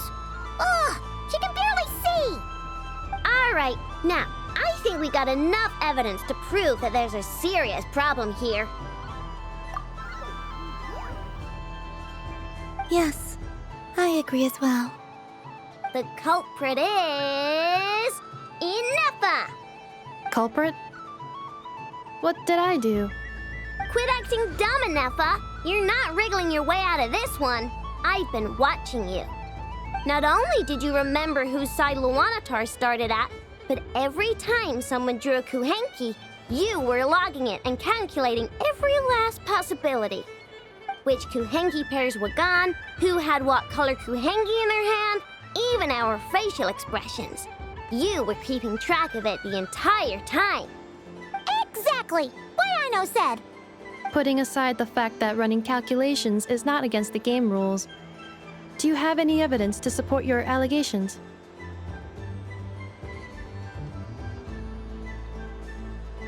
But that's not against the rules either. So she admits it. She certainly does. All right, everyone grab a sticker. It's time to get Inefa back. But... Take that!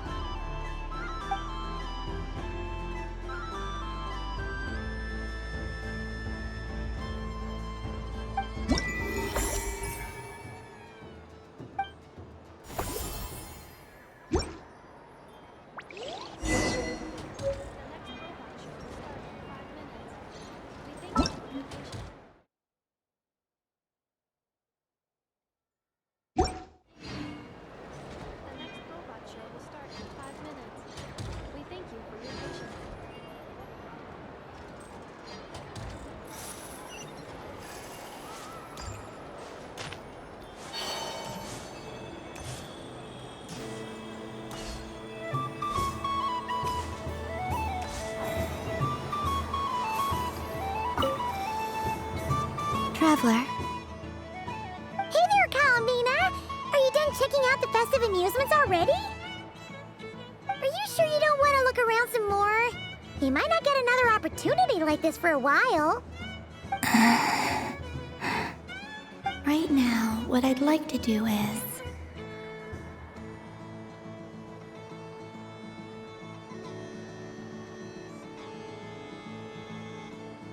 Thank you. But I think I've had enough fun for one night. I've made plenty of precious memories. Really? You're sure you don't want to have a little more fun out there? Final answer! Yes, I am sure.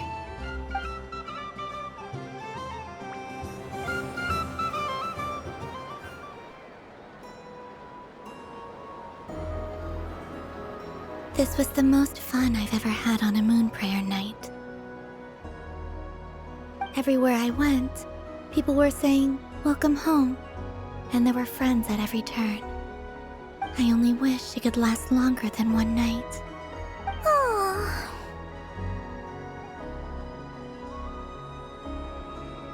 Yes, you're right. The moon prayer blossoms. Ooh, look! Look! Moon prayer night has come.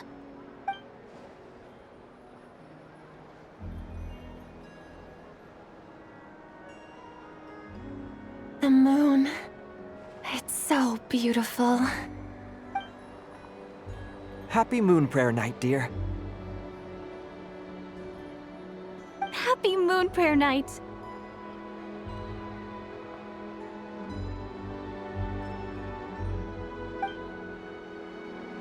Happy Moon Prayer Night.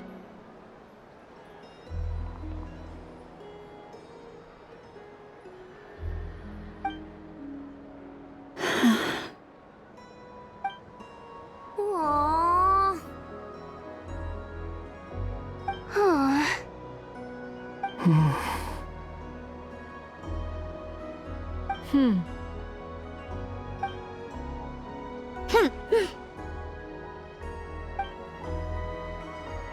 Time flies when you're having fun.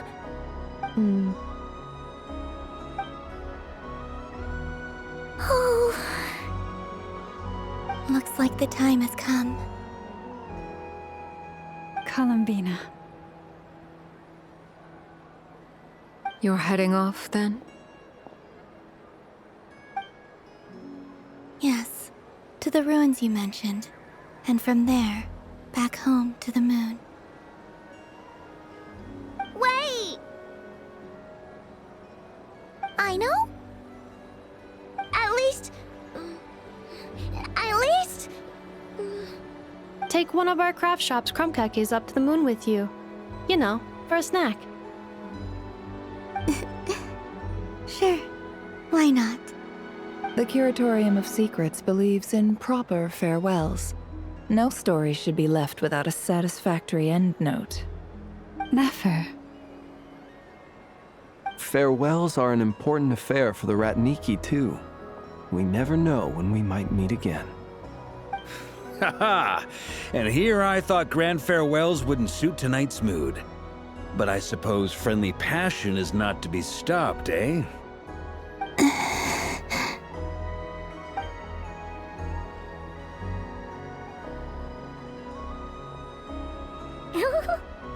We made a little something for you, Columbina.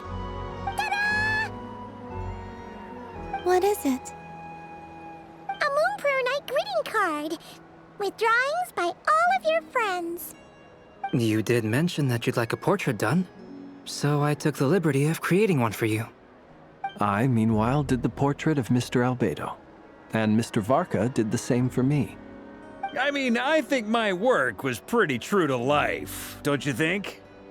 The picture of Ashru was my doing. The two of you seem to get along rather well. Wait, was I the only one who did a full-body picture? That's so embarrassing. I did pictures of me and Anefa. I did my own portrait and one for Hat Guy. Plus, there's the two mages, Arlecchino and Sandrone. So, if you ever miss us, just flip the card open and we'll all be right there with you. I don't know what to say. Thank you so much, everyone. This whole Moon Prayer Night was more than I could have ever asked for. It is the greatest gift I have ever received. Lauma, I figured it out. Figured what out? Remember how the Frost Moon Scions used to use milk as invisible ink to write hidden messages? That was a very long time ago. Oh, are you saying? Yes. When I miss you all, I shall use moonlight in the same way, to write words that only you can see upon the moon itself. Wow, that sounds lovely. Quite. But how will we see them? Simply open your windows on nights when the moon shines bright, and the moonlight will naturally flow towards the words I have written. That sounds most fitting indeed. Very true to form. I'll try to write them in places that won't disturb your sleep. I, for one, would sleep all the better for having read one of your messages before settling down for the night. Exactly. So don't worry about disturbing anyone's sleep. Just promise you'll write to let us know you're okay, all right? All right. I promise.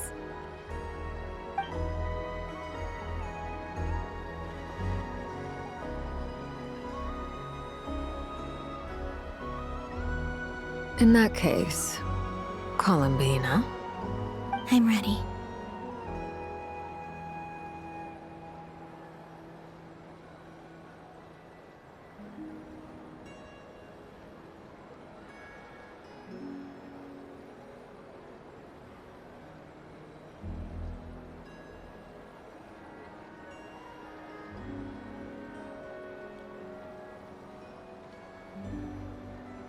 Very well.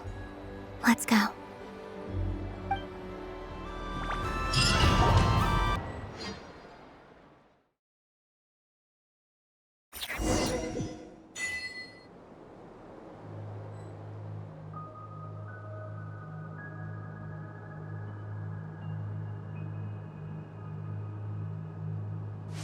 In just a few moments, I will be gone.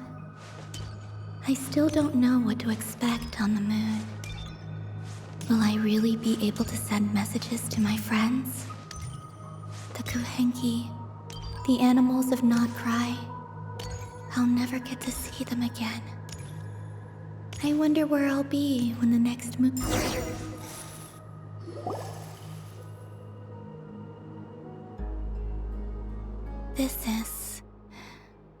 This is where the people of Hyperborea used to communicate with the moons.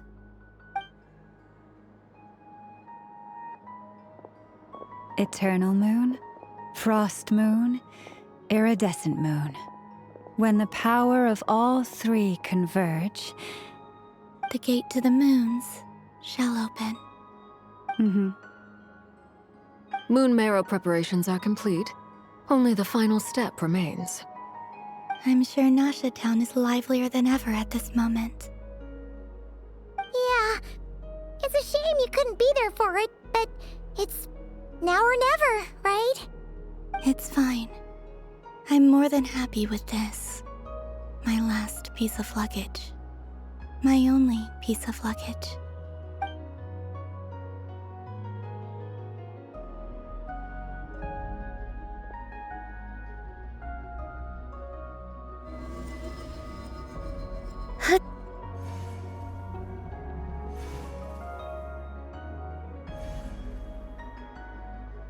I can already feel the moon calling to me.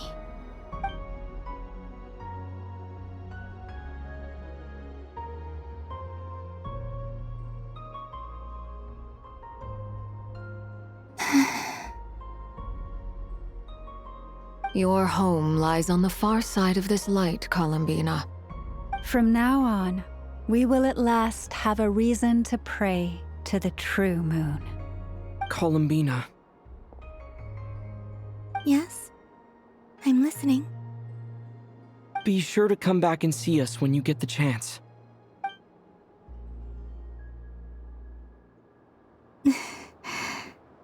Of course. But if that chance doesn't come, then remember that you have friends on this planet. People who will miss Columbina. Yes, I will.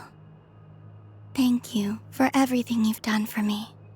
And remember, come night or day, the moonlight shall always connect us.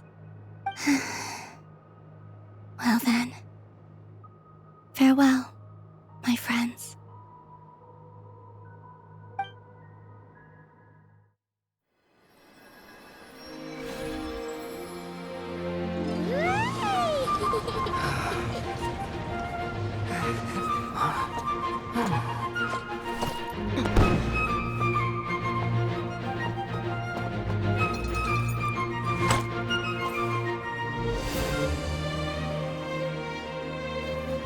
Thank you. This was my happiest night in Tevat.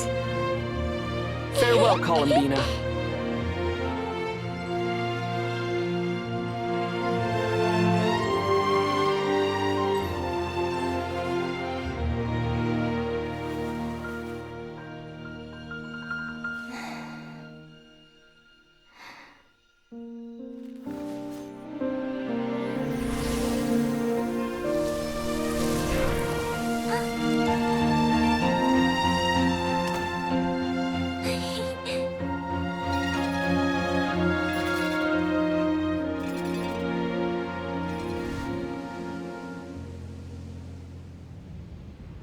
The moon really is closer than ever tonight.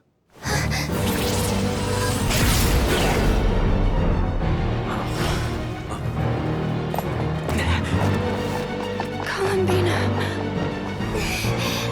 All three moons in one place. Time for one final experiment. Reason, life, death, time, and space. They all believed I would fail.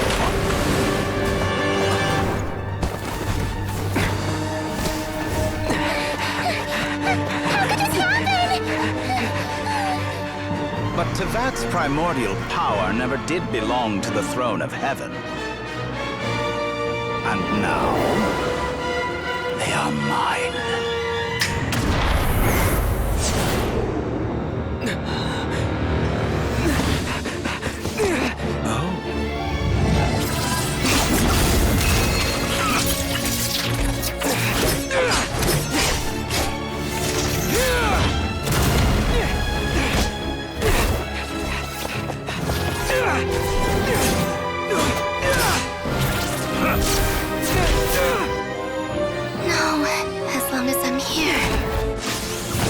Is free to wield the Three Moons' power.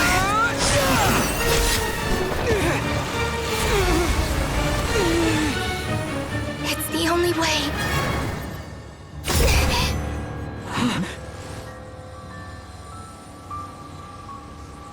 I guess I won't be going home today. Columbina! No!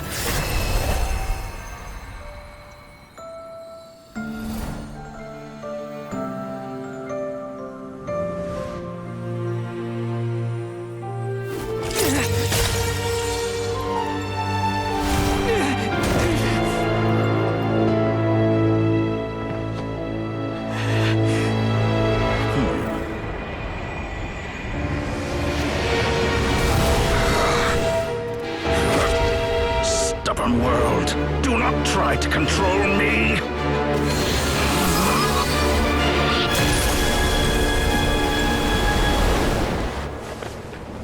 Columbina.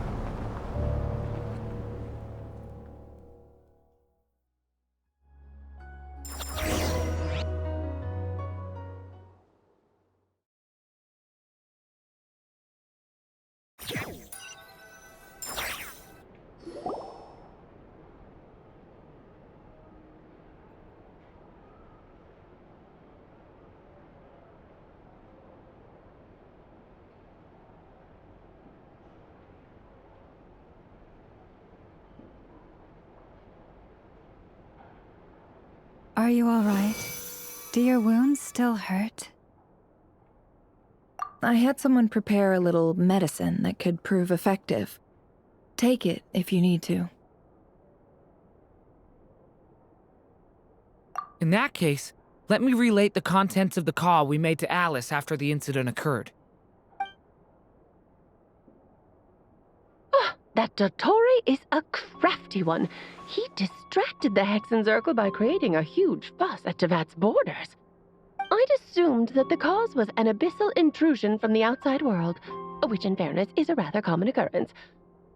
But after learning that you managed to influence the phantoms in Nordcry, I realized that perhaps this interference could have come from within Tevat instead. But we weren't able to change their fates. True, you couldn't change how their stories ended, but you did build some variables around yourself. Variables? Yes, things you heard that you could not otherwise have learned, ideas that would otherwise have never crossed your mind. All these things are variables. Of course, most variables usually pale into insignificance with the myriad of possibilities floating around. But the moment you start treating them as building blocks and intentionally stacking them, that changes things. That's what Dottore did, and it's how he created the necessary conditions so that when you activated the portal tonight, it played right into his plan. However, we have no way of knowing exactly what he did. Yeah, we also need to ascertain Columbina's status. And that about sums it up. As I suspected, Dottore has disappeared completely. If it's any consolation, he wasn't able to control Columbina as he might have wished to. Oh no!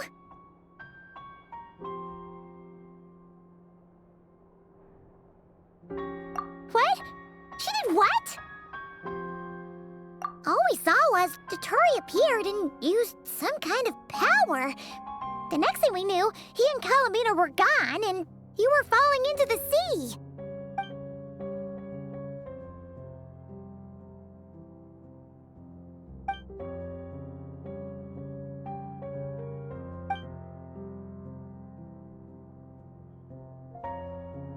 So, Columbina intentionally opened the Moon Gate and escaped into the same mysterious world as Rerir and Thalindis. Sounds like bad news.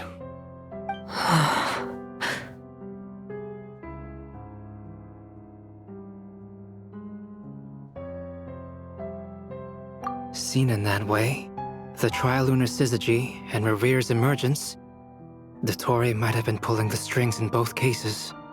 According to Miss Alice, he is attempting to transcend his destiny and finish an experiment that only a god might complete.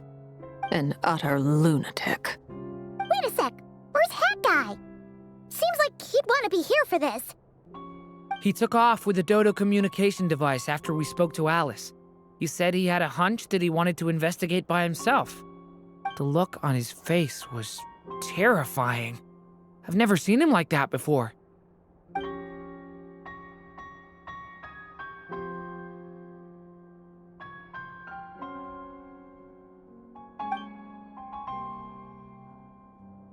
I'm back.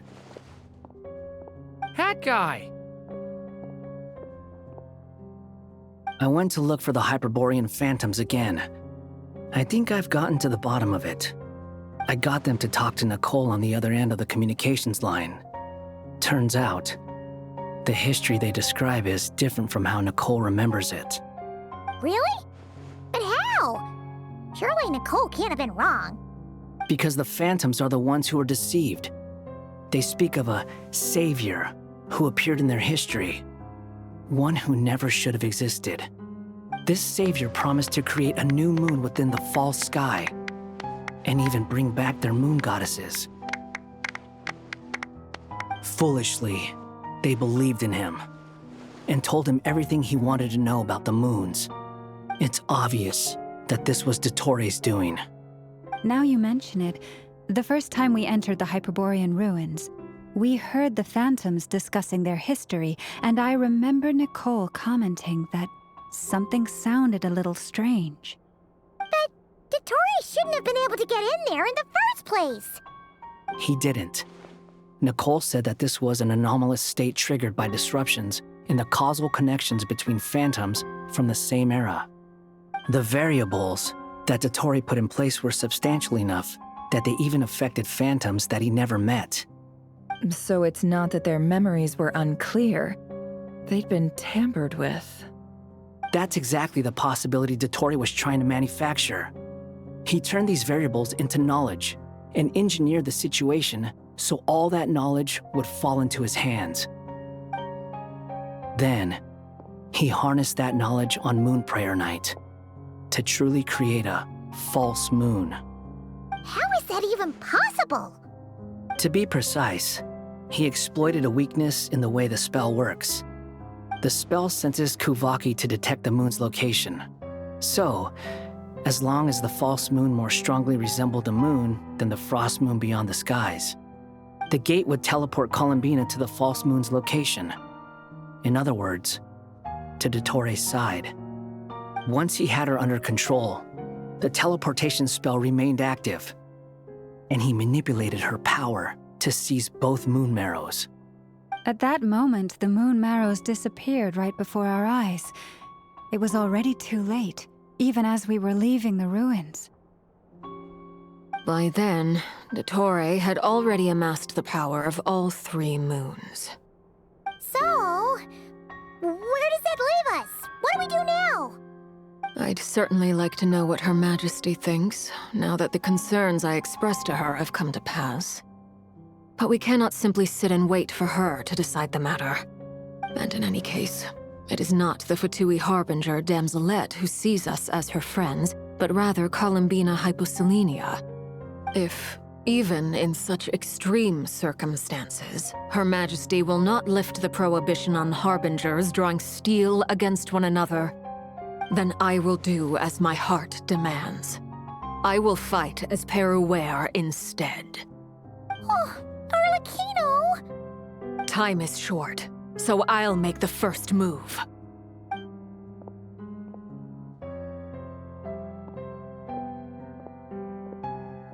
Whew. Even Arlecchino seems to be losing her cool now.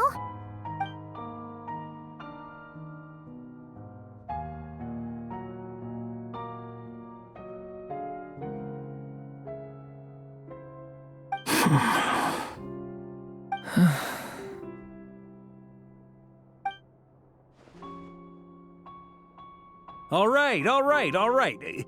Lose those dejected looks for a moment and let me get a word in. It looks bad, I won't lie. Very bad, in fact. So Dotori's pulled some real dirty tricks to gain the upper hand. For now. And yeah, it's to the point where even the mages say that his variables have affected destiny. I'm not so sure, though. Many have told me that Tevat's destiny is fixed, and that does appear to be the case. Well, what makes Dotori so sure he'll be the exception? And since he was able to stack these variables up, who's to say we can't do the same? You of all people should not be discouraged, traveler from afar. This isn't over yet.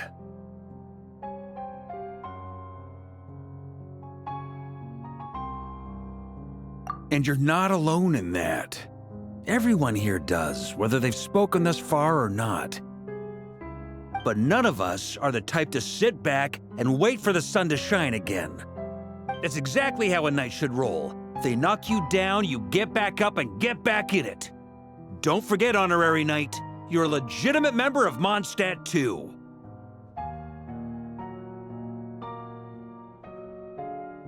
Mark is right. This is far from over. Dotori's already way overdue a butt-kicking given his past shenanigans. And after this, he's earned himself a double dose. That's what I'm talking about. How's everyone else feeling? I'll use Kuvaki to investigate Columbina's whereabouts. I am not ready to give up either. Leave the intel gathering to me. Whatever happens within Nodcry's borders, when the Curatorium of Secrets wants to be in the know, we always find a way. Ano and I will do all we can to support you. We will attempt to reverse engineer Dotori's actions and seek a breakthrough that way. Alice and Nicole are busy dealing with an emergency at Tevat's borders, so they can't return just yet. But they're both very angry about this. They've asked Albedo and me to act on the Hexen Circle's behalf and do everything in our power to fight back against Dotori. Are you ready then? We're going to have to conduct a lot of research, even in the early stages. I'll do my best. As for me, I'm pretty familiar with Dotori's way of doing things, so I can try to predict his next move. I'll help with your investigation. Nice! Looks like we have our basic division of labor. I'll get in touch with Flint's and Itlua, get them to have a chat with their Starshiner. It couldn't hurt to bring the Lightkeepers on board as well.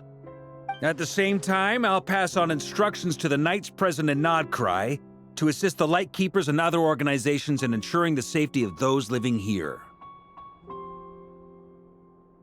Yeah! We'll show him! That's it then. Good luck, everyone.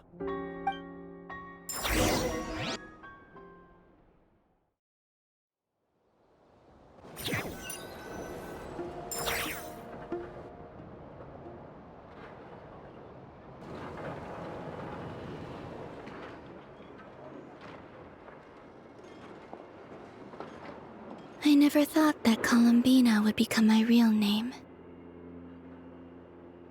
It went from being a Fatui code name to something my friends call me. And remember, come night or day, the moonlight shall always connect us.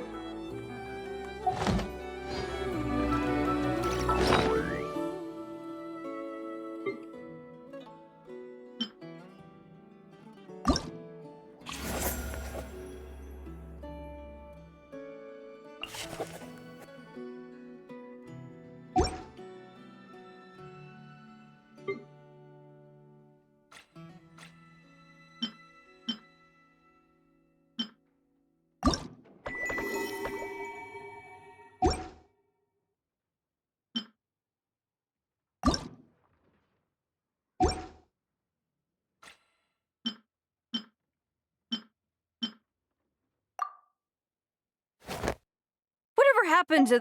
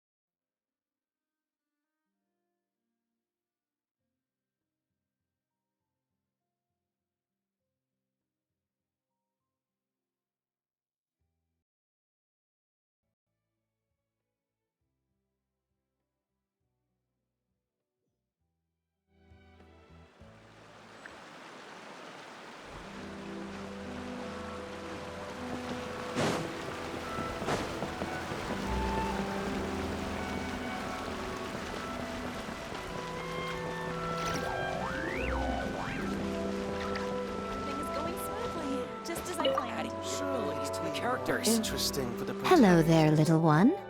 What a lovely surprise. Where have your travels taken you recently? Oh, they all sound quite adorable. It must have been quite an adventure for them, coming from far and wide, crossing national boundaries to meet with kindred spirits. Ah, it's a tale filled with the romance of youth. The Soul Blazer saga seems to have quite a strong following. Maybe it's time to run another round of reprints. With such a dedicated fan base, it's only right to throw a token of gratitude their way. How about some free comic books, There's quite a large group of you. I'll need to make sure there's enough to go around.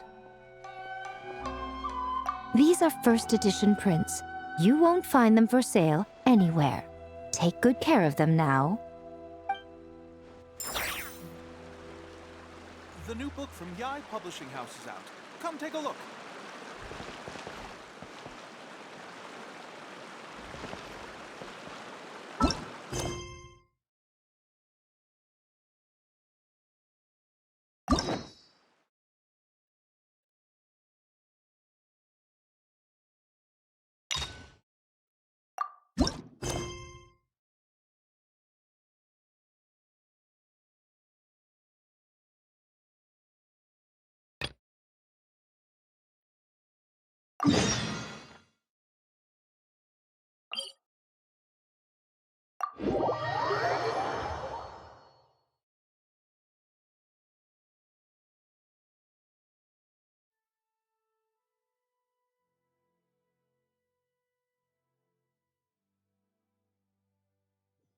O traveler from beyond this world, will you witness this tale unfold?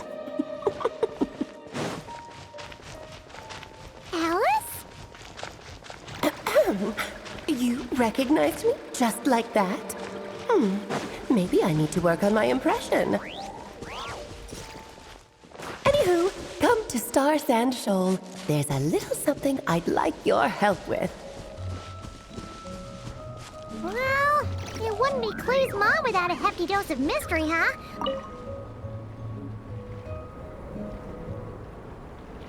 Mr. Honorary Knight, you're here too! Amber told me that there's gonna be a race here and loads of other cool activities. I'm having the best time. The nice people running the stalls gave me loads and loads of gifts to take home with me. Here, have this snowman. I won it from one of the games. If you ever have some free time, we should go play it together.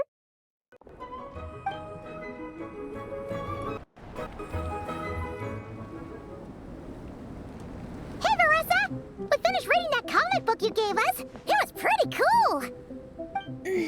Morning.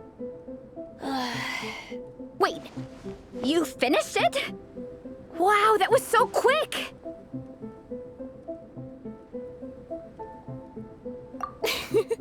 So you two have been won over by Fiatena's infectious charisma? It was but a matter of time. From what we read, it seemed like the Soul Blazers were a group of Natlanese heroes who fought against monsters. Also, Mawika had a cameo in there. Does that mean the Soul Blazers saga is based on historical events? That's right. It's an adaptation of Natlan's history. All the characters are based on real people. But of course, it's mostly for entertainment. You can't treat it as a history textbook. The Soul Blazers were warriors who fought against the monsters of the Abyss. Their mission? To protect their nation. The finest warrior of all the Soul Blazers was Fiatena. She is our hero, our role model. The Pyro Archon has some real cool fight scenes too, though. She fights with real passion. But there's a whole bunch of other comic series that deal with her story specifically. This one is more focused on Fiatena's story arc. Her motivations, her rise to greatness, and so on. No matter how desperate things got, she never lost hope. Thanks to her dogged determination, she went from rookie warrior with no understanding of strategy to a formidable commander. Along the way, she became friends with a group of fellow warriors who stuck with each other through thick and thin. Fiatena! She's my hero. This story really means a lot to her. Oh, every time my thesis gets rejected, I just think about all the challenges that she faced. And suddenly, my own problems don't seem so insurmountable after all. Don't worry, Alrani. I have faith in you. You'll get your thesis approved one day. Aw, Veressa. You bet I will. Trifling thesis. You are no match for me. When I get back to the academia, prepare to be whipped into shape. So, now that you guys are into this series, you wanna join the Legion? What does it involve? It's a comic book fan club, right? Don't stress over it.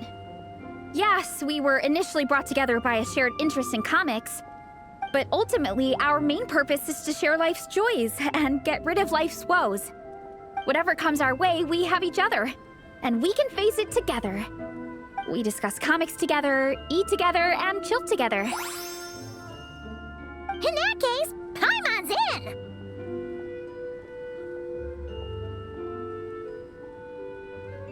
Yes! Welcome, welcome! Captain, what about the welcome ceremony? Or have you forgotten our traditions? Of course I haven't forgotten. Find a nice open space and wait for me there. I'll just go grab something from the camp.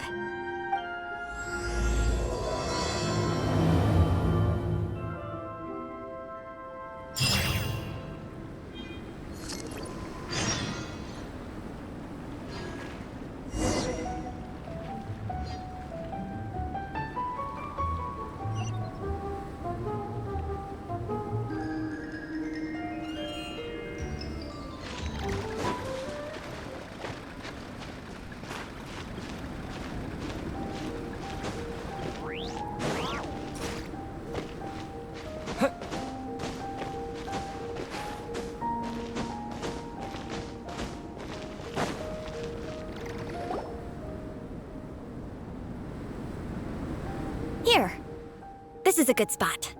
Rani, do you have any idea what Varesa's fetching from the camp? Probably the relic we used to swear in new members.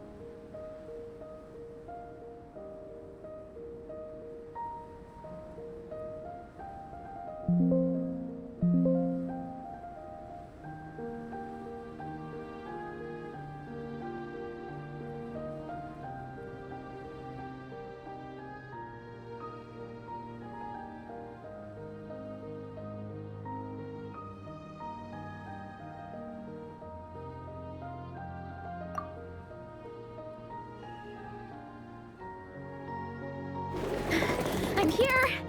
Hope I didn't keep you waiting too long. I sprinted the whole way. Here, take this.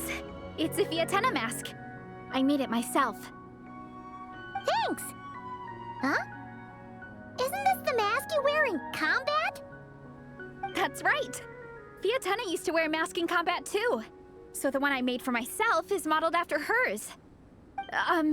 Mind if I keep going for a bit? Not at all! The floor is yours!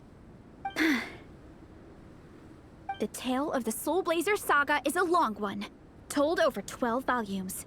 The characters go through so many changes along the way, growing and developing as the story progresses. This mask, for instance, is just one of the 5 different versions Fiatenna wears during the story. This one is my favorite of them all.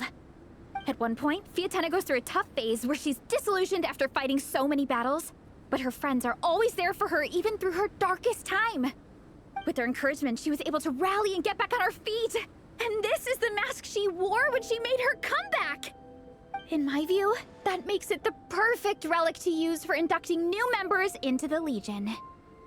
Oh, this ceremony just got super ceremonious. Hold on to it. You're gonna need it during the ceremony. Oh, Captain, is it time? Now, Traveler and Paimon, join me in reciting the Legion of Soul Blazers Creed, which we will cry out at the top of our lungs. Yeah, just imagine you're bursting with praise for the chef after a sensational meal. Or, for me, sometimes, I get so happy hanging out with my friends that I just want to shout, "Thank you!" as loud as I can. When you believe in something, you shout it for the whole world to hear. Exactly. I couldn't have put it better myself. Now, repeat after me. Okay. Through pain and defeat, we shall never fear. Through pain and defeat, we shall never fear. I will always champion love and imagination. I will always champion love and imagination! Great! Soul Blazers, as of this moment, you are now members of the Legion. Nice! I can't wait to tell Shilonen the good news. If I'm not mistaken, she's out training with Minnie and Igong today. Got it! All right, let's go.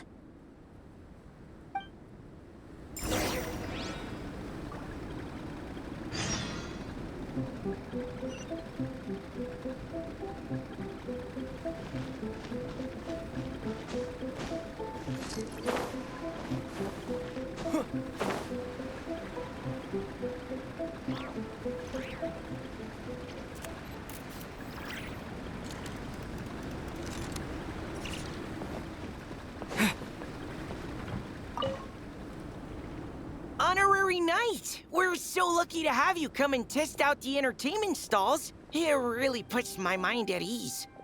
This is actually my first time taking part in a development project, so I'm a little nervous. It's kind of frying my brain.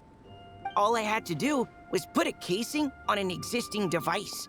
Oh, but there were so many design considerations, so many parameters to adjust.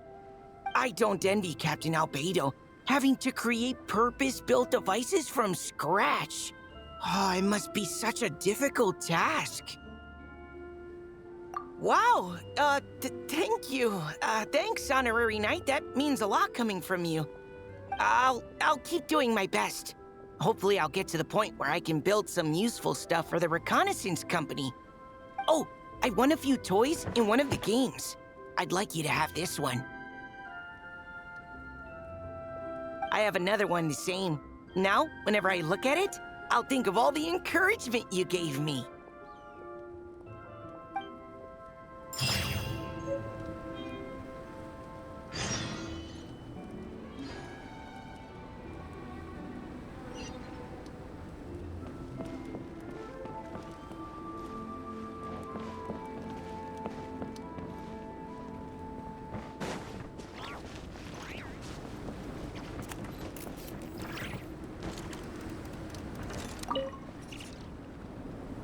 Traveler! What a surprise running into you in Mondstadt!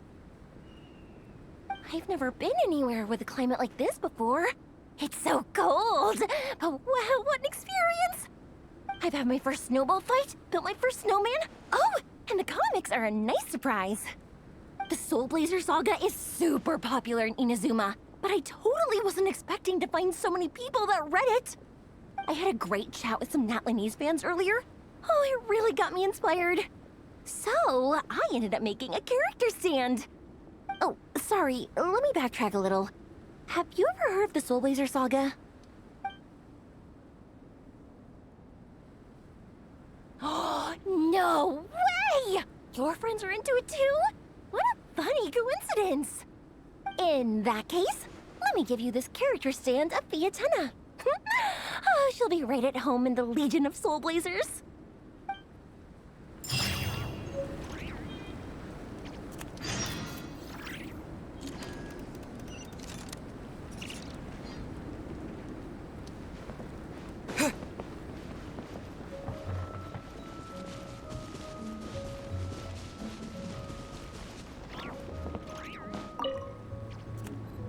Dragonspine can be a cold and miserable place. If you're gonna invite spectators to come and watch an event here, you gotta make it worth their while. Hopefully, these stalls will keep people entertained and make the atmosphere in the camp more relaxed. I'm also taking the chance to hand out some little trinkets for the teams to decorate their tents with. Here you go! These are for the Soul Blazers. Best of luck in the competition, and don't forget to have fun! Miko gave us a pretty generous stash of comics. Since the plan is to share them with the group, why don't we display them somewhere that everyone can see?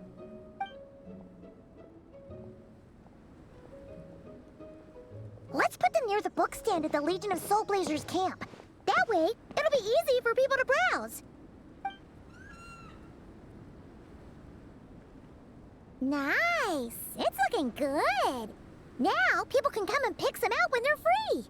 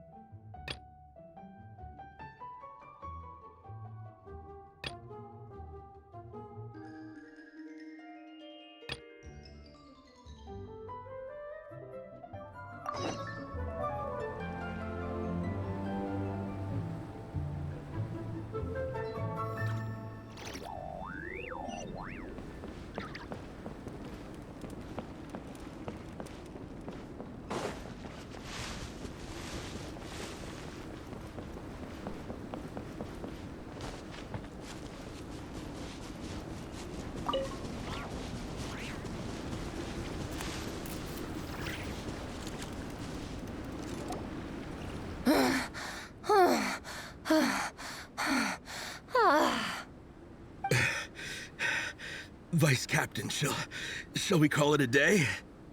That's enough strength training for now. But we still have racetrack familiarization training. We can't afford to skip it. Attention, Soul Blazers! Da-da-da-da! It gives me great pleasure to introduce 2 new additions to the Legion of Soul Blazers. The Traveler and Paimon! Alright! Induction complete! Now we're officially Soul Blazers! Ah, welcome to the club! Unfortunately, I don't think we'll be able to hold a welcome party for you today. Minnie and Nigong have been training for ages. They are completely exhausted. Congratulations. Minnie, you still up for racetrack familiarization training? Yeah. Why wouldn't I be? Since it's a 4-person relay, we gotta rehearse every stage. I'm so jealous of Alrani. Logistics is the easiest job. Gets to stay at the camp the whole time. Yeah, they seem totally wiped out. All right, we can skip the welcome party. We pretty much know everyone anyway. Shame you have to miss out, though. I feel kind of bad. Let me think. Okay, here's what we'll do. Why don't you join us for training? We still need to practice on the race course itself, so we could turn it into a team-building event. In this cold weather, there's no better feeling than running around and getting the blood pumping. We'll all feel toasty and warm by the time we're done. What do you say, Traveler?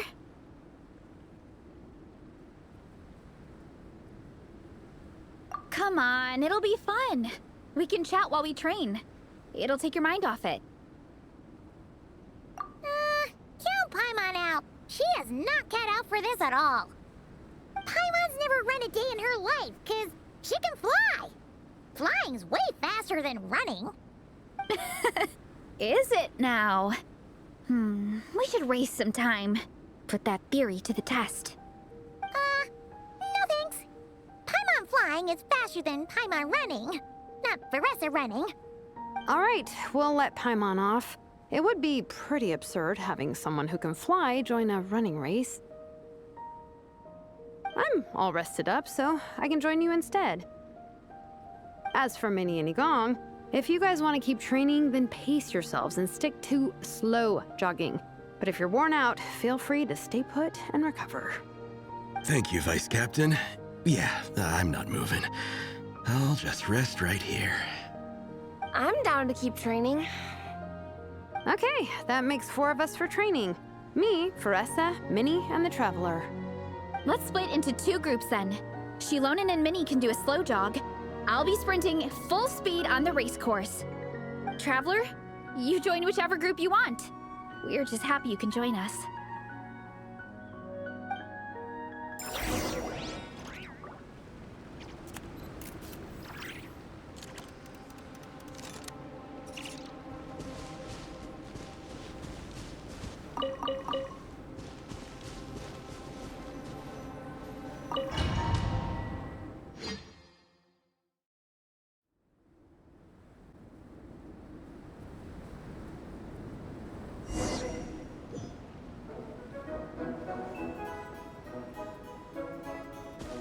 Okay, keep your head up, shoulders back, and allow your arms to swing however feels natural.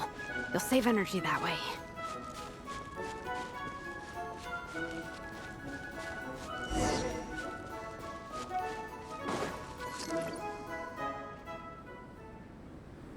This track forms part of the official race course. It's one of the flatter sections. Oh, monsters, huh? I guess that makes sense. Mountains have plenty of places for wildlife and wild monsters to hide. I'll politely ask them to leave us alone.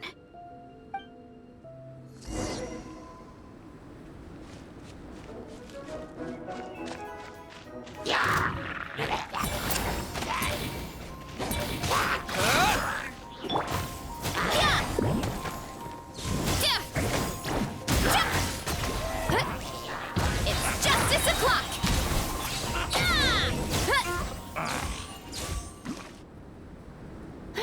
Glad that's taken care of. One less thing for Minnie and Shilonen to deal with.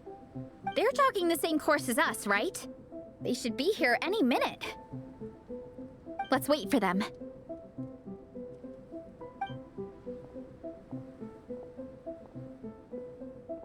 How's it going? You two holding up okay? I'm good. Minnie's form is so much better than last time. I still think I need more practice. The course goes into an uphill climb from here. It's gonna get pretty tough. It's fine. I'll keep going. I gotta get a good ranking. I don't want to drag the team down. Even so, you shouldn't push yourself too hard. Health and safety always come first.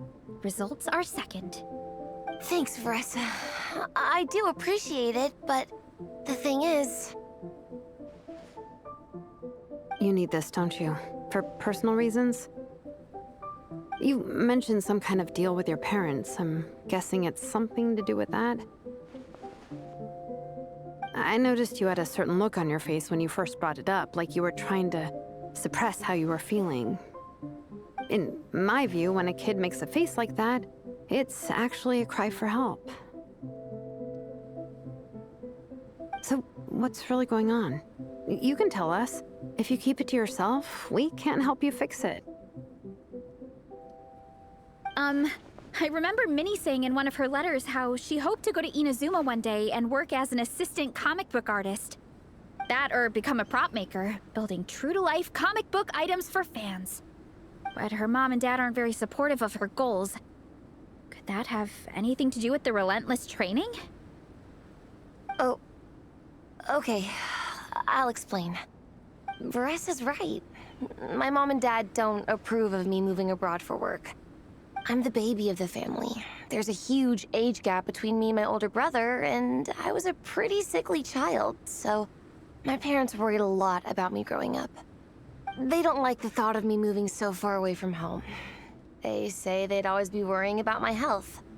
Also, they'd rather I pick something more stable. The idea of trying to make a career in the comic book industry is crazy to them. They think I need to be more realistic, get a real job. But what employable skills do I even have? I can do art, and I can build stuff, but I'm no good at anything else. It's like, no matter how many times we have the conversation, I can never get through to them. They treat me like I'm just a little kid living in a fairy tale world. But this time, the situation is different. Suddenly, my friends came all the way to Mondstadt to see me because of our shared interest in comics. And then we signed up for a cross-country contest. That really surprised them. I'm sure they don't believe I can do it. So, I made a deal with my parents. If I pull this off and my team gets ranked, they have to start taking me seriously about what I want in life. Don't worry, Minnie. You're in good hands. Even Coach Yan-san has praised me for how fast I can run. And she has high standards. And you've seen Shilonen when she gets going, right? She's as tough as they come. A real hero. She fought wars for her tribe. As long as we do well enough to get ranked, your parents will come around, right? I'm confident we can do that. We are all behind you on this. Veressa? Minnie, I still remember that time you sent Nepeka some of your work. Artwork of Fiatena, and a mask you built yourself. She showed them off to all the other kids in the tribe, and they loved them so much, they offered more to buy them off her. But Nepeka wasn't about to let go of them. Huh? Really? I had no idea anyone would want to pay for my artwork. Why wouldn't they? Your creations have real value. And while that's subjective in emotional terms, hey, the offer of more is a pretty objective measure. To me, that fact alone says that you already have a real job. Your mask and artwork are already famous in the Collective of Plenty. People are constantly asking, who painted this? It's incredible work. If you ever visit our tribe, you can bet there'd be crowds of people swarming you and begging for your autograph. I'll definitely visit one day. I had no idea I had fans already. All in good time. We can talk more about that later. For now, I think you need to stay here and get some rest. Thanks, both of you. I'll make sure to rest properly. Good. I'll stay here and keep you company for a while. The Traveler and I will keep training then. Might as well finish out the track.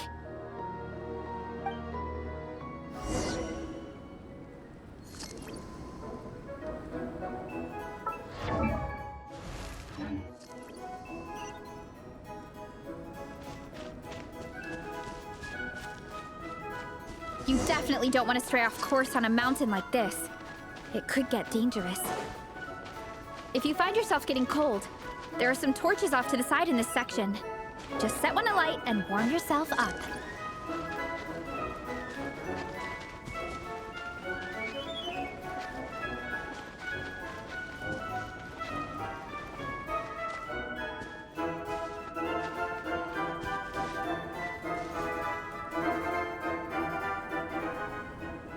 We made it to the relay point. Good job. I gotta say, this terrain is seriously challenging. If people don't familiarize themselves with the course in advance, they could easily get lost on race day. But at least the organizing committee has taken the time to clearly mark out the course. And thankfully, there aren't many wild animals or monsters out here. People should be able to practice without incident. How are you feeling? Still got the energy to keep training?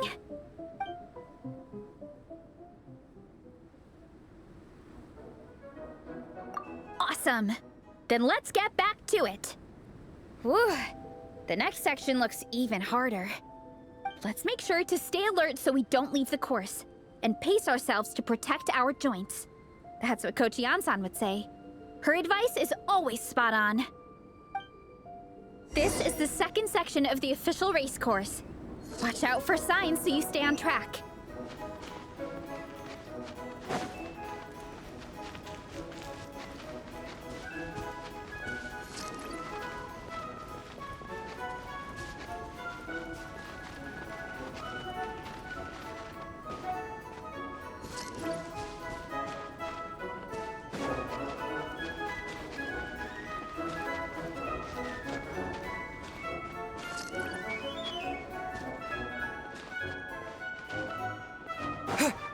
Watch out for that pit! Don't fall in!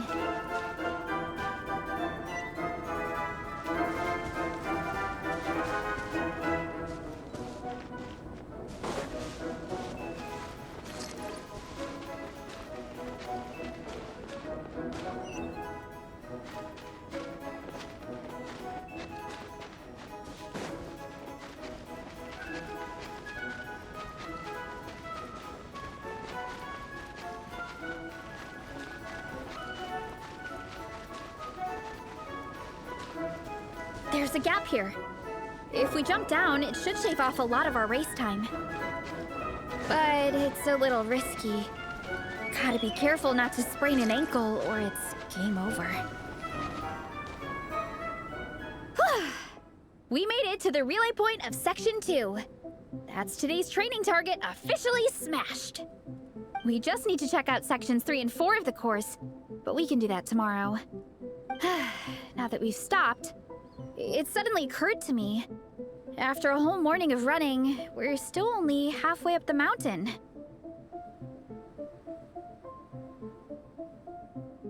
Kinda?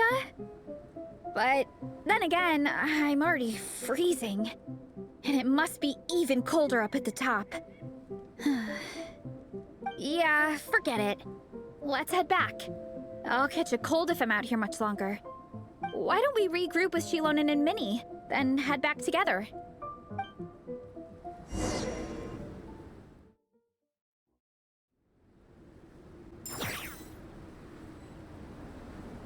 Hey, you two. We're back. 3, actually. Yigong came to join me and Minnie while you were out training. Yeah, I felt bad slacking off while everyone else was going the extra mile. Sounds like the cold's getting to you. All right, let's head back to camp so people can get some extra layers on. Wow, the time's really flown by. At this rate, I don't know if I'll have time for my nap before we hit the city for the afternoon.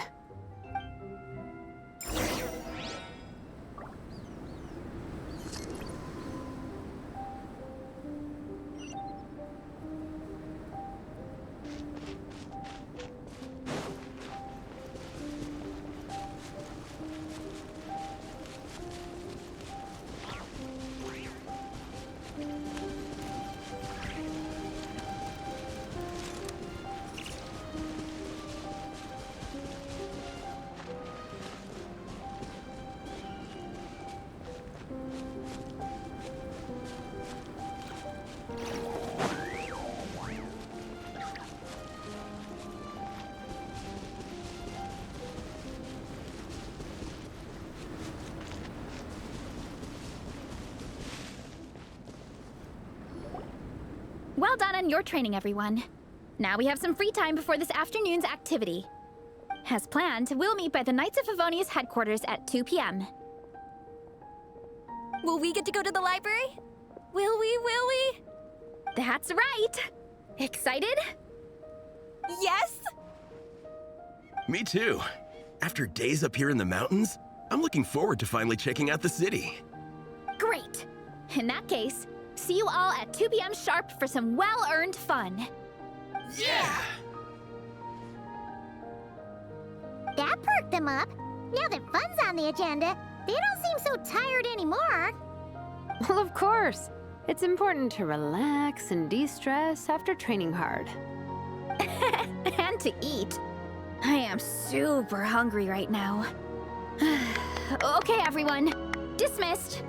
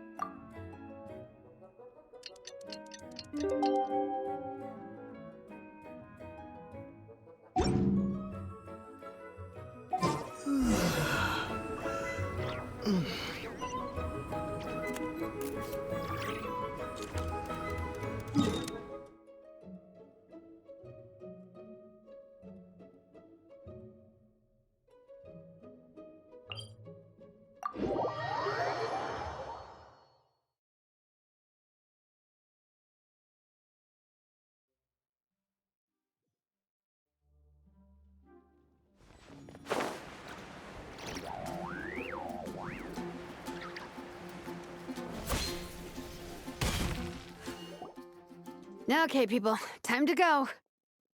I wonder what the Mondstadt's comic collection is like. Don't let me down, Mondstadt Library. Shilonen, we made it! Nice, everyone's here. Let's go. Minnie and Varessa are already inside.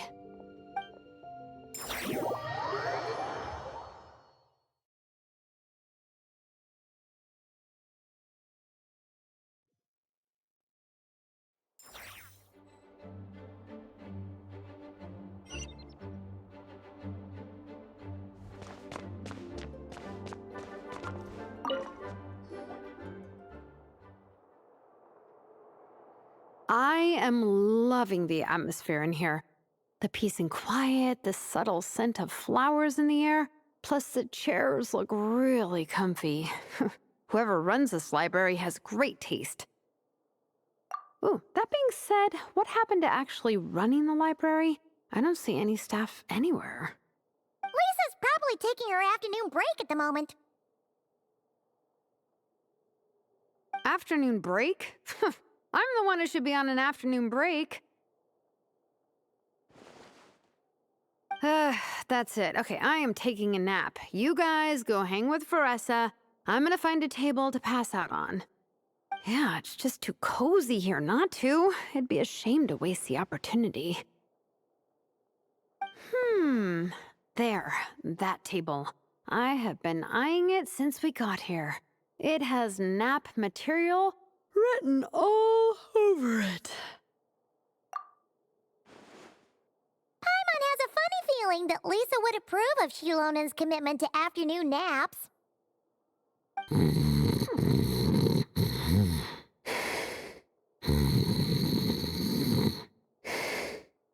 Whoa, that was fast! 1 second she's talking to us, the next she's out like a light. Guess so. Happy napping, Shilonen.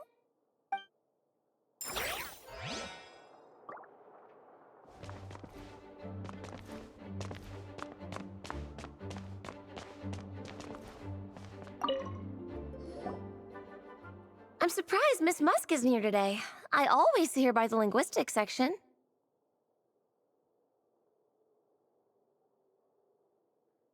You guys know this place inside out, huh? Even down to the regulars. That's impressive. Of course, the library is my secret base. I know which books are on what shelves, who the regular customers are, even what brand of tea Lisa uses for her afternoon drink. This chair is the same one I was sitting in when I first read through the Soul Blazer saga. And anytime I want to write letters to my friends in the Legion, this is where I come. I just feel so comfortable here. Miss Lisa is really friendly. She's shared some of her snacks with me before. Wow, amazing! Snacks. What I meant to say was, this library is totally different from the one back home. Instead of books, we have woven scrolls. They're usually hung up high on the walls, which means the shorter kids can't always see them. But I was always tall for my age. Whenever my friends wanted to read a woven scroll, they'd come get me to read it out for them.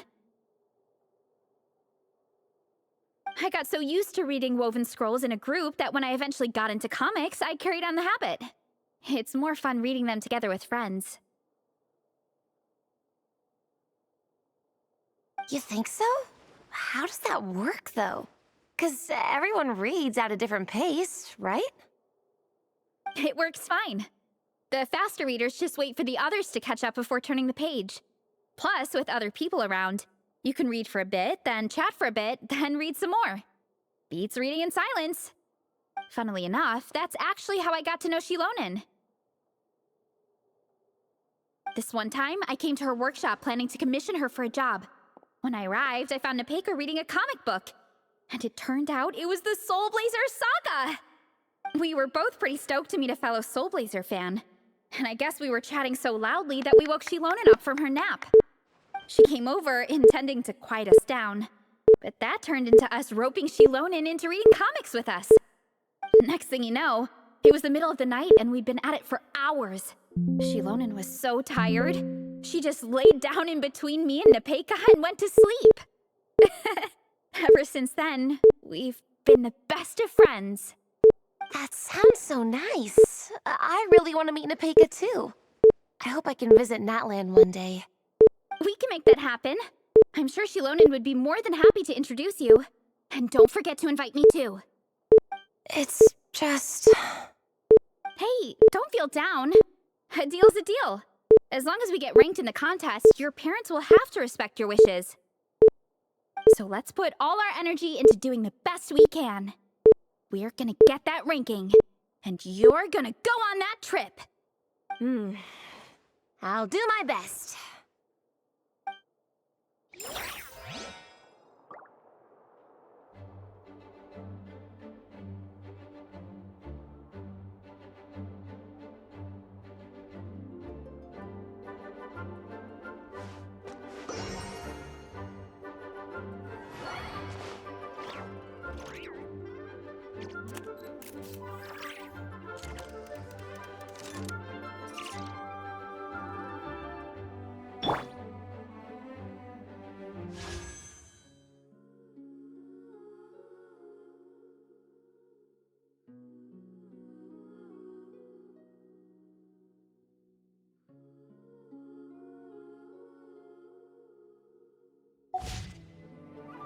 I created another universe and founded paradise. For I, Fischl, am the Prinzessin de...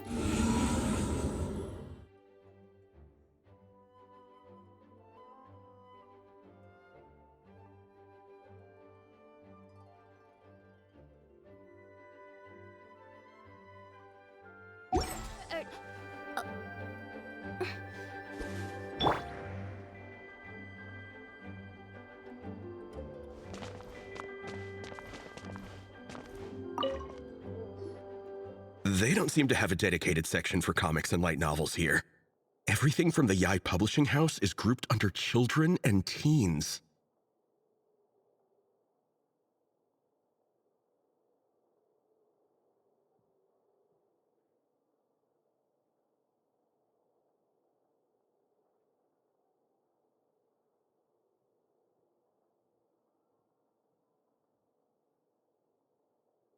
Everything is wrong with that. Would you put the Soul Blazer saga On the same shelf as the Boar Princess? Hey, watch it. What have you got against the Boar Princess? Oh, sorry. I didn't mean it like that. To be fair, the Boar Princess is a pretty good read. I bought the whole set from the Wanwen Bookhouse.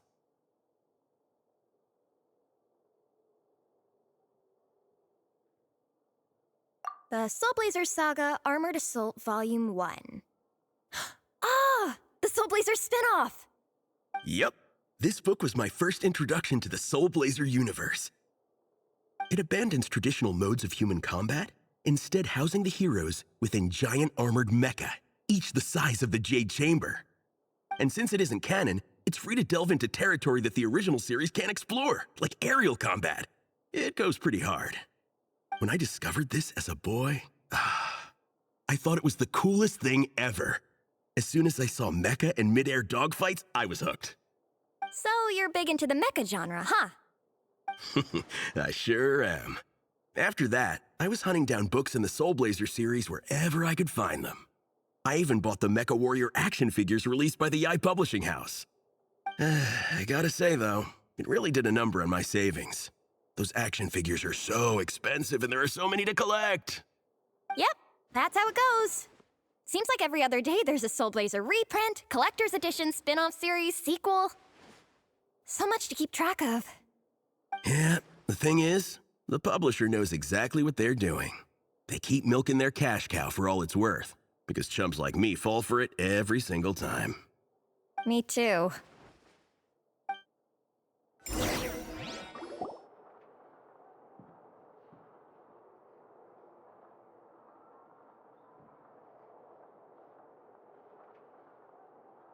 My.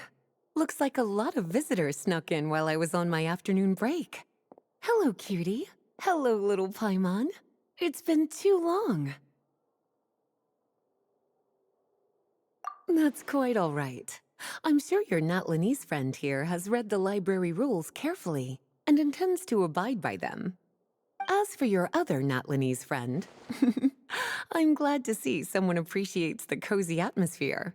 She looks like she's having a wonderful nap. Now then, has everyone decided which books they'd like to borrow? Yes, ma'am. I'd like to borrow this copy of Armored Assault. And I'll take this one. Vera's Melancholy. Minnie recommended it. No problem. What about your, leopard friend? Did she want to borrow a book? Huh? Borrow a book? Oh, yeah, no need. Thanks. This one was great, but I won't be checking it out. Let's see. Along with Divinity, you have very good taste in books. Or should I say, good taste in pillows? Oh, yeah, sorry, that's my drool. Sorry. Okay. All right, let me fill out the register. Then you'll be free to take your books.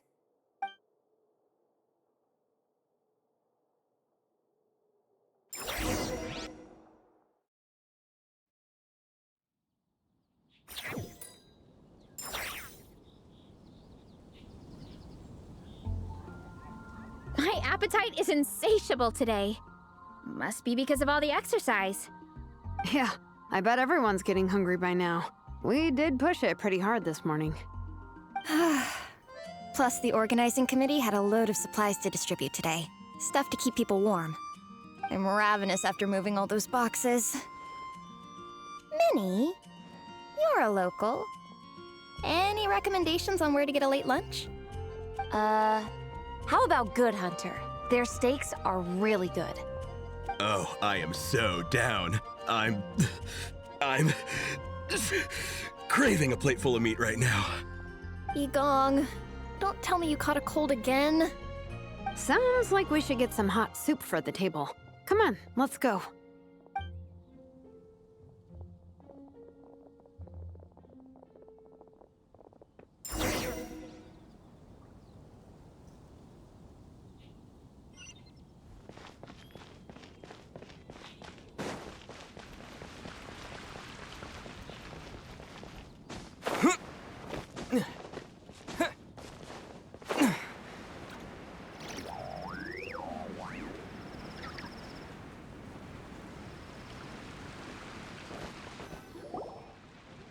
Everyone loves Good Hunter. My family eats here all the time. It's a little small, though. We'll probably have to split the group across 2 tables. Ah, bummer. Well, never mind. We've done plenty of group activities recently. It won't kill us to split up just this once. Captain's already been hypnotized by the menu. It smells so good. Meat stew? Seafood? Are you ready to order? Let's see. I guess I'll get the ball rolling. Let's start with 30 plates each of tea break pancakes and flaming red bolognese, 7 bowls of calla lily seafood soup, and, 30 meat nados. As for appetizers, 12 apple roly-polies and 12 sautéed matsutake. Don't want to overdo it. Anyone else want to add something? Or we could just start there and add stuff later.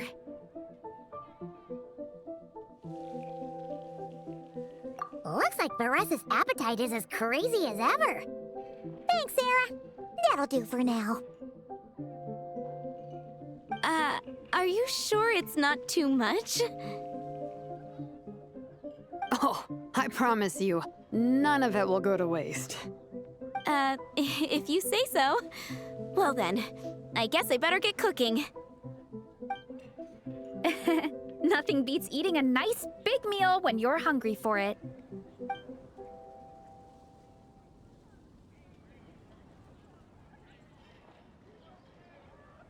No matter how many times I witness it, the Veressa versus Food show never ceases to amaze me. You gotta hand it to the collective of plenty. They can pack it away, and they can pack a punch. Well, you gotta eat so you have enough energy for training. And as Fiatena once said, even a beast of the abyss knows that being a picky eater is an unpardonable sin. So all the more reason for us to eat our fill. Oh, I know that line.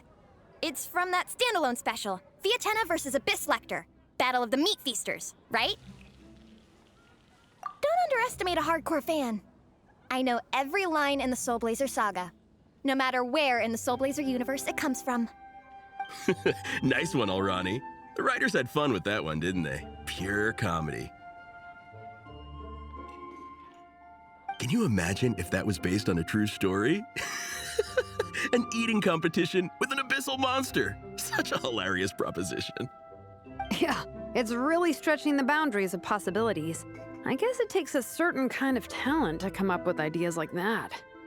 Wacky ideas are one thing, but what really blows my mind is the characterization process. The way they take historical figures like Fiatena and breathe new life into them as comic book heroes is just so impressive. Some people think I'm not enough. I have 2 words for those people. Think again.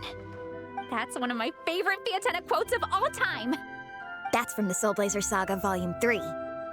Just FYI. Thanks, Alrani. Minnie, do you have a favorite Soul Blazer quote?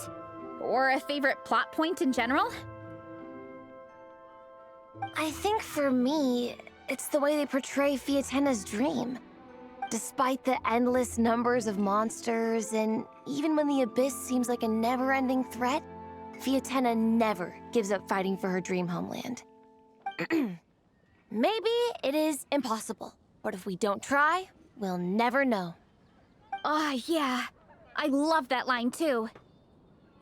Volume 3 strikes again. FYI. No matter what, Fiatena always stays true to her dreams. That's why she'll always be my favorite hero. Same, but when I look at my own life, I wonder, will I ever have that same kind of tireless dedication? Following your dreams is so hard sometimes. I feel like I'm giving everything I have to give, but everyone around me is telling me, give up. It's not realistic. I don't know. Honestly, I'm not even that good of an artist. I'm never quite happy with my work. Sometimes I get to thinking that I should just pack my pens and paper away and be done with it. Maybe life would be easier that way. But I've tried that before too. And it's never long before I start to miss it. I'll be at the grocery store buying some cured meat or at home doing some chores, and I'll suddenly find myself thinking, I miss my art. Let me guess. It always ends up with you digging out your art supplies and giving it another try. Yeah, it's turning into a bit of a cycle, honestly. I keep flip-flopping between, that's it, I'm never painting again, and no, I gotta keep trying. Who am I kidding? I'll never have Fiatenna's perseverance. You're thinking about it all wrong, Minnie. Even Fiatenna had days when she didn't feel like training or eating right. Having tireless dedication doesn't mean doing the same thing on repeat every day. To me, dedication just means being passionate about something. Wherever you go, whatever you do, you always carry it in your heart. Sometimes you let yourself go, but it's okay. You can always get back on the wagon. If you lose muscle or stamina, you just build it back up again. The important thing is to keep that passion alive through all the ups and downs. As Fiatenna said, there is only one eternal power in this world, the power of love. Exactly! From Volume 6, when Fiatenna delivers the crushing blow to her enemies. You see? The important lessons stay with you. Yeah, and they always will.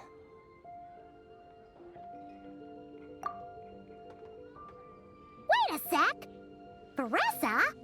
When did you clear all those plates? While everyone was talking. I guess Fiatenna put me in the mood for a meat feast. No fair! Come on, everyone, eat! We need to catch up!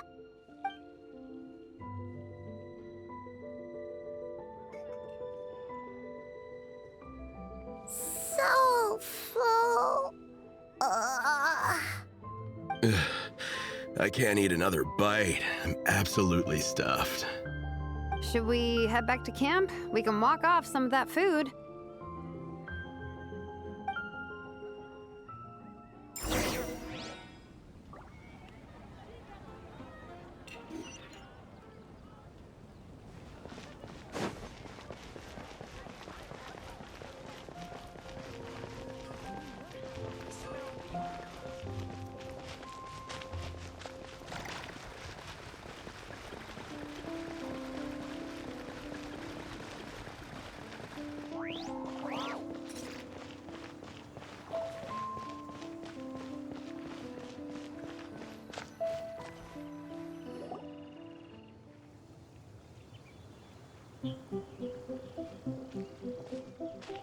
There's no more group activities today.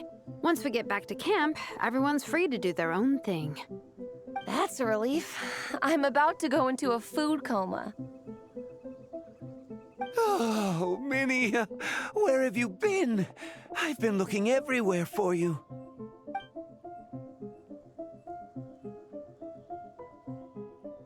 Patton? What is it? Is something wrong? What do you think? You've been gone for days and haven't checked in once. Mom and Dad are worried. I've been out training for the race with my friends all morning. We just got back and everyone was hungry, so we came to get some food. Mom and Dad should know about it, though. I told them I signed up for a cross-country contest and I'll be at Dragonspine practicing in the days leading up to it.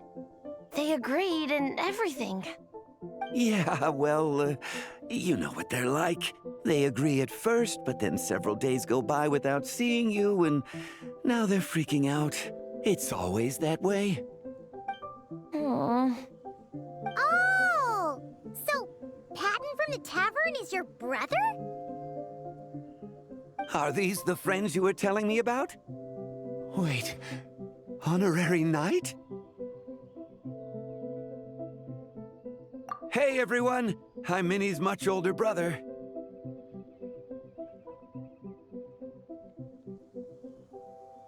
When did you make friends with the honorary knight, Minnie? Whew, you kept that one quiet. Oh, well, the honorary knight just sort of showed up for the pre-race training. I never had the chance to tell you guys. Thanks for taking care of Minnie, everyone. I hope she hasn't been too much trouble. Don't be silly. Minnie's our good friend. We've been hanging out, training together. It's been super fun. Good. Glad to hear it. Okay, well, Mom and Dad said to tell you they miss you and they hope you come home soon. It's great that you've got a hobby you're so passionate about, but don't let it take up all your time, okay? You gotta come home and check in once in a while. Come home as soon as you can, okay? You can go back to training tomorrow. We don't want Mom and Dad blowing a gasket. Okay, I get it. I'm heading back to the camp with my friends now, but once we get there, I'll grab my luggage and head home. Okay, great. Make it quick, though. Otherwise, Mom and Dad will probably go all the way to Dragonspine looking for you. Sorry to intrude, everyone. Have a great day. I'd better get back to the tavern now.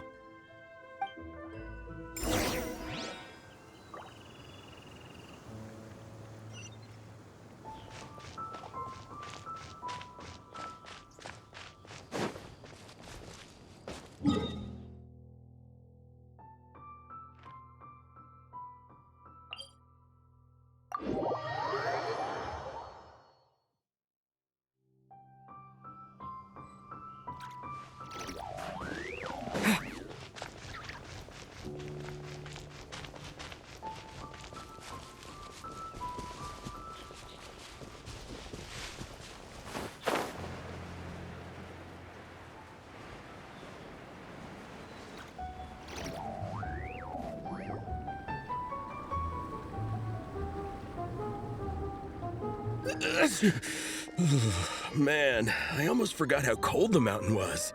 The difference between here and the city is mind-boggling. I'm gonna go warm up in the tent. I'll join you. Right now, I just want to wrap myself in blankets and let the food coma run its course.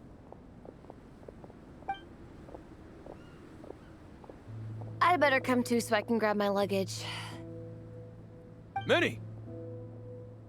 There you are, young lady. Mom, Dad, you actually came. What choice did we have? When were you planning on coming home? I thought this was supposed to only last a couple of days, but you've been gone for most of the week. I never said a couple of days. I said several days. You did. I remember that. But we also agreed that she'd be out during the days and come back home every night. Come on, it's time to go. Okay, I'll just let my friends know. Hey guys, I won't be staying in the camps tonight. See you tomorrow for training. I'm sorry. Tomorrow as well. This is all getting to be a bit too much, Minnie. You've been out here for days on end. Don't you think you've had your fun? Besides, you're not built for this cold weather. Remember that dreadful fever you had as a child? It took the better part of a week to clear up. Your mother and I worried ourselves half to death about you. What? Hello, sir.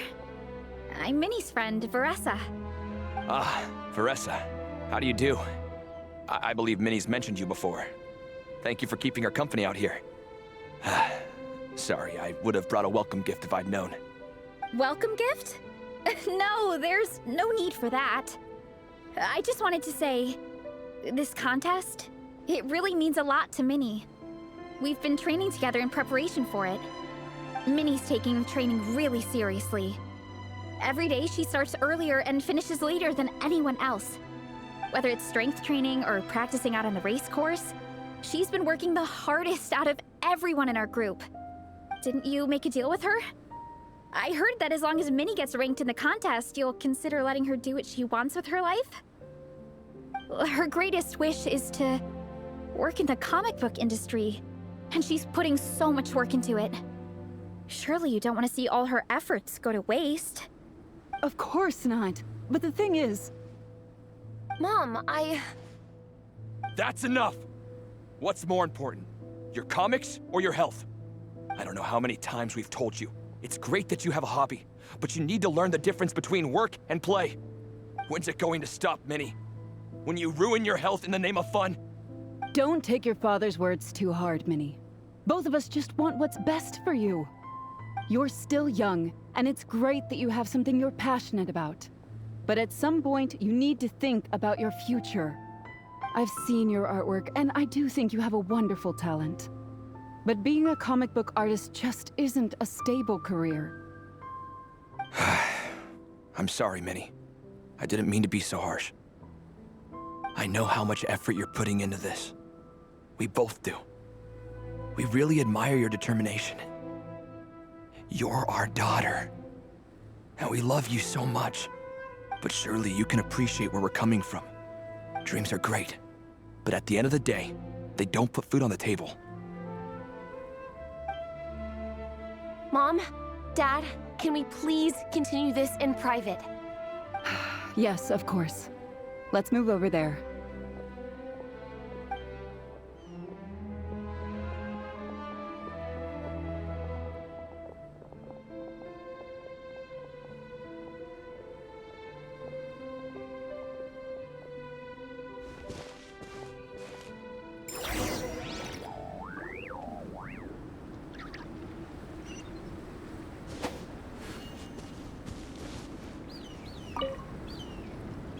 Oh, things got pretty intense with Minnie's parents there.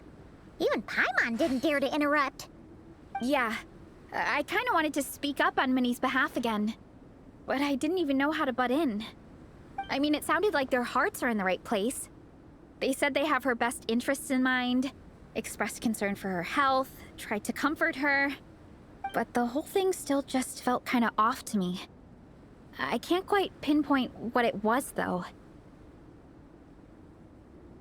I mean, whether I'm training, eating, or heading to bed for a nap, they're all smiles. But Minnie's parents, neither of them were smiling when they spoke to her just now.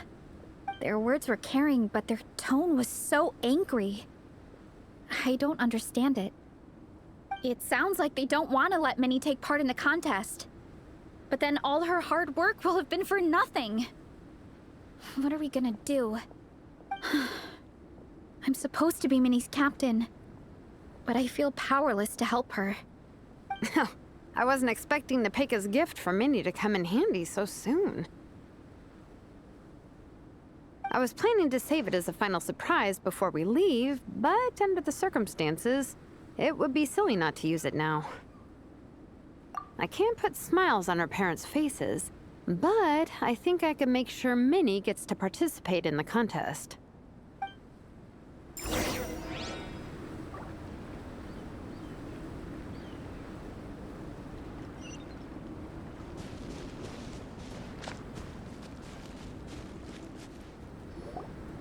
That's not true. I promise I would never. Well, in that case, we can discuss this more back home. Sorry to interrupt, but there's something I'd like to discuss with the two of you. You must be Vice Captain Shilonen. Minnie's mentioned you before. Is something the matter? If it's about the competition, don't worry. We'll let Minnie take part. But as we've just informed her, this will be her last time. We don't want her wasting any more time on worthless pursuits. Gotcha. Look, I don't mean to interfere with your family business, but Minnie's a part of our team. I have to make sure everyone's in the right frame of mind to compete. And I can't help but feel that her conversation with you was a little demotivating. I'm concerned it's going to impact her performance on race day. I also don't think you're really validating her efforts when you brand something your daughter is passionate about as wasting time. Like I said, not trying to intrude on your family business or anything, but I thought you should know that a student of mine back home simply adores Minnie's artwork. She's not here to speak for herself, but as her teacher, I felt like I should pass along the message. I agree that Minnie has artistic talent, but I stand by what I said earlier. Hobbies are hobbies. Work is work. A couple of fans isn't going to get you anywhere in life. Yeah, about that. Take a look at this letter.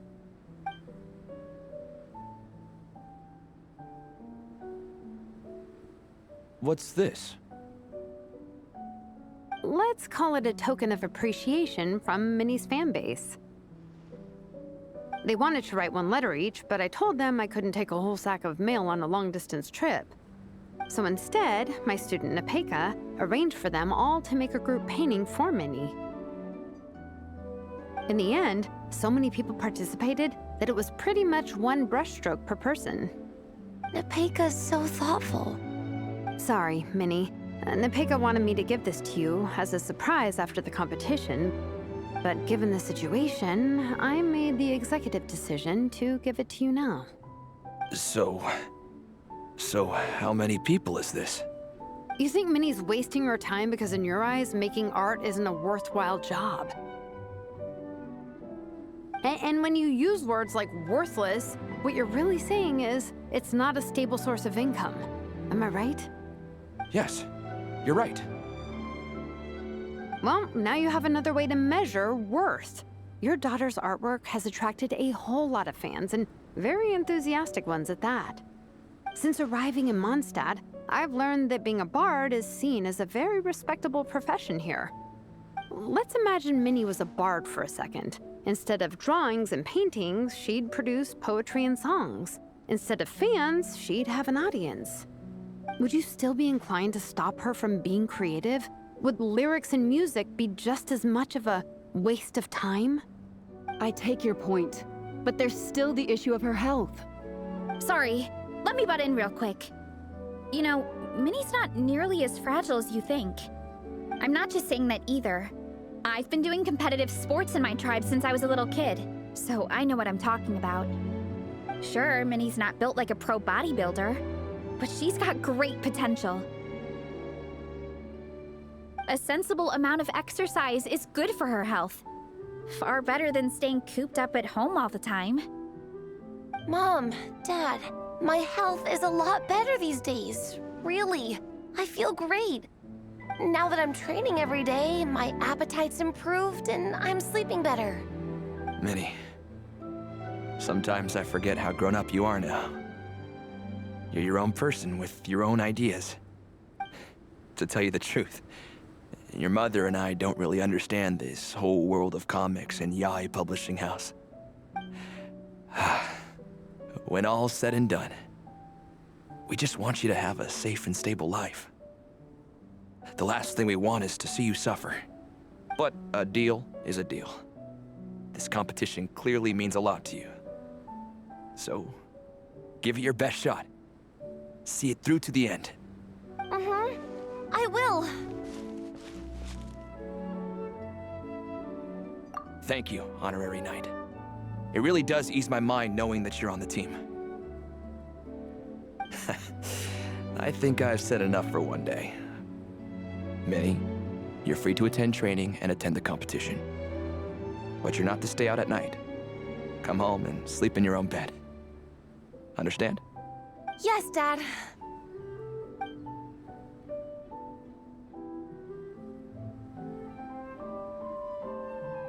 Whew. At least we got there in the end.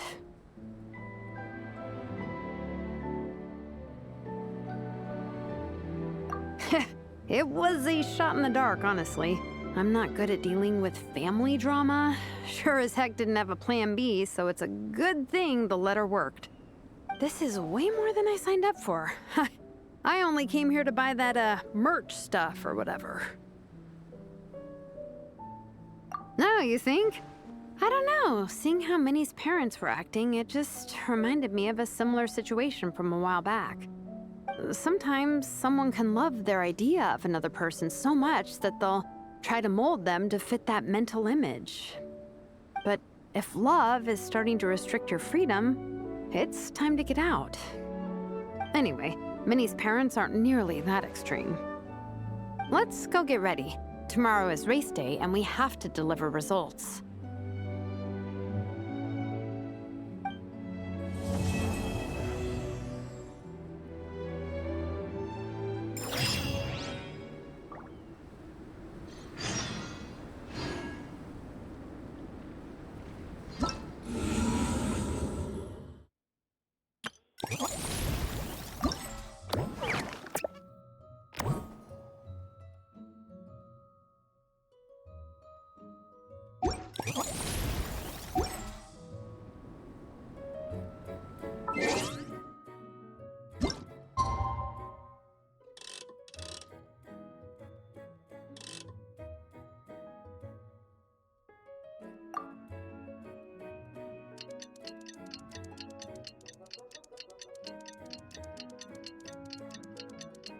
The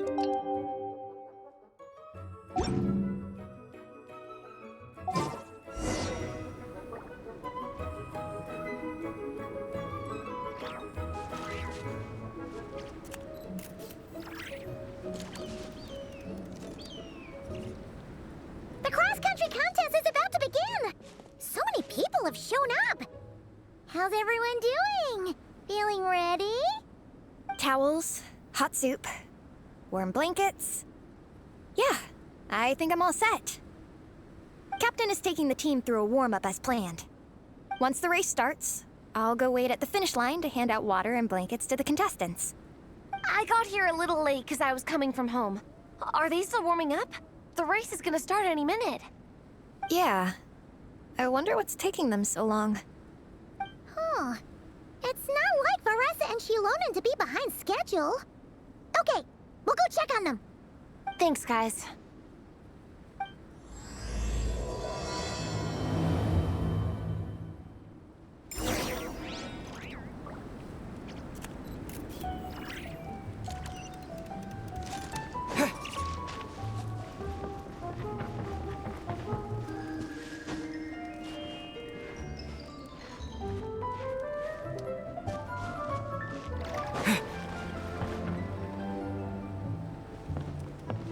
Hey! They finally emerged from the tent! Guys, what's wrong? You all look so serious. It's Gong. He's come down with the fever. I wish I'd acted sooner. I've been checking in with him constantly since he started sneezing. And he said he was fine, but still. I should have known better. He probably hoped he could tough it out until the end of the competition, but now it's broken into a full-blown fever. He doesn't even have the energy to get out of bed. We've been in touch with the organizing committee, and they're making sure he stays warm and takes his medication. They actually sent a medic to look after him, so he's in good hands. Well, that's good, but what about the race? You're one team member short, and it's about to kick off any minute. Yeah, what are we gonna do? This race is a huge deal for all of us. Minnie's parents are already waiting at the finish line. Our only hope now is... That was our first thought too. You've trained with us, so you know the course. Plus, you have a good level of fitness and plenty of outdoor experience. I don't feel great about roping you in at the last minute, though. There's nothing worse than someone dumping an urgent job on you when you least expect it, and making you feel like you can't turn it down. We'd love to have you on the team, but only if you're willing.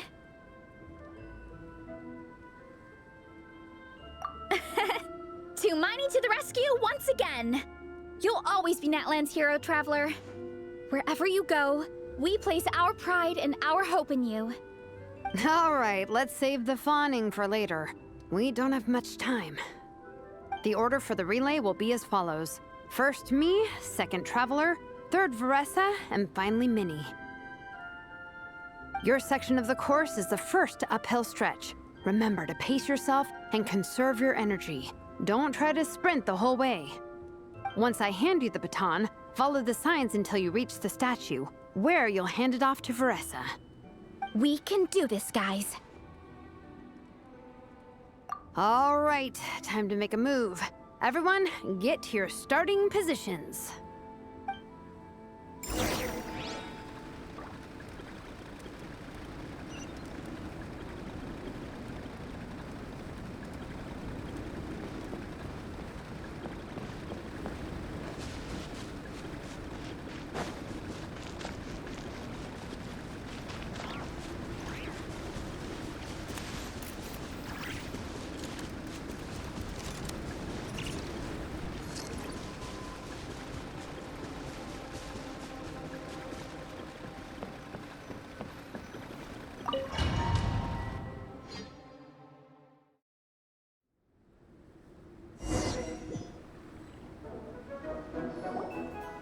Contestants, spectators, welcome to the Dragonspine International Cross Country Challenge.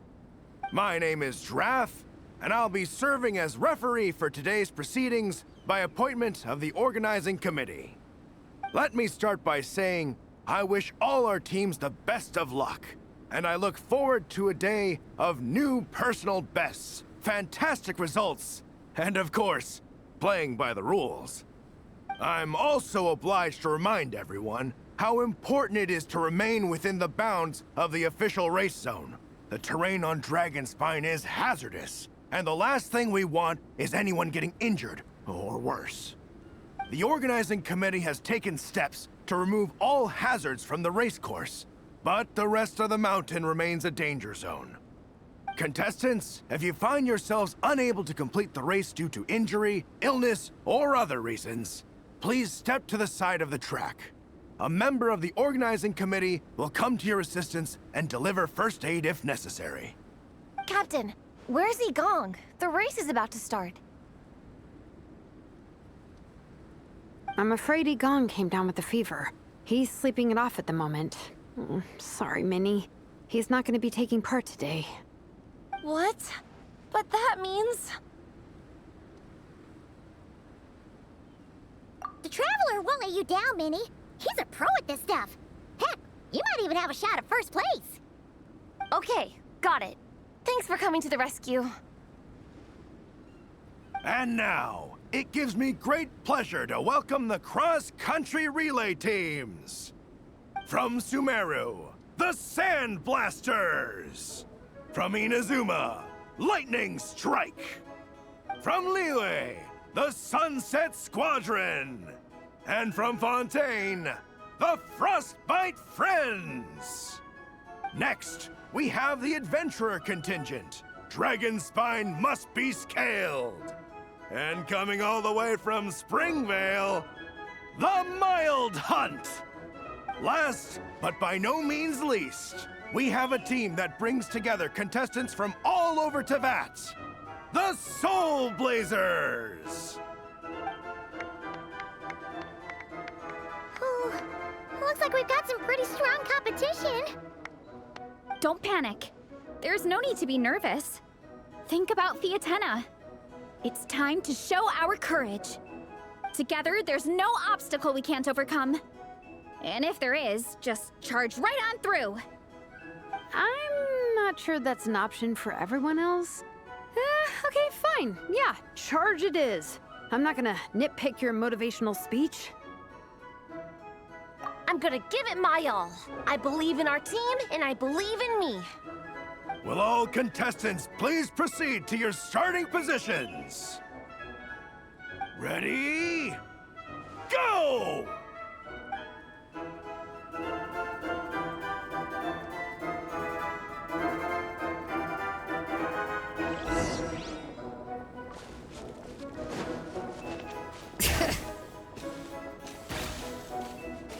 You can do it! Oh, yikes. It's even colder today. Just my luck. Boost your stamina here!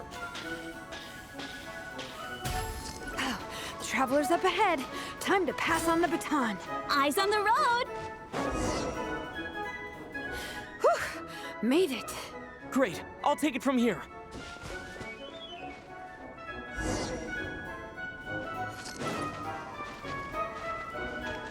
My section is uphill all the way. I gotta remember to pace myself.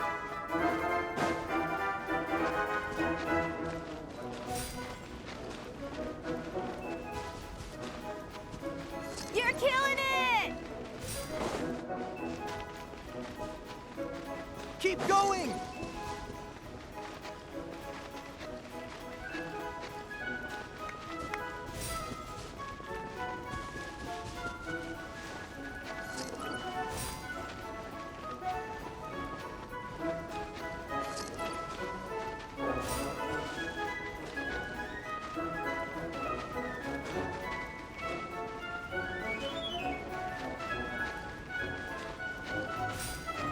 There's the statue! Varesa's waiting. Come on. Almost there! Varesa! I did it! Thanks. My time to shine. No time for a detour. Just gonna jump on down through the gap.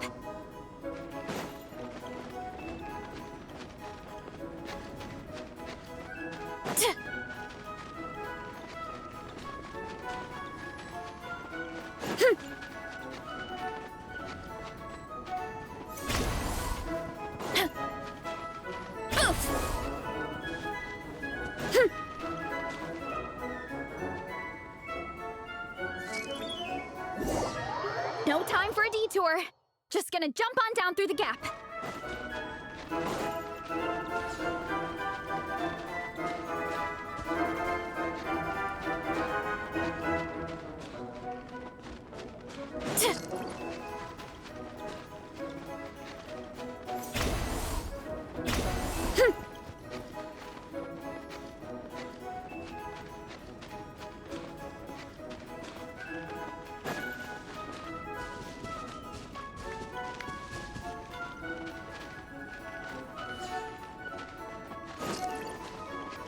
It's the downhill stretch.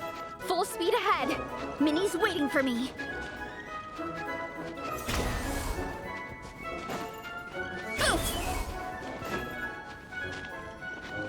Yeah! Speed Demon! Minnie, you take it from here. I'll be right behind you. All right, here goes nothing.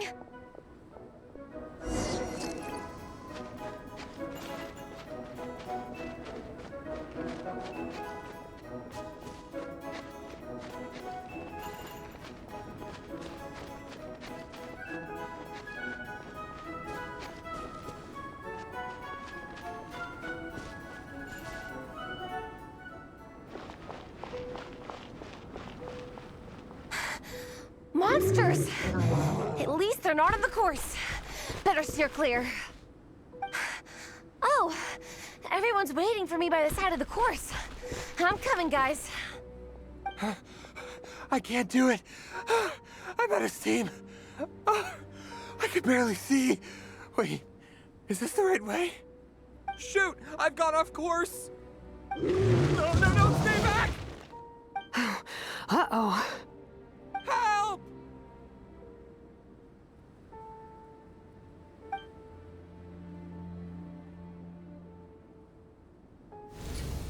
It's fine.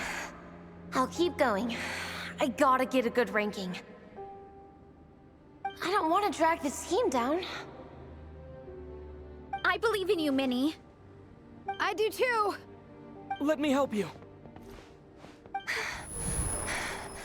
I know I should keep going, but I'm sorry.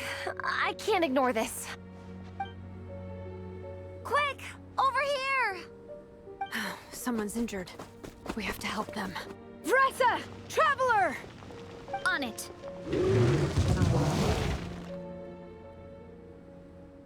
Minnie, get the injured person to the finish line. We'll handle the rest. What happened? Someone got injured? Amber, we've got a situation. Roger that. On it! Let's chase this menace out of here. Traveler, together!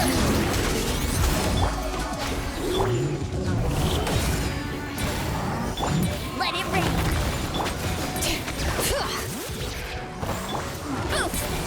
One fell swoop. Hi.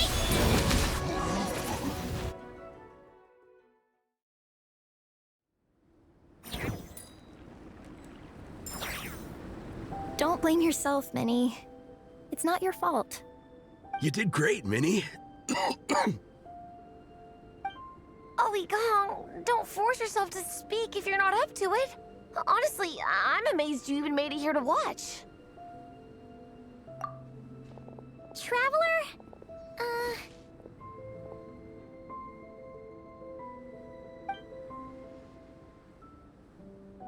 It's okay. I'll explain. I'm really sorry, Honorary Knight, but by the time I got that wounded guy to the finish line, all the other teams had finished the race. The staff have taken him to get checked out, so I think he'll be okay. But we didn't get the results we wanted. I'm sorry. You guys were leading the whole way, and I went and let the team down. Oh, Minnie. When I first saw that guy in trouble, I hesitated for a moment. Everyone's worked so hard to get here. If I hadn't gone back to help him, we would have actually gotten a decent ranking. Amber and the emergency staff were nearby, and you guys weren't far away either. It's not like he would have been in life-threatening danger if I'd carried on. But I just couldn't tear myself away. It's okay, Minnie. We understand. How could any of us turn a blind eye to a person in need? Wherever the Soul Blazer treads, help is always at hand. Wait, where's that line from?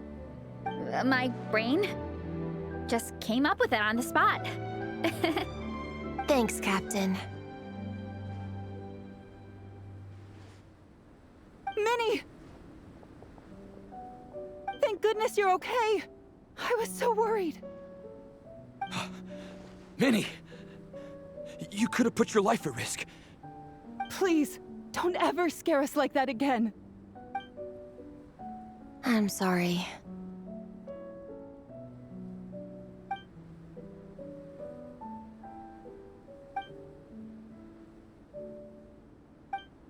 Minnie, are you all right? Are you hurt at all? Oh, hi, Ref. No, I'm not hurt. I'm all good. It's you. Hello. I'm Kenzo from Team Lightning Strike. Because of your help, I escaped with no major injuries. I can't thank you enough. Team Lightning Strike has had a discussion with the organizing committee. Minnie's actions in helping her fellow contestant are commendable. The organizing committee are all in agreement that were it not for this incident, Team Soul Blazers would have ranked much higher in the race. As things stand, Team Soul Blazers did not rank highly enough to receive medals. However, we believe that you still deserve recognition for your performance. Therefore, in addition to the medals for winners and runners-up, the organizing committee has decided to issue a special honorary medal to your team, recognizing your commitment to putting lives first. Thank you, Mr. Draff. Mom, Dad, I know what you're gonna say. A deal's a deal. I won't fight it. Very well. Then we'll stick to what we all agreed. From now on, Minnie, as long as you promise to be careful, you are free to go traveling abroad. What? But Dad, I thought... You achieved what you set out to do. You got ranked in the competition. Maybe it wasn't the ranking you hoped for, but it's enough for me. And for me. Look, you even have a medal to prove it. You know, maybe we should turn this into a family vacation. Yes, let's all go and visit Yae Publishing House together. After hearing so much about your favorite comic books, I'd love to find out if they have anything suitable for older folks like me and your mother. Amazing! Hey, Minnie, this is a great start. You have no idea how happy this makes me. This is a moment to remember. I think it calls for a photograph. Good call. All right, group photo. Oh, let's pose like Fiatena and Mawika. From Volume 2, where they go into battle together for the first time.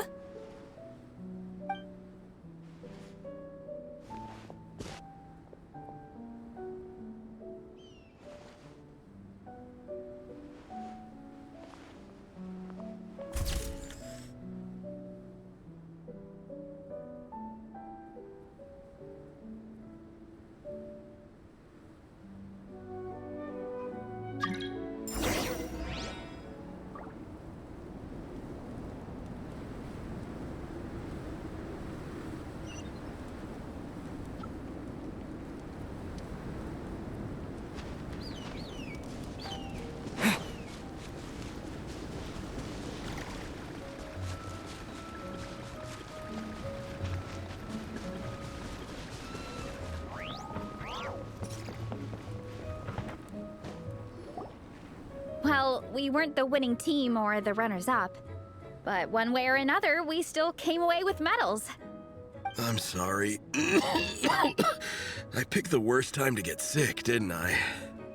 Don't even think about that, Igong. Just focus on getting better. It's a shame we didn't all get to compete together. But at least we got a group photo. If anyone has regrets, I say we come back next time and go for gold. I'll be back. Take it easy, Igong. Next time, you can start by not getting ill. Captain, I think I'll join you for training next time just in case. That way, I can fill in if someone has to drop out at the last minute. It's decided then. The Soul Blazers will return for the next cross-country challenge. It's a deal.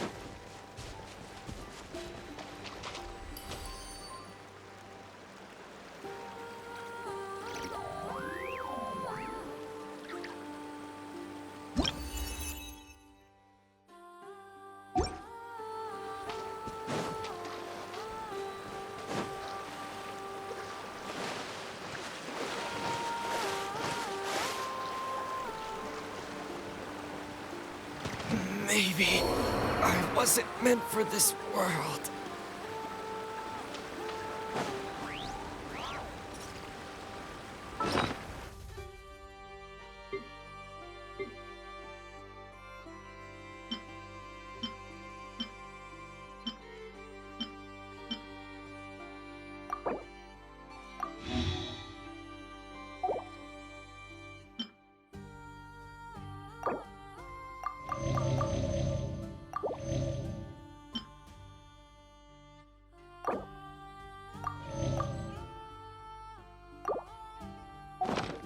You should really bring the Knights of Favor.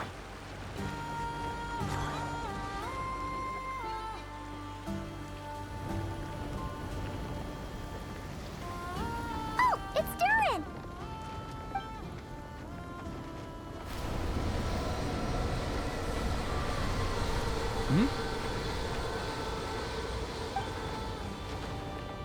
Traveler in Paimon? I'm sorry. I hope I didn't scare you.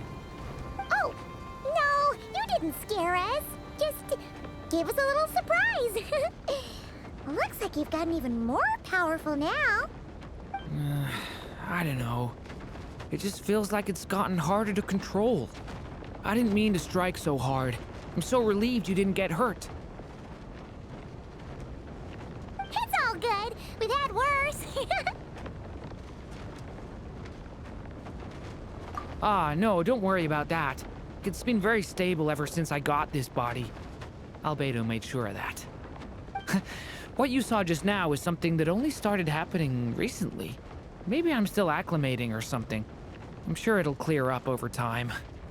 Anyway, what brings you here? Did you need something? Well...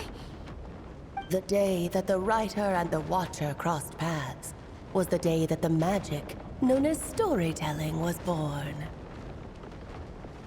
So, she asked us to come. Miss Alice? Oh, you too? I guess I really do need to work on my impression. Well, never mind that. It's been too long, Minnie Durin. And please, that's Aunt Alice to you. I have brought you and the Traveler together here for a very important purpose. It has to do with your mom. My mom? Indeed, fairy tale author extraordinaire, Anya Marie Andersdottir. See, I knew this would be right up your alley. Now then, if you'll open the book, I will begin narrating.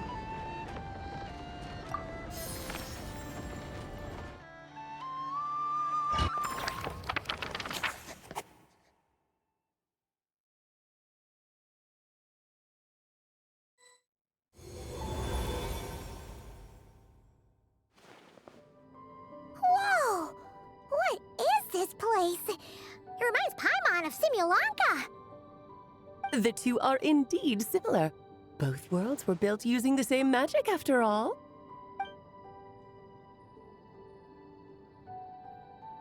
Aha! So it is Alice! Hello, Aunt Alice? Oh, no need to be shy. Just think of me as one of your mother's dearest friends. You keep talking about stories and magic. What's this all about? Simulanka 2.0 or something? Certainly not. Simulanka was a peerless masterpiece. Without the original author, it would be impossible to create a sequel, even for me. But you are right about one thing. Just like last time, I want to show you a work of magic that has to do with storytelling. What's this? This is your mother's dying wish. My mother's dying wish was a book? Let me answer that with a question. What do you suppose would be a writer's greatest regret? Have you ever read a book called The Little Witch and the Undying Fire? Oh, that's because it was the work of more than one person. It began as a little game at our tea parties. Each of us took turns writing the next part of the story. I wrote the first volume, then the other mages took their turns. Em was tasked with writing the final volume and tying everything up. But by the time everyone had finished writing their parts, Em had passed away. Oh, it was a terrible shame. A true tragedy. And that is the answer to my question. A writer's greatest regret is to leave a story unfinished. But all is not lost. I couldn't stand the doom and gloom of it all, so I went ahead and wrote an ending myself on her behalf. Then what's this book? This is the answer your mother gave to the same question. In her eyes, this was her greatest regret. She made me promise that I would bring it to you, because she believed the only person who could resolve this regret is you. So my mother's greatest regret is another unfinished story? You could say that. And I guess resolving the regret means finishing the story? That's one way to put it. Oh, is a straight answer too much to ask for? Her answer was quite the opposite of what I'd expected. But oh, how touching it was. I'd love to tell you what she said, I really would. But that would spoil the plot, and we can't have that. Spoilers ruin everything. Oh. Just think of this task as giving a story a much-needed ending. All I ask is that you do your best. I understand. But I only just started learning human script, and I don't have any writing experience at all. Relax. Why else do you think your dear aunt went and found you two such wonderful helpers? With their experience, you'll have so many story ideas you won't know what to do with them. So don't be shy to ask lots of questions. Yeah. If it's to help Durin fulfill his mother's dying wish, then we're in. Aunt Alice, could I ask, what kind of story was my mother hoping to write? I had a feeling this might come up, but that answer isn't mine to give. You'll have to find it yourself, here inside this book. Don't worry. We'll help you come up with loads of ideas. Yeah, let's find a nice spot where we can settle in and read through this thing. We could even get some snacks, too. Oh, the actual process might not be quite the walk in the park you're imagining, Paimon. Why's that? Because when Em created this book, she borrowed my magic. In other words, it's not a book you can just pick up and read. It's a magical book. Its chapters are scattered through memories of the past. Gather them all, and the book will show you its secrets. So, where are we supposed to find these memories? M left a trail of clues for each unfinished chapter. Follow the hints, and you'll find them. Oh, and when it comes to adding to the story yourselves, you'll need to use this. And this is? This, my dear little Paimon, is the ink M left behind. Infused with a little of my own magic, of course. If you're planning on writing something inside the book, you'll need it. It's extremely precious, so be sure to use it sparingly. This is all that's left. So we need to search for the memories and keep an eye on how much ink we're using. It just had to be a wild goose chase, didn't it? Perhaps it's just another form of storytelling. M was ever so creative when it came to things like that. Just think of it as a little challenge your mom left behind. Who knows? There could even be a mysterious prize at the end of it all.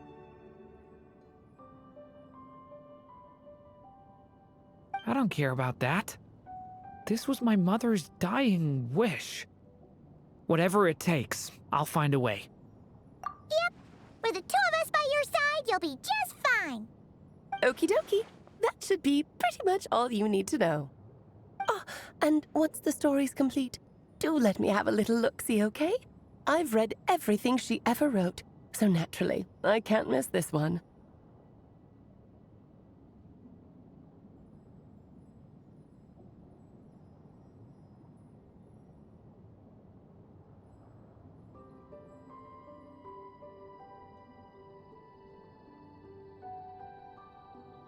Yeah! Most of the time, you're pretty hard to pin down. Don't worry, I'll know when you're finished. Just wait for me to reach out. All right, off you go. I can't wait to hear how the story ends.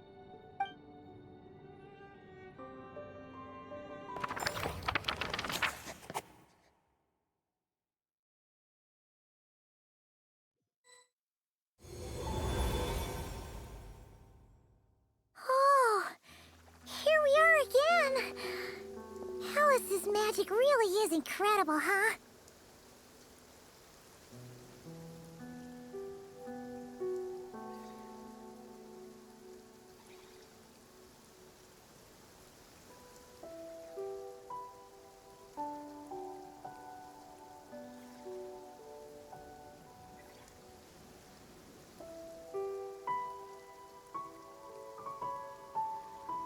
Right. Alice mentioned we should be on the lookout for clues.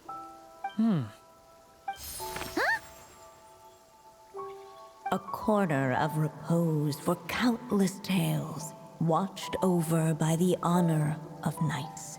A place for stories to sleep, perchance to dream of ancient cities and the epics of ages past. There, a witch once spent a sleepless night, and all to bring forth a story yet untold. Find the place I speak of, for it is where the seeds of this story lie. Was that a riddle?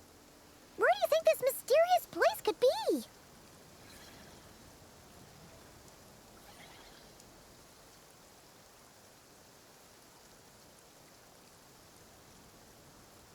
Hey, you might actually be onto something. Guess that means we need to head back to Mondstadt? I had a feeling that's where we would be headed. After all, it's where my mother was from, and I bet it's where she wrote this story, too.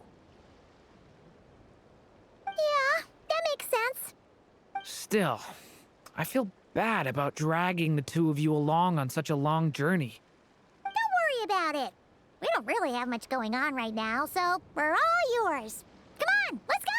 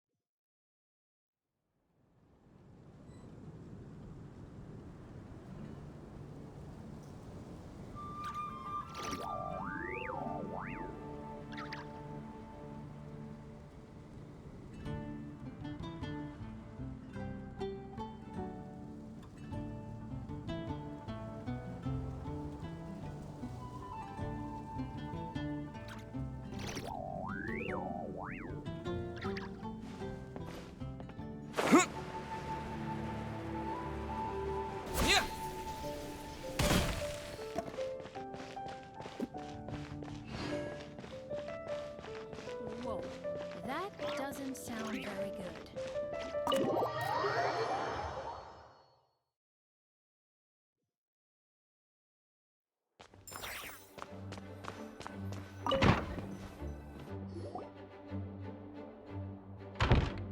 Back in the Mondstadt Library, huh? Talk about a trip down memory lane.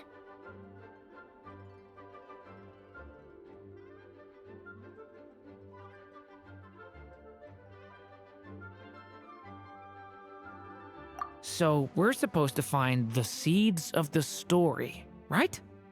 What do you think that means? Well, we're in a library, so it's gotta be books, right? But seriously, there's so many here. How are we supposed to know which ones we need? Making a racket in a library? You should know better than that. Lisa! Oh, sorry about that. Now, who do we have here? Ah, my golden-haired cutie. And my little horn cutie, too. Sorry, Miss Lisa. I know you taught me to be quiet in the library, but Paimon was just trying to help. Please don't be too hard on her. Well, it has been far too long since we saw each other, so I suppose I can let it slide just this once.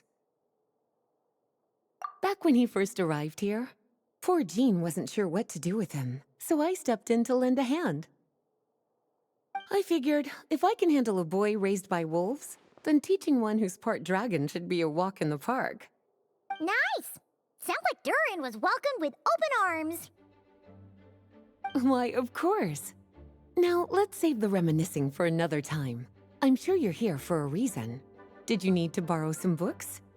It's kind of hard to explain. Maybe you could take a look at this. Oh?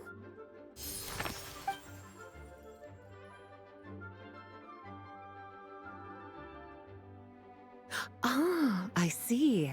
These so-called seeds of the story must be the books that inspired its creation. That's just how it is with stories. They grow out of the tales that came before them. And that mage, I can almost picture her here, hundreds of years ago, scribbling away at one of these very desks. But we don't know anything about this story. How are we supposed to figure out which books inspired it? As it happens, just before I found you here, I was looking into something rather peculiar. One of the knights reported seeing some books that weren't listed anywhere in our catalog. Stranger still, just as he went to reach out for them, the books vanished into thin air. And then, a while later, while he was browsing through other shelves, there they were again. Seriously? That particular knight knows this library inside and out. I'd be very surprised if he was seeing things. Something tells me these might just be the magical books you're after. According to the report, there are 3 of these books in total. I'll be relying on you to track them down, cuties.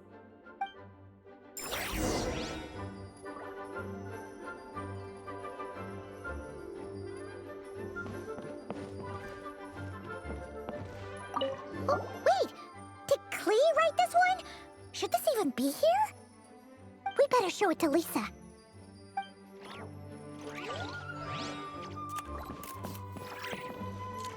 Kinda Kinda looks like a poetry collection. But why is part of the title missing? Let's see what Lisa makes of it.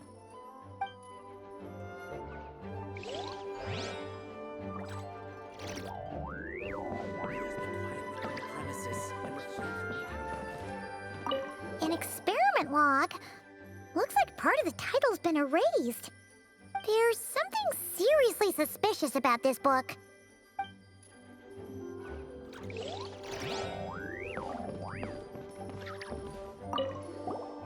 Second strongest spell in existence. Do not show Klee. Wait, there's actually a book like that right here in the Mondstadt library? That title's just gonna make people even more curious. Huh. There's definitely something fishy about this one.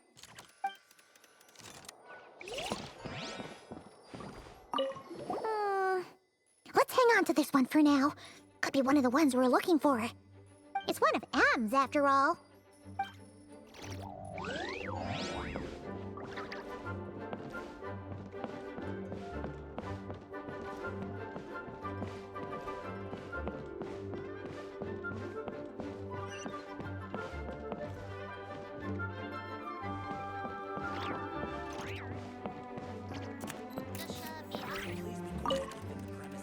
Well, did you manage to find them?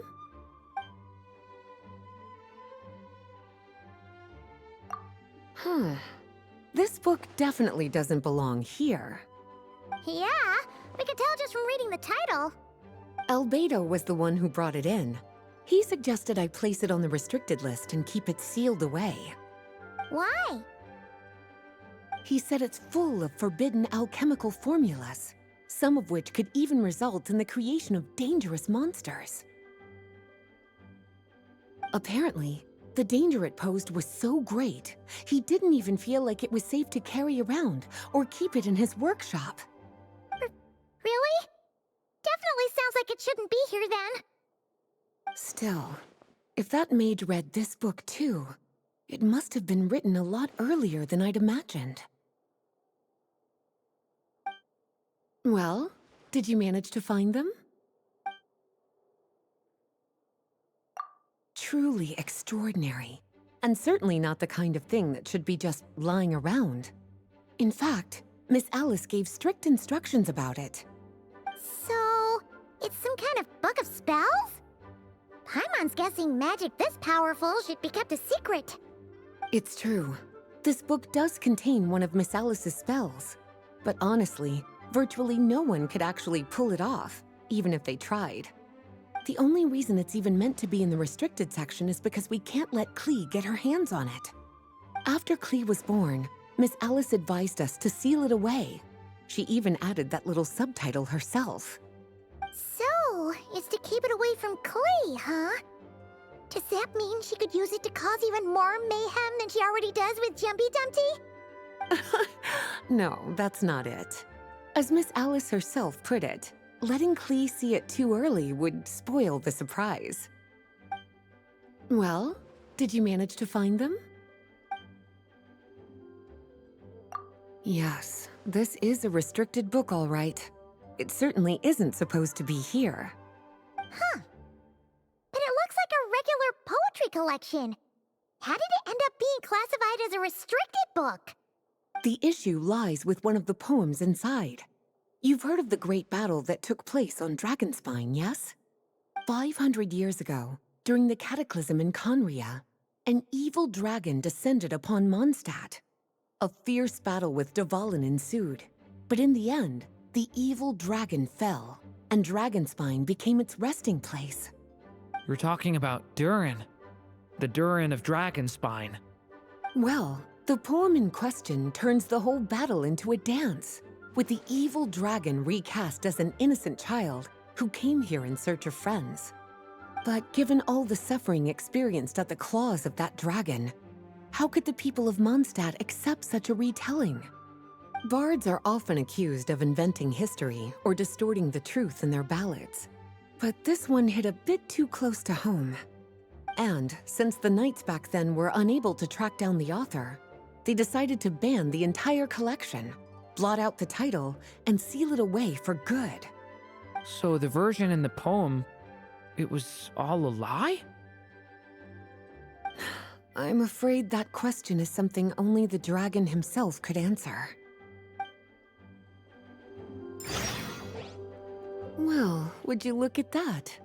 Seems like these are the little troublemakers you're after. And all three just so happen to be forbidden texts. What kind of story requires reference material like that, I wonder? Forbidden texts? You know, the first time you mentioned that the library had a restricted section, Paimon thought you were just trying to scare us. Are you saying it actually exists? Not really something you should be poking your little nose into, is it, cutie? Sorry. Seeing as it was Miss Alice who asked you to look for these books, I won't question the matter.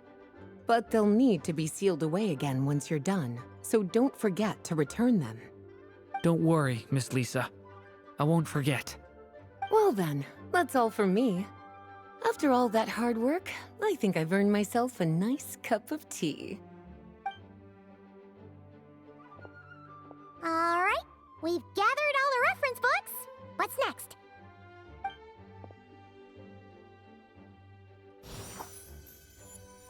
Wait, look!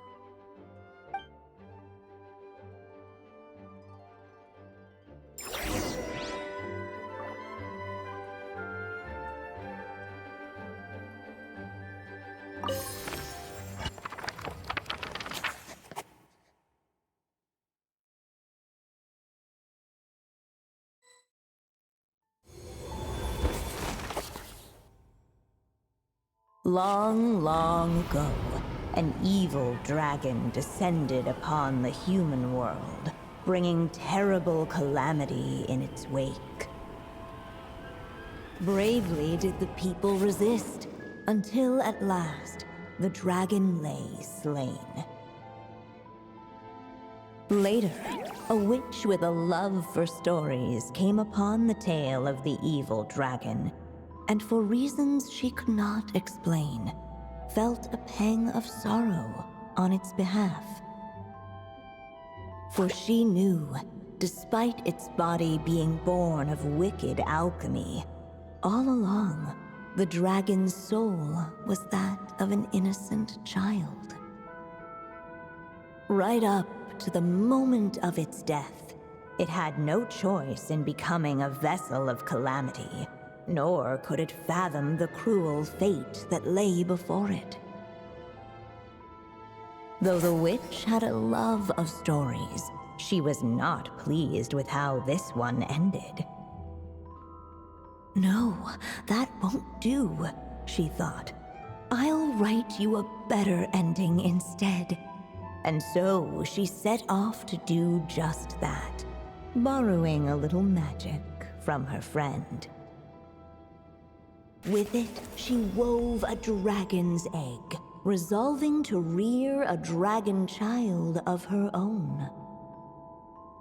Yet long in thought she lingered, wondering what kind of world her little dragon ought to behold upon waking.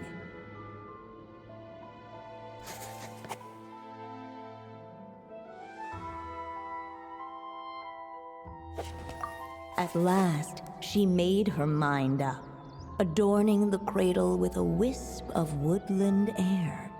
Then, she quietly waited for the egg to hatch.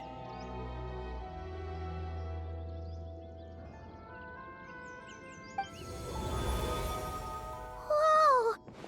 We're actually inside the story! This must be Aunt Alice's magic. Yeah. A story about me? Why don't we just see where the story takes us? All we know is the beginning at this point. Okay.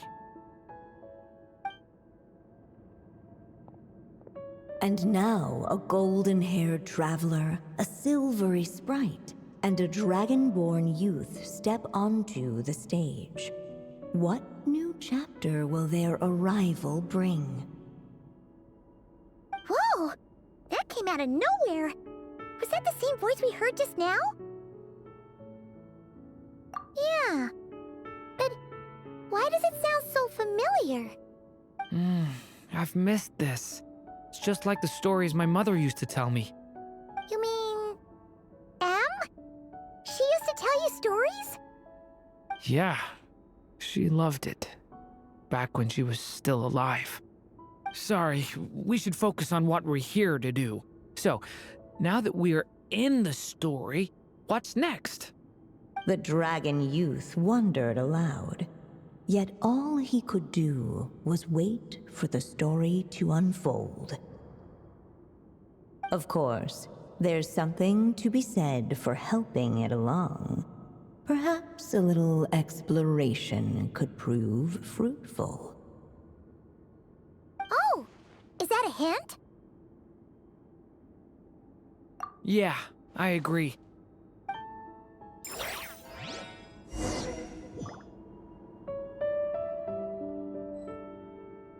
For a moment, the story crashers felt...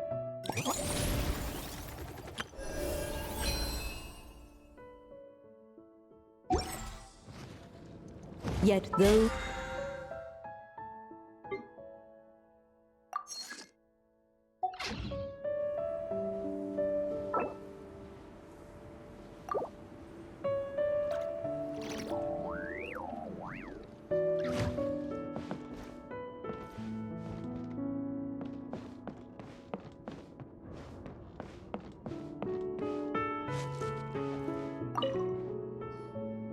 This must be the dragon egg, right? Looks like it's gonna hatch any moment now. So we've got a dragon egg about to hatch, a witch who loves stories, and that evil dragon we heard about at the beginning. Yep, it all adds up. This is my story, isn't it? Okay, so how are we supposed to help the story along? It feels like all we can do right now is wait. Apparently, it hadn't dawned on the group to look for a way to help the egg hatch faster. Oh, right!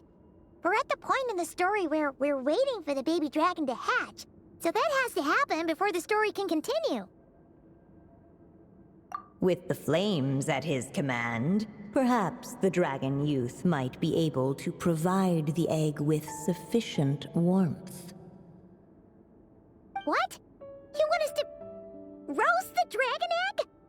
The silvery sprite's surprise betrayed her lack of reading, for in countless tales it is told that only by fire's embrace will a dragon's egg hatch swiftly. Huh, you kinda have a point there. Okay, I'll see what I can do.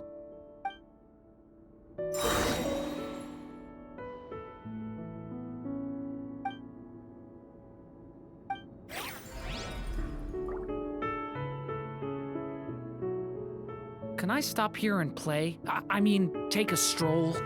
I won't go too far. Get back!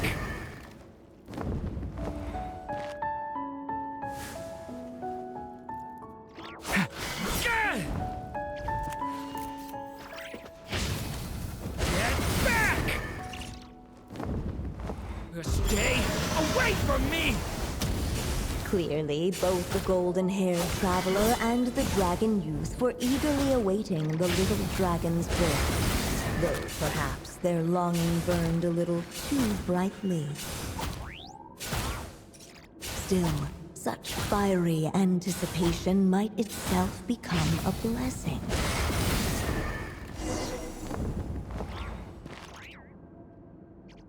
At last, under the witch's expectant gaze, the little dragon broke free from its shell.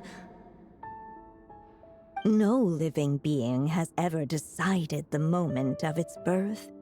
You were no exception, my child.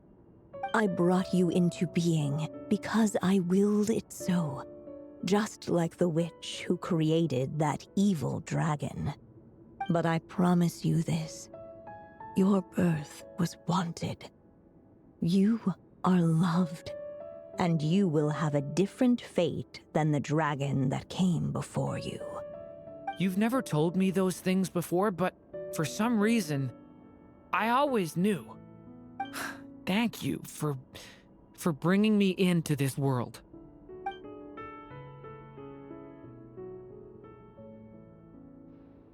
The waiting witch did not feel lonely, for she had 3 visitors by her side.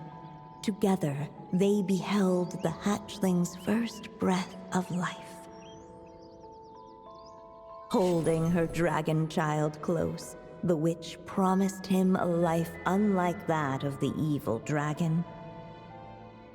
And so, nestled in his mother's warm embrace, did the little dragon's story begin.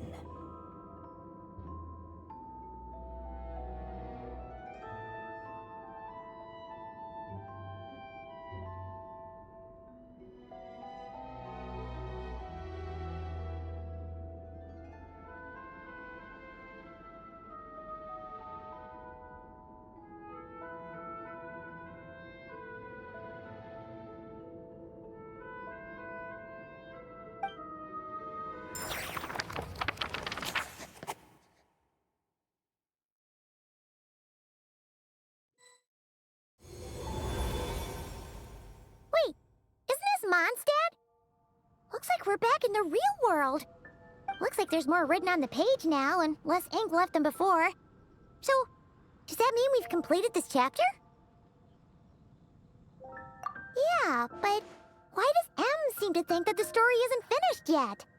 Durin broke free from the curse, came into this world with a new body, and even made a bunch of new friends. That already sounds like a happy ending to Paimon. True. Everything's always so mysterious with these mages. Guess all we can do is wait for more clues. Huh.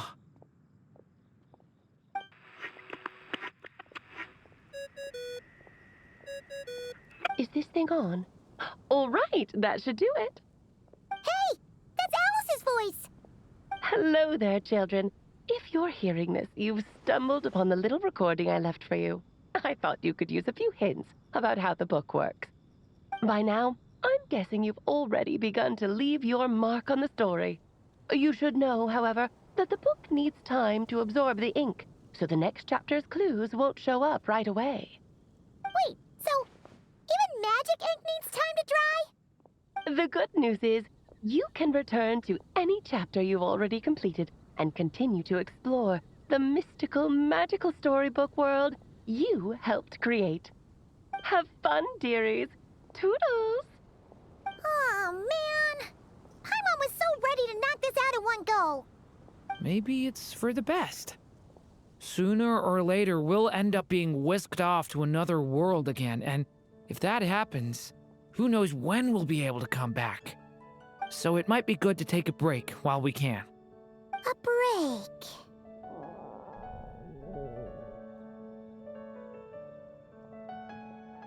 Yeah! Paimon has a sudden craving for the Good Hunter's sticky honey roast. And we happen to be in Mondstadt, so...